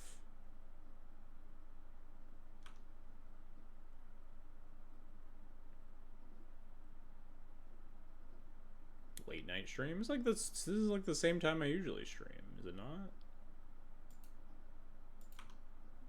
As long as on combat damage, yeah. You just missed you just missed 3 hours. It's the exact same time as it is every week.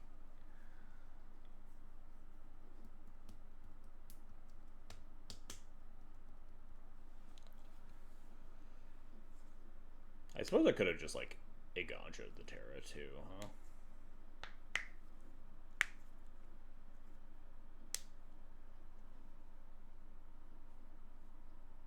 You got it. Mill your 2.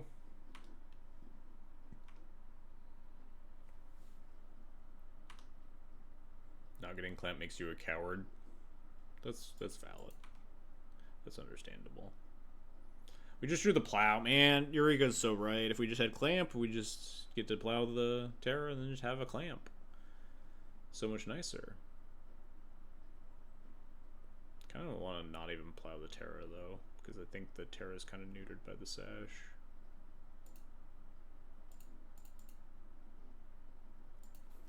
Hey, Harain, thanks for the raid, buddy. Hope your stream went well. Good luck at Eternal Weekend to you as well. I wish you more good luck than I wish Eureka, but don't tell him I said that.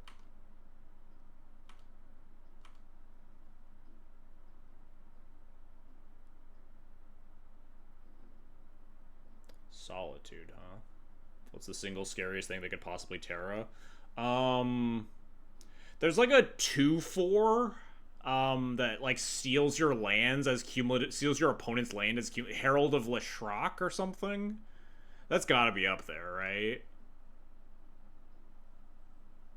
Summon Knights? Sure, yeah. Does that one have 2 power? Maybe. Anyway, I think I'm gonna Flare Fortitude, whatever's happening here.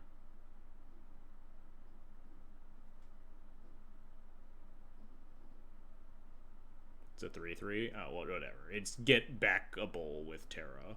This is dual commander, Dr. Teeth.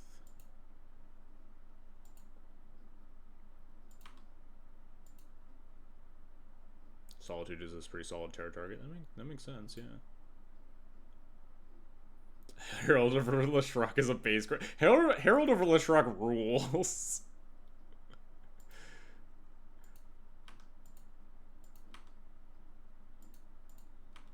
Duel Commander is a fun format. It's like a weird mixture of like modern, legacy, and vintage cube.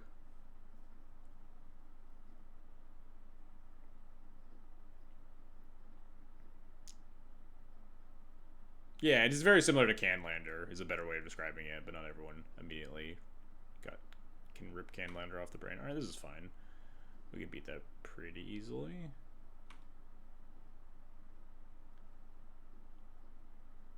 It's like if they banned fun in Vintage Cube. I don't think that's true. I think it's pretty fun to have Cloud as has Skullclamp as your companion.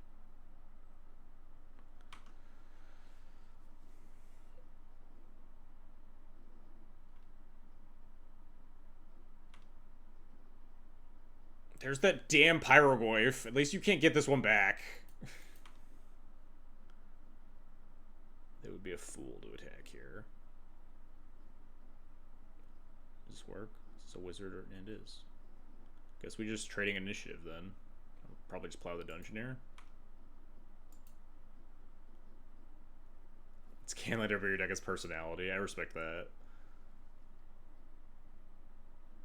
What if Canlander, but literally everyone got to play with a pre-nerf companion, and you could just companion any legendary creature?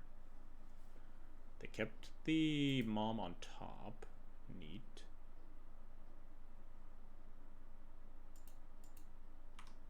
I do like having a commander does make a 1v1 formats very interesting in a way. Like, it just like your evaluation of a lot of cards changes.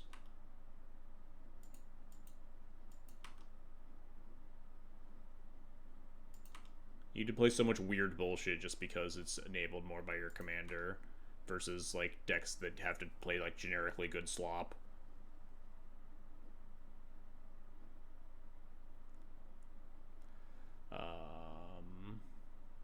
I guess I spend my turn plowing this because I'm always going to plow the Dungeoneer and attack.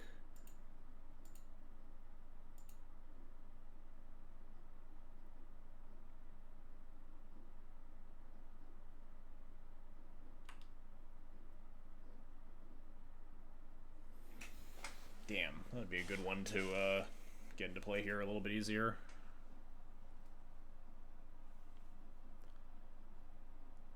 What's your thought on if it was pre-nerf companion rule rather than recastable?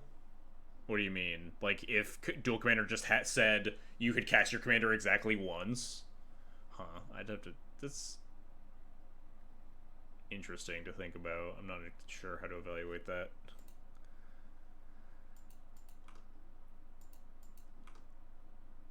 It would be a lot less fun. Yeah, I mean, that makes sense. Why did I play my Aganjo? I'm stupid. I'm getting a plains here. Oopsie.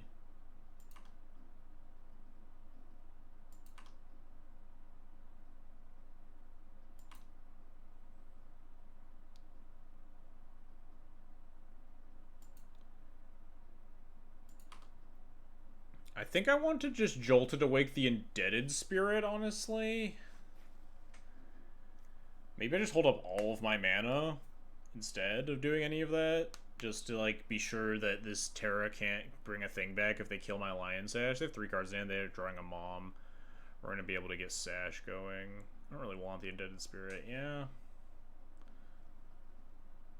I guess we could Ranger Cat now. Yeah, I'm just gonna say go. I should have been able to hold up Aganjo here though, that was stupid. just being able to Ganja the Terra would have been really good this turn.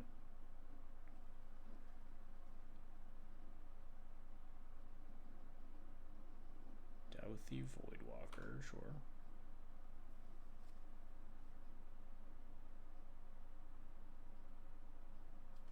Play the Swamp. Yeah, it's both a blessing and a curse, the ability, like, that Duel Commander is so grindy because your commander is not only your 8th card in your opening hand at all times, but it's also, like, your 9th and 10th and 11th sometimes.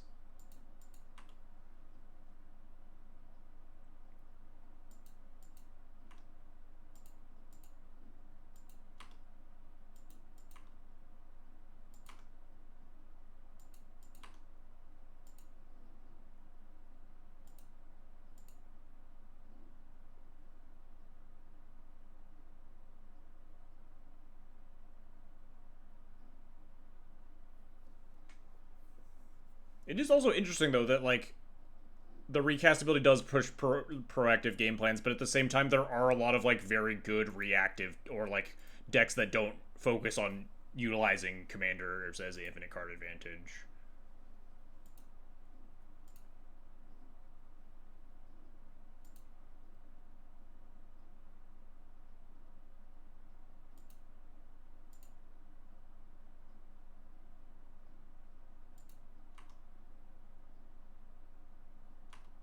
I think we'll just Lost Well. Try to find removal spells. Hey, lay down arms. Can I draw both of these? I mean, technically, yes, with the Sword of Fire and Ice, but they'll probably block with the Mom.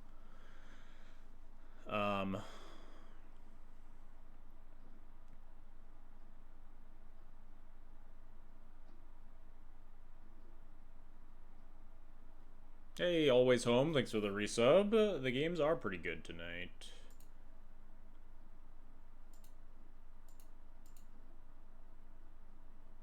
It encourages proactive play, but in a way that is just like creatures, right? Commanders are creatures. The format is inherently oriented around creatures and removal spells, not just like completely unchecked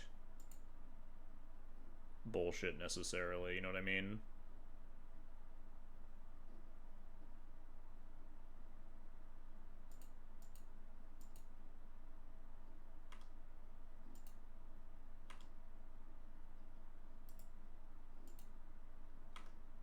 Maybe I'm not supposed to attack with both there? I don't know. I don't think it matters a ton.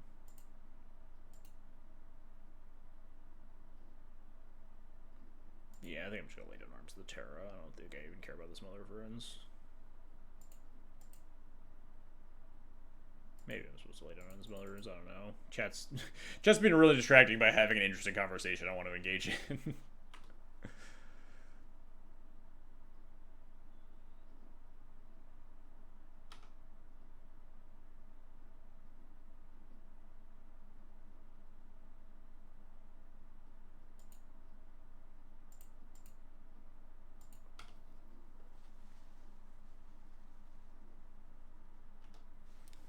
The vast majority of games are like in Cloud or one drop into Cloud on turn 2 because it's pretty low risk. I think that would be kind of still the case if Cloud was your companion. But then you would just always get Skull Clamp. The deck would be a lot less focused around like niche other equipment, and would just be more of a Skull Clamp bot deck, which I think gives the deck a little bit less interesting angles. I think it wouldn't change a lot for some decks, and it would change a lot for others, which is probably inherently not a great thing. I think genuinely a lot of decks like Aragorn, and then obviously the combo decks wouldn't change terribly. And like Atraxa.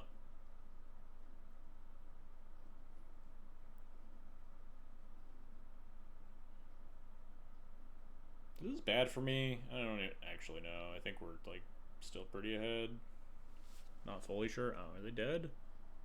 No, we don't have Trap. 3. Well, they have no cards, Nan? Oh no, they have 2 colors of creatures. Dang. And they're exiling all my shit because Voidwalker. Hang on. Recalibrating here for a second. Trying to actually win games of Magic.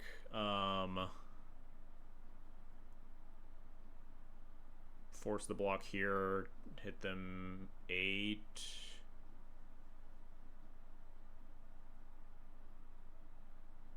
Are we dying here? This is like 10 damage all of a sudden. Hold up.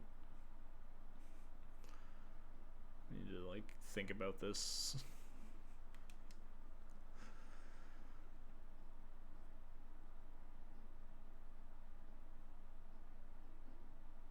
If I equip Sword of Fire next to Cloud and pro-black my team, the mom can still block. Wait, if I equip and then attack all and then they block and try to pro a color, I can pro-white the team. Oh no, then I can't deal with the creature damage. Shit.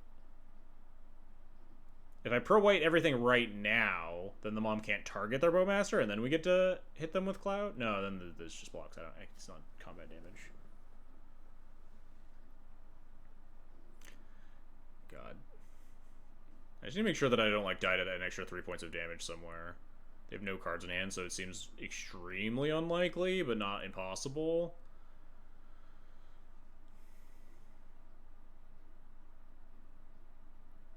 I guess if we draw 2 cards with the... It's so funny that Reverend Mantra is symmetrical. Yeah, it's kind of, like, nuts. Just randomly, exceptionally bizarre card.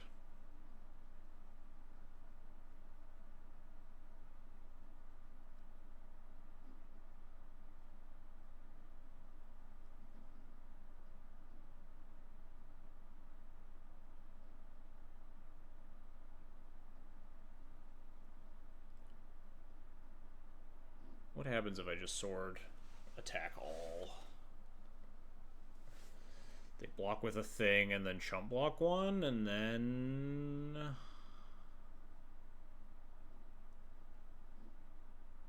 And then I don't have lethal the following turn, I don't think. If I attack all, maybe it doesn't change anything, because this is...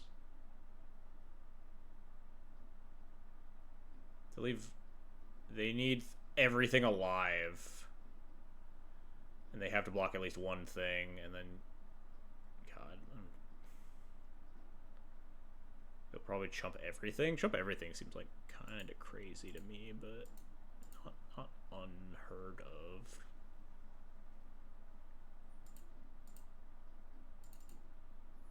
If I attack all and they literally just block with Mom, then I do actually just, like, lose the game on the spot, right?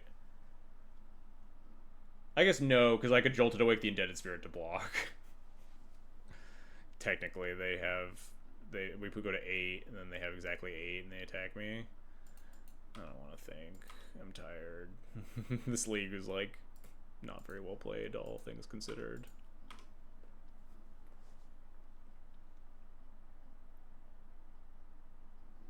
Yeah, this tracks.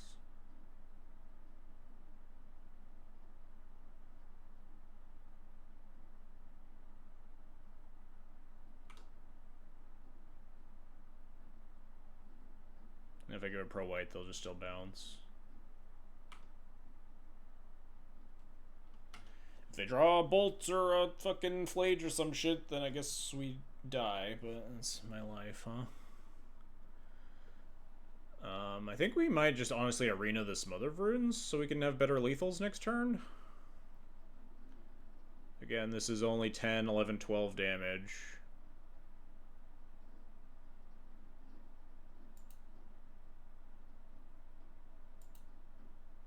Common Goad Room W. I hate the Goad Room. Every time, like, 90% of the time I've chosen the Goad Room, it just feels like a mistake. I think this one's, like, pretty decent, honestly, but... Or, like, die to Lightning Bolt or whatever and cry. Okay, they just don't land. It's fine. They flip Flage, I'm turning off the stream. Okay, they milled land, nice. I think we win? Yeah, because all their creatures are going to be black. We just Alpha Strike with Reverend Mantra.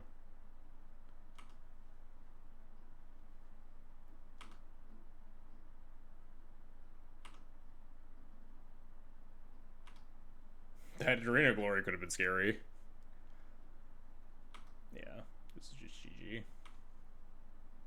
Suppose if they had milled an Anger with Terra, would have also cried a lot. Alright, we didn't play that one the tightest, but chat was, like, talking about cool stuff. I'm really bad at managing. When chat like starts popping off a lot, I'm really bad at multitasking.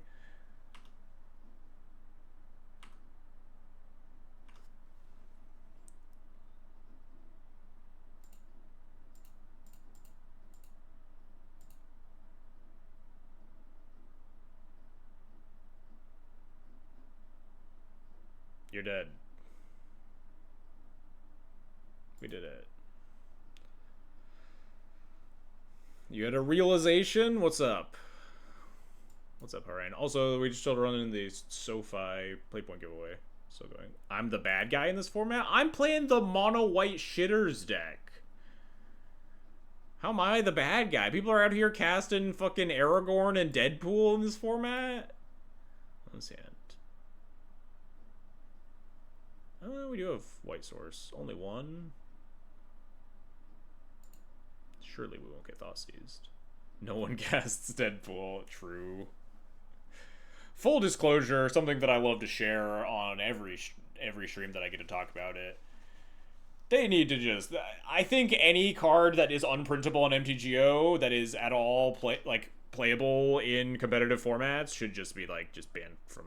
just nuked from orbit. No! No! It's fine, it's fine. Plane's on top. Plane's on top for sure. Top card, Planes. This is the second time this has happened this league. They don't see it? They don't see the line? Yeah. Thank you for incinerating your channel points, man. Much appreciated. I don't know why they can't just print an Owen Fast version. Yeah, it's probably... I mean, it's probably just, contracts, blah, blah, bullshit. The reason that they didn't have Spider-Man, EDH deck. They didn't do it! We're alive. We get to play the game. I mean, not that great that we're down our Skull Clamp, but, you know.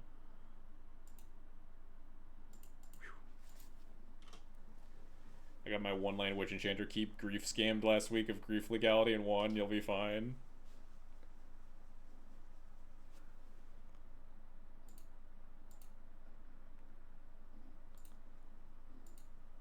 Yeah. Does playing the best deck make you the bad guy proverbially? Cloud's not the best deck, according to the French. People, just don't respect this deck at all. We couldn't even cast this Cloud. It's totally fine. I guess we just play Voice of Victory here. Next turn we can, play GT, hold up Mana Tithe or something.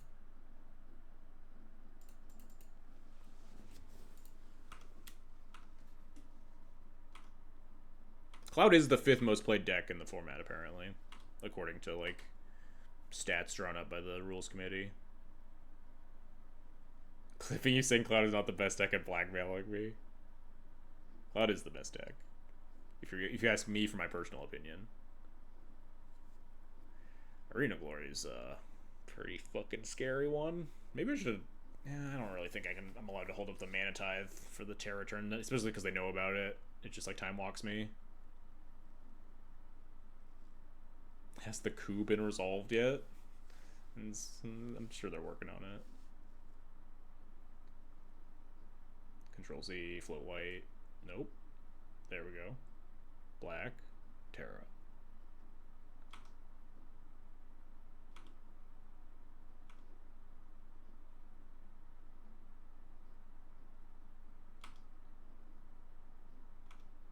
Alright. They milled nothing of relevance, at least.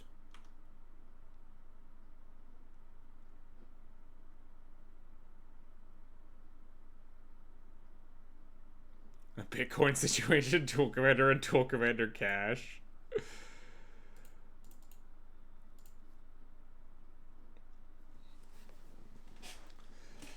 Is it worth holding up the Mana Tithe? I mean, if they cast a creature and I Mana Tithe it, and they just buy it back.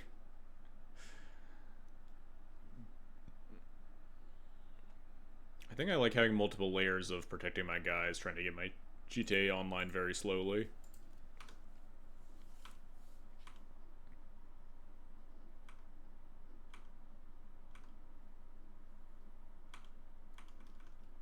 We could start our own dual commander format with blackjack and hookers.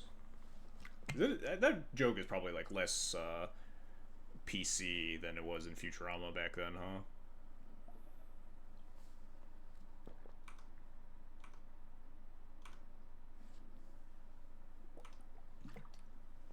Ogre's Bowmaster.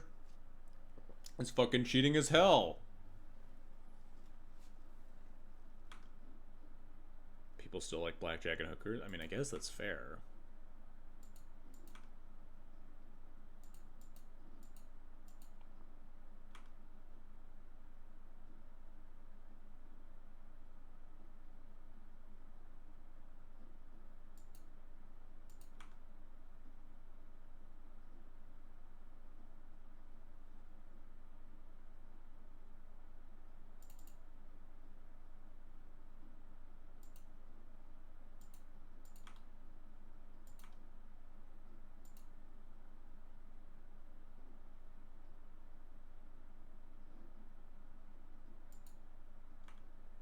Interesting.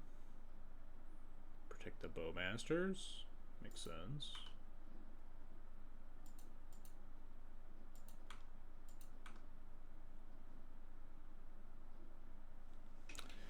That's gonna be a good one in a turn or two. Man, imagine if my opponent thought seized my Razor Grass ambush.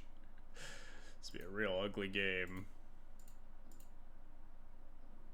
Why did they ping my Mother Runes if they knew that they didn't have anything else? They just really hated dealing me 1 damage and getting a 1/1, I guess.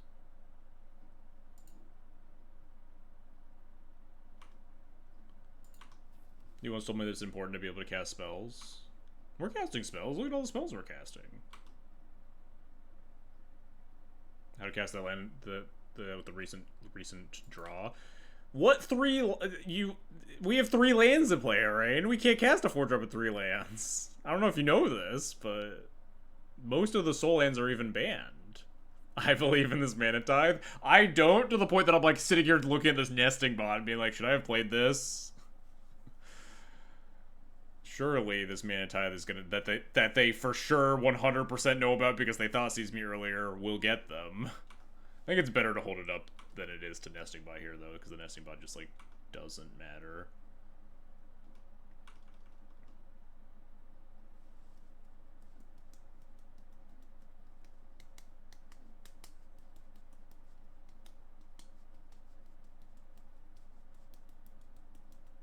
I mean, why do they even want to protect the Bowmasters? You just buy it back again with the Terra?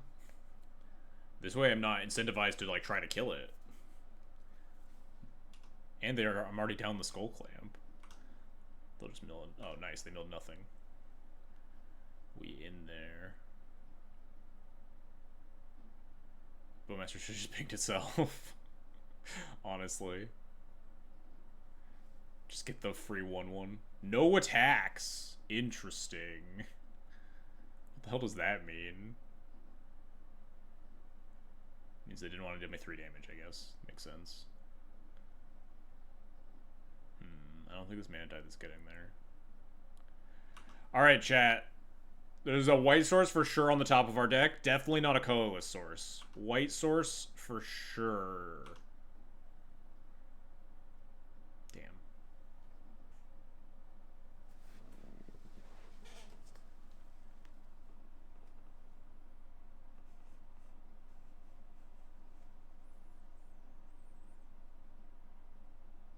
Tagging with his Voice of Victory actually is a little awkward because it just like gives them a free 5 life. Can you copy their equipment with Masterwork? I mean, I can. I don't know if that helps me.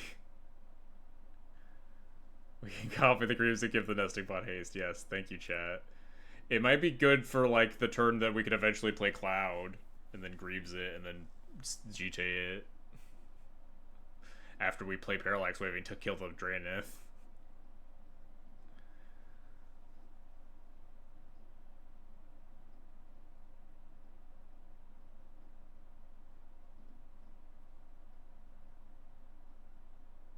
Can't Greaves in GTA Online. Well, I would equip the GTA and then I would equip the Greaves, Harain.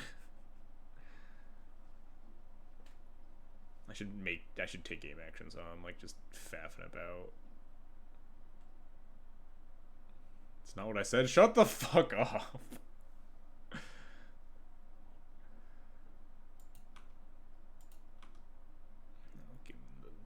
5 life or whatever.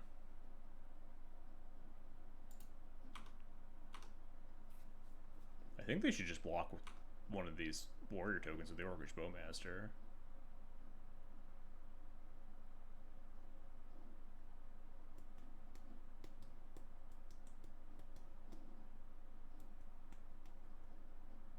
Wait, isn't this just extremely good for me? I just like double pump the Voice of Victory and pro black it and kill the Barrowgoyf.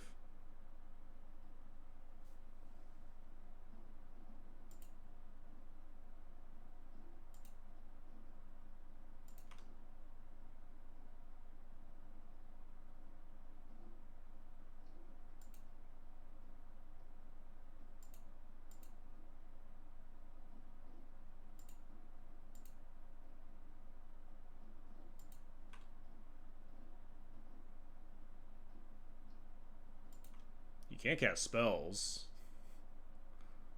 I have a Voice of Victory in play. Okay, you're just surveilling, sure. This was not the best block I've ever seen.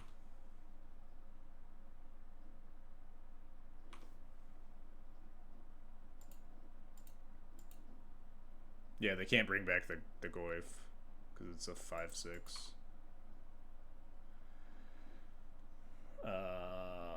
I need to fucking take some game actions, huh?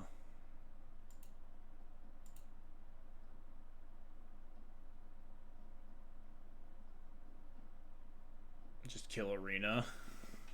Honestly, maybe. This card is pretty scary. No, we need the Parallax Wave. No, don't trick me. I need to cast this fucking Parallax Wave.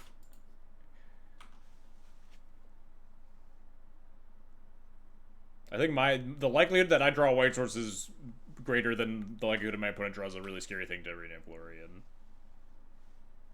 You're gonna win with what you have? Am I? I mean, I get maybe. I'm gonna get owned by this Arena Glory and feel really dumb about it now. I mean, I guess. The mom is better than the Benevolent Bodyguard.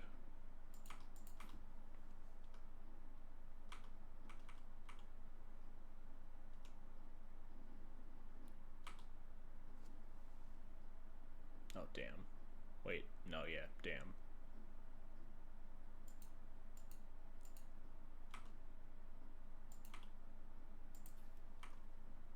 Oh, and they can sack the Bowmaster!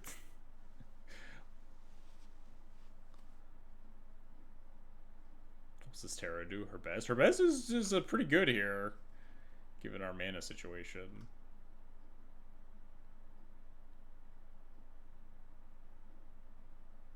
It's fine. Our top card's the white source for this Parallax Wave to win the game.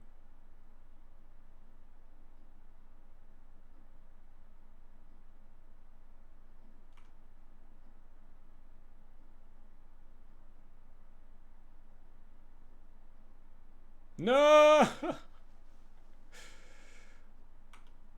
My Parallax Wave to win the game!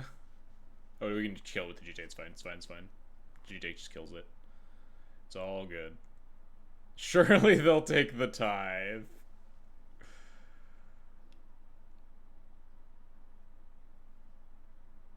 Oh, right. Yeah, that's how that works, huh?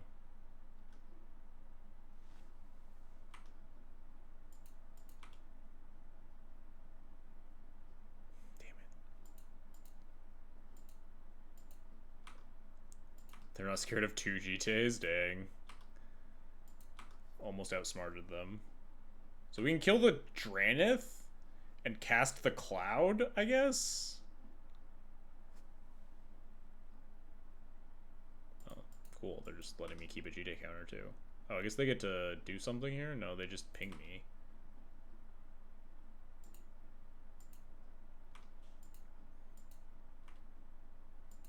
I guess I'm pretty close to dying, huh? Yeah, dude, gotta go fast, huh?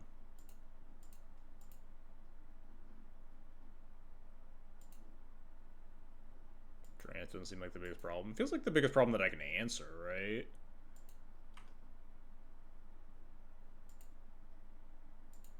Oh, wait, they're gonna get back the Bowmaster. Am I dead on board? No, I'm not. It's fine.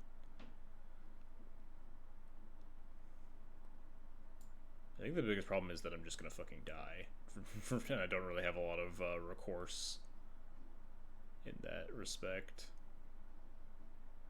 And then I should stop wasting my time on this game that is not particularly winnable.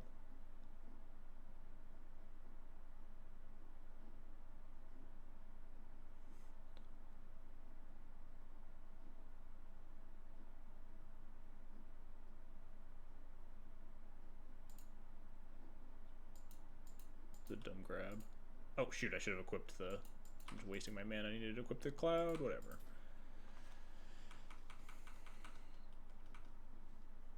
I think we're pretty close to just dead here anyway.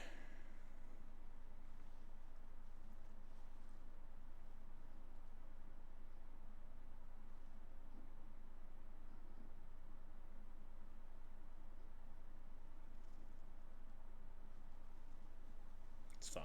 8 minutes is plenty of time to kill this deck.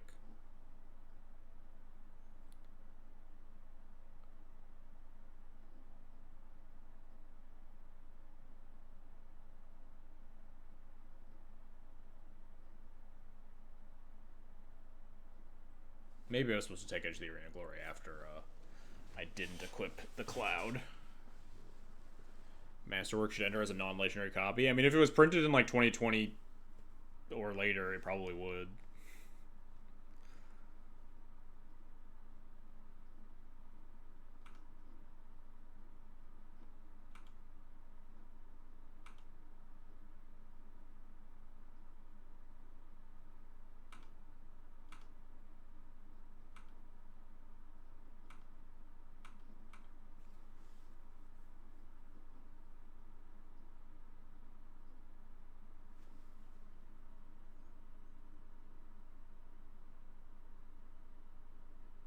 I should make a Thopter, also true.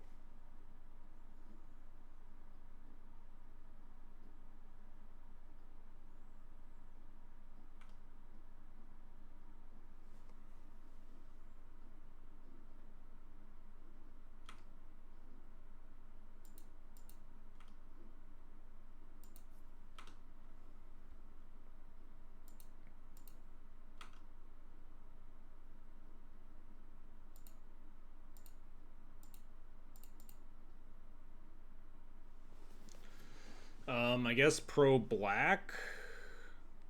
Is that good for me? Probably. So they can't like block? I don't know. I need to just take my game actions.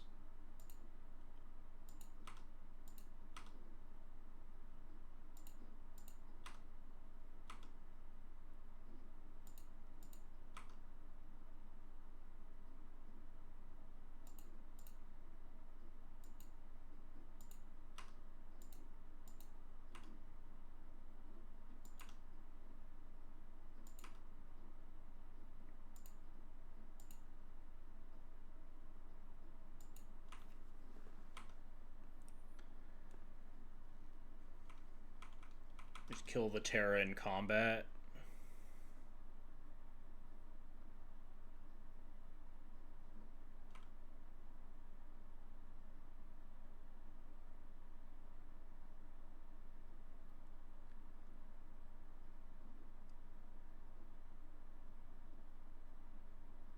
Oh, shit.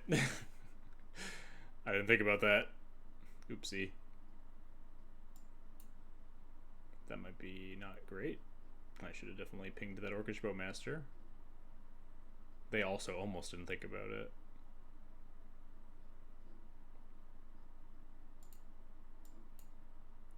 Ping my Mother of Runes. Well, I can't stop that. It's dead now. If Sephiroth triggers, I'm gonna lose a bunch of life.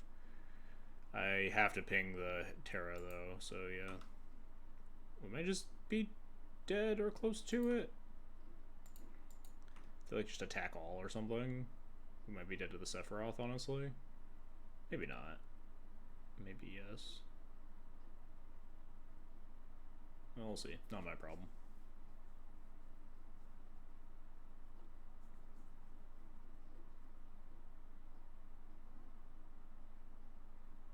I suppose I could just kill the Sephiroth and gain life to beat the Terra, but the Terra's just gonna get back more bullshit that, and including the Sephiroth, that I can't beat. Oh god, Emperor of Bones, huh? I don't think I can beat all this.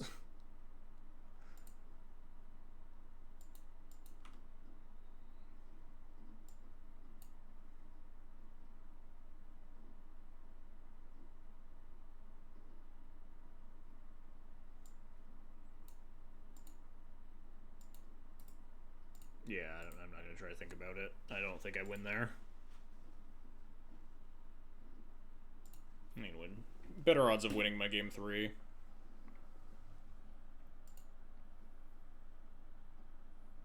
This hand seems great. What creature are they putting under Bowman? Metamorphosis Fanatic. I'm gonna cast Skull Clamp on turn 1 to protect it from discard spells.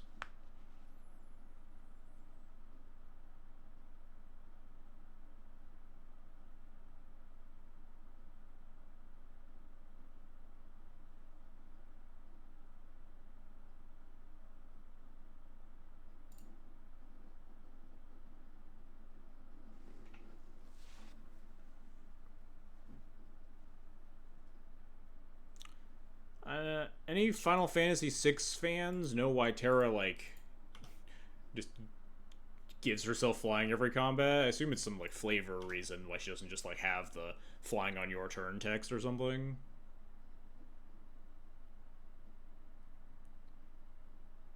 You prismatic getting my Skull Clamp, I'm gonna be really upset with you. Fine.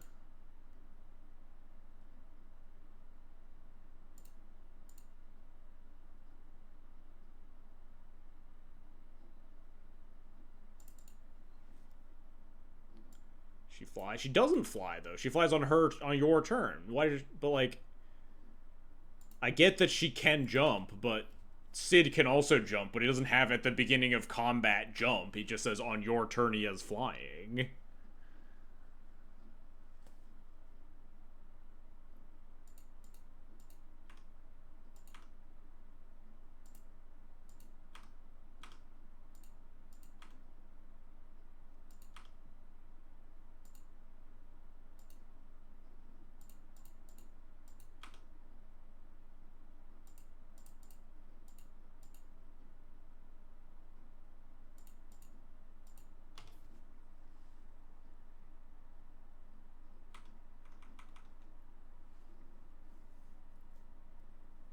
The safe space, I can't even say it. Space saving thing. Maybe makes some sense. So we do this so that the cloud's protected from any removal, and then we untap, and the scroll will not have summoning sickness. So.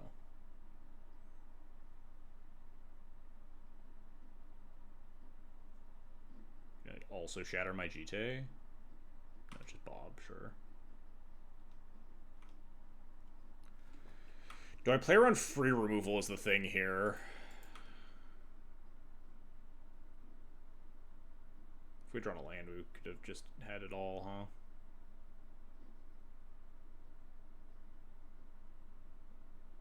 I think I'm fine trading Cloud for GT counters and keeping the Skrelv up. We should get 4 GT counters. They missed land drops. I think I'm happy to play around Solitude here. I guess I could Galadriel's Dismissal or something, but I just don't think I care. We just have a bunch of GT counters lying around to clean up, and then we can start equipping our other tiny guys. Hit a land drop, Ravages of War when we're ahead, etc., etc. There it is.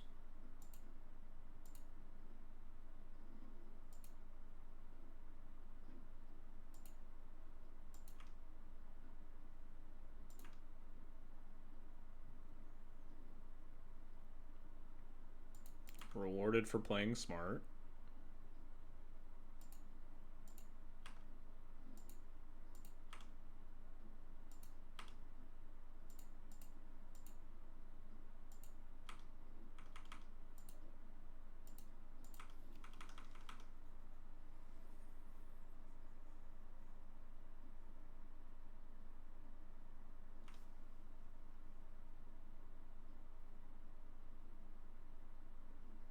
sees you. Duress me, sure. I guess it's like basically the same thing.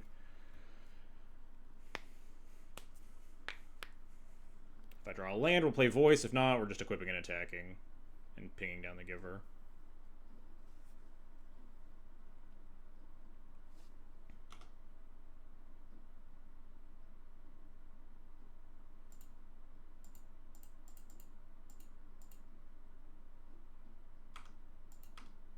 Yeah, we got plenty of time to win this game.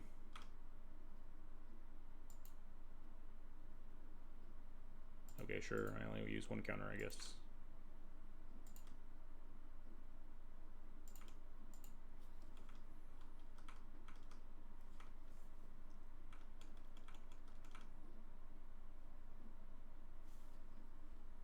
I'll shoot Terra if she comes into play, so there's no mills.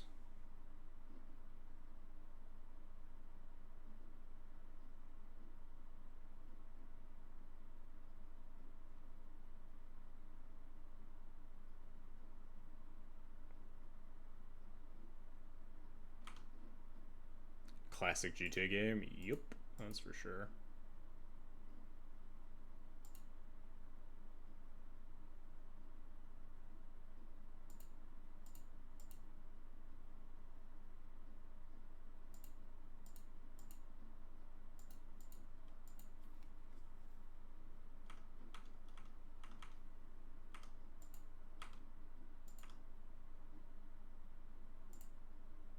Good draw. We can start developing our board more.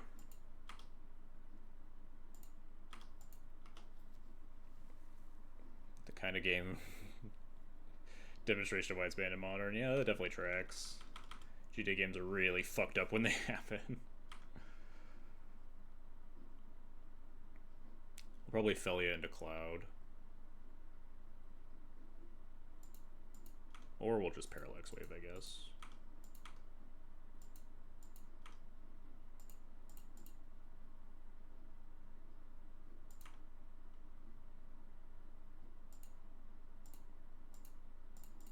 Are they dead? 9, 10, I don't think so.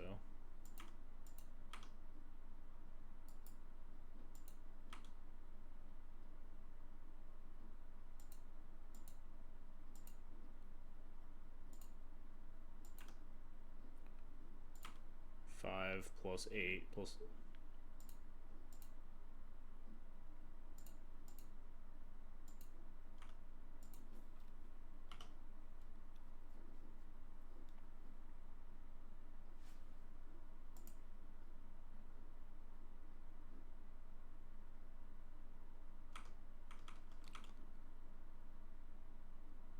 Alright. Should be GG's here.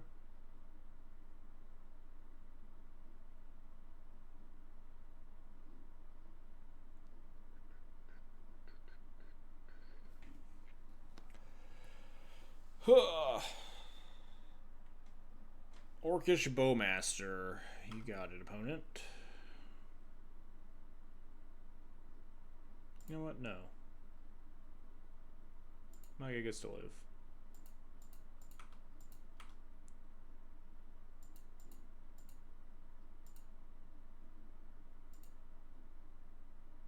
We have lethal, right? Ping, ping, attack all, yeah. Alright, we got there. So the giveaway here real quick, because I kind of forgot about it. De La L is the winner. Today's giveaway. Rigged as fuck. For real. Anyway. Again? Wait, did you win last week? When's the last time you won? You're allowed to win multiple times, but draw the line at multiple wins in a row. Yeah, no, you haven't won. Well, you haven't won for a while.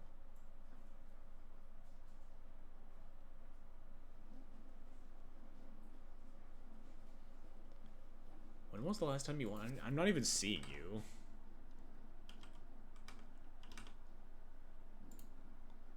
I've literally never sent you a code before. At least over Twitch.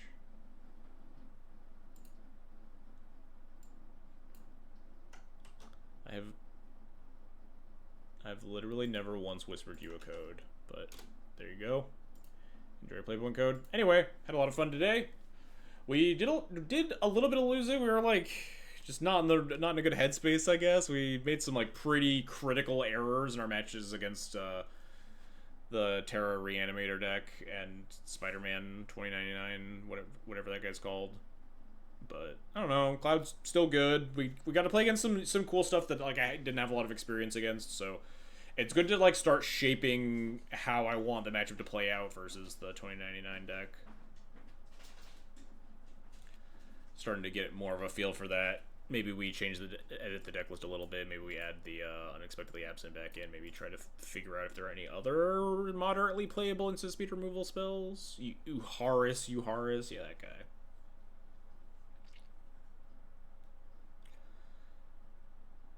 But yeah, we'll be back next week with a Lier donation deck, unfortunately. So if you love watching me squirm and suffer, please come by next week. Hey, Benjamin Wheeler, thanks for raid. We are actually literally just wrapping up our stream, but much appreciated for the raid.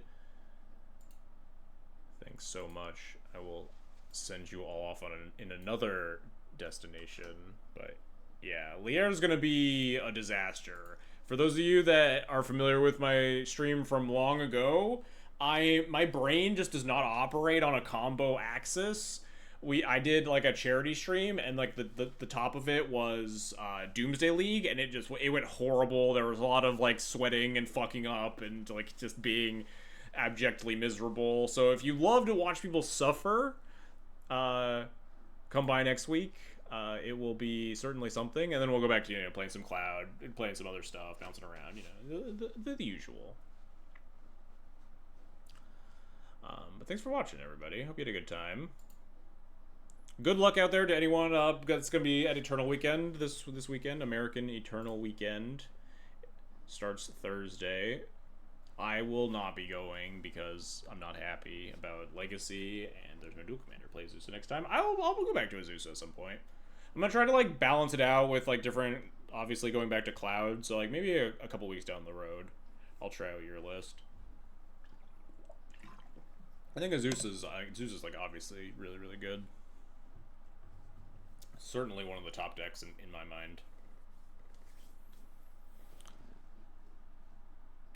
Anyway, let's ship you all Newton's way. He's playing some Cradle in Legacy. That about wraps it up for me. Have a nice night, day, whatever, wherever you are in the world watching this, and I'll catch you next time.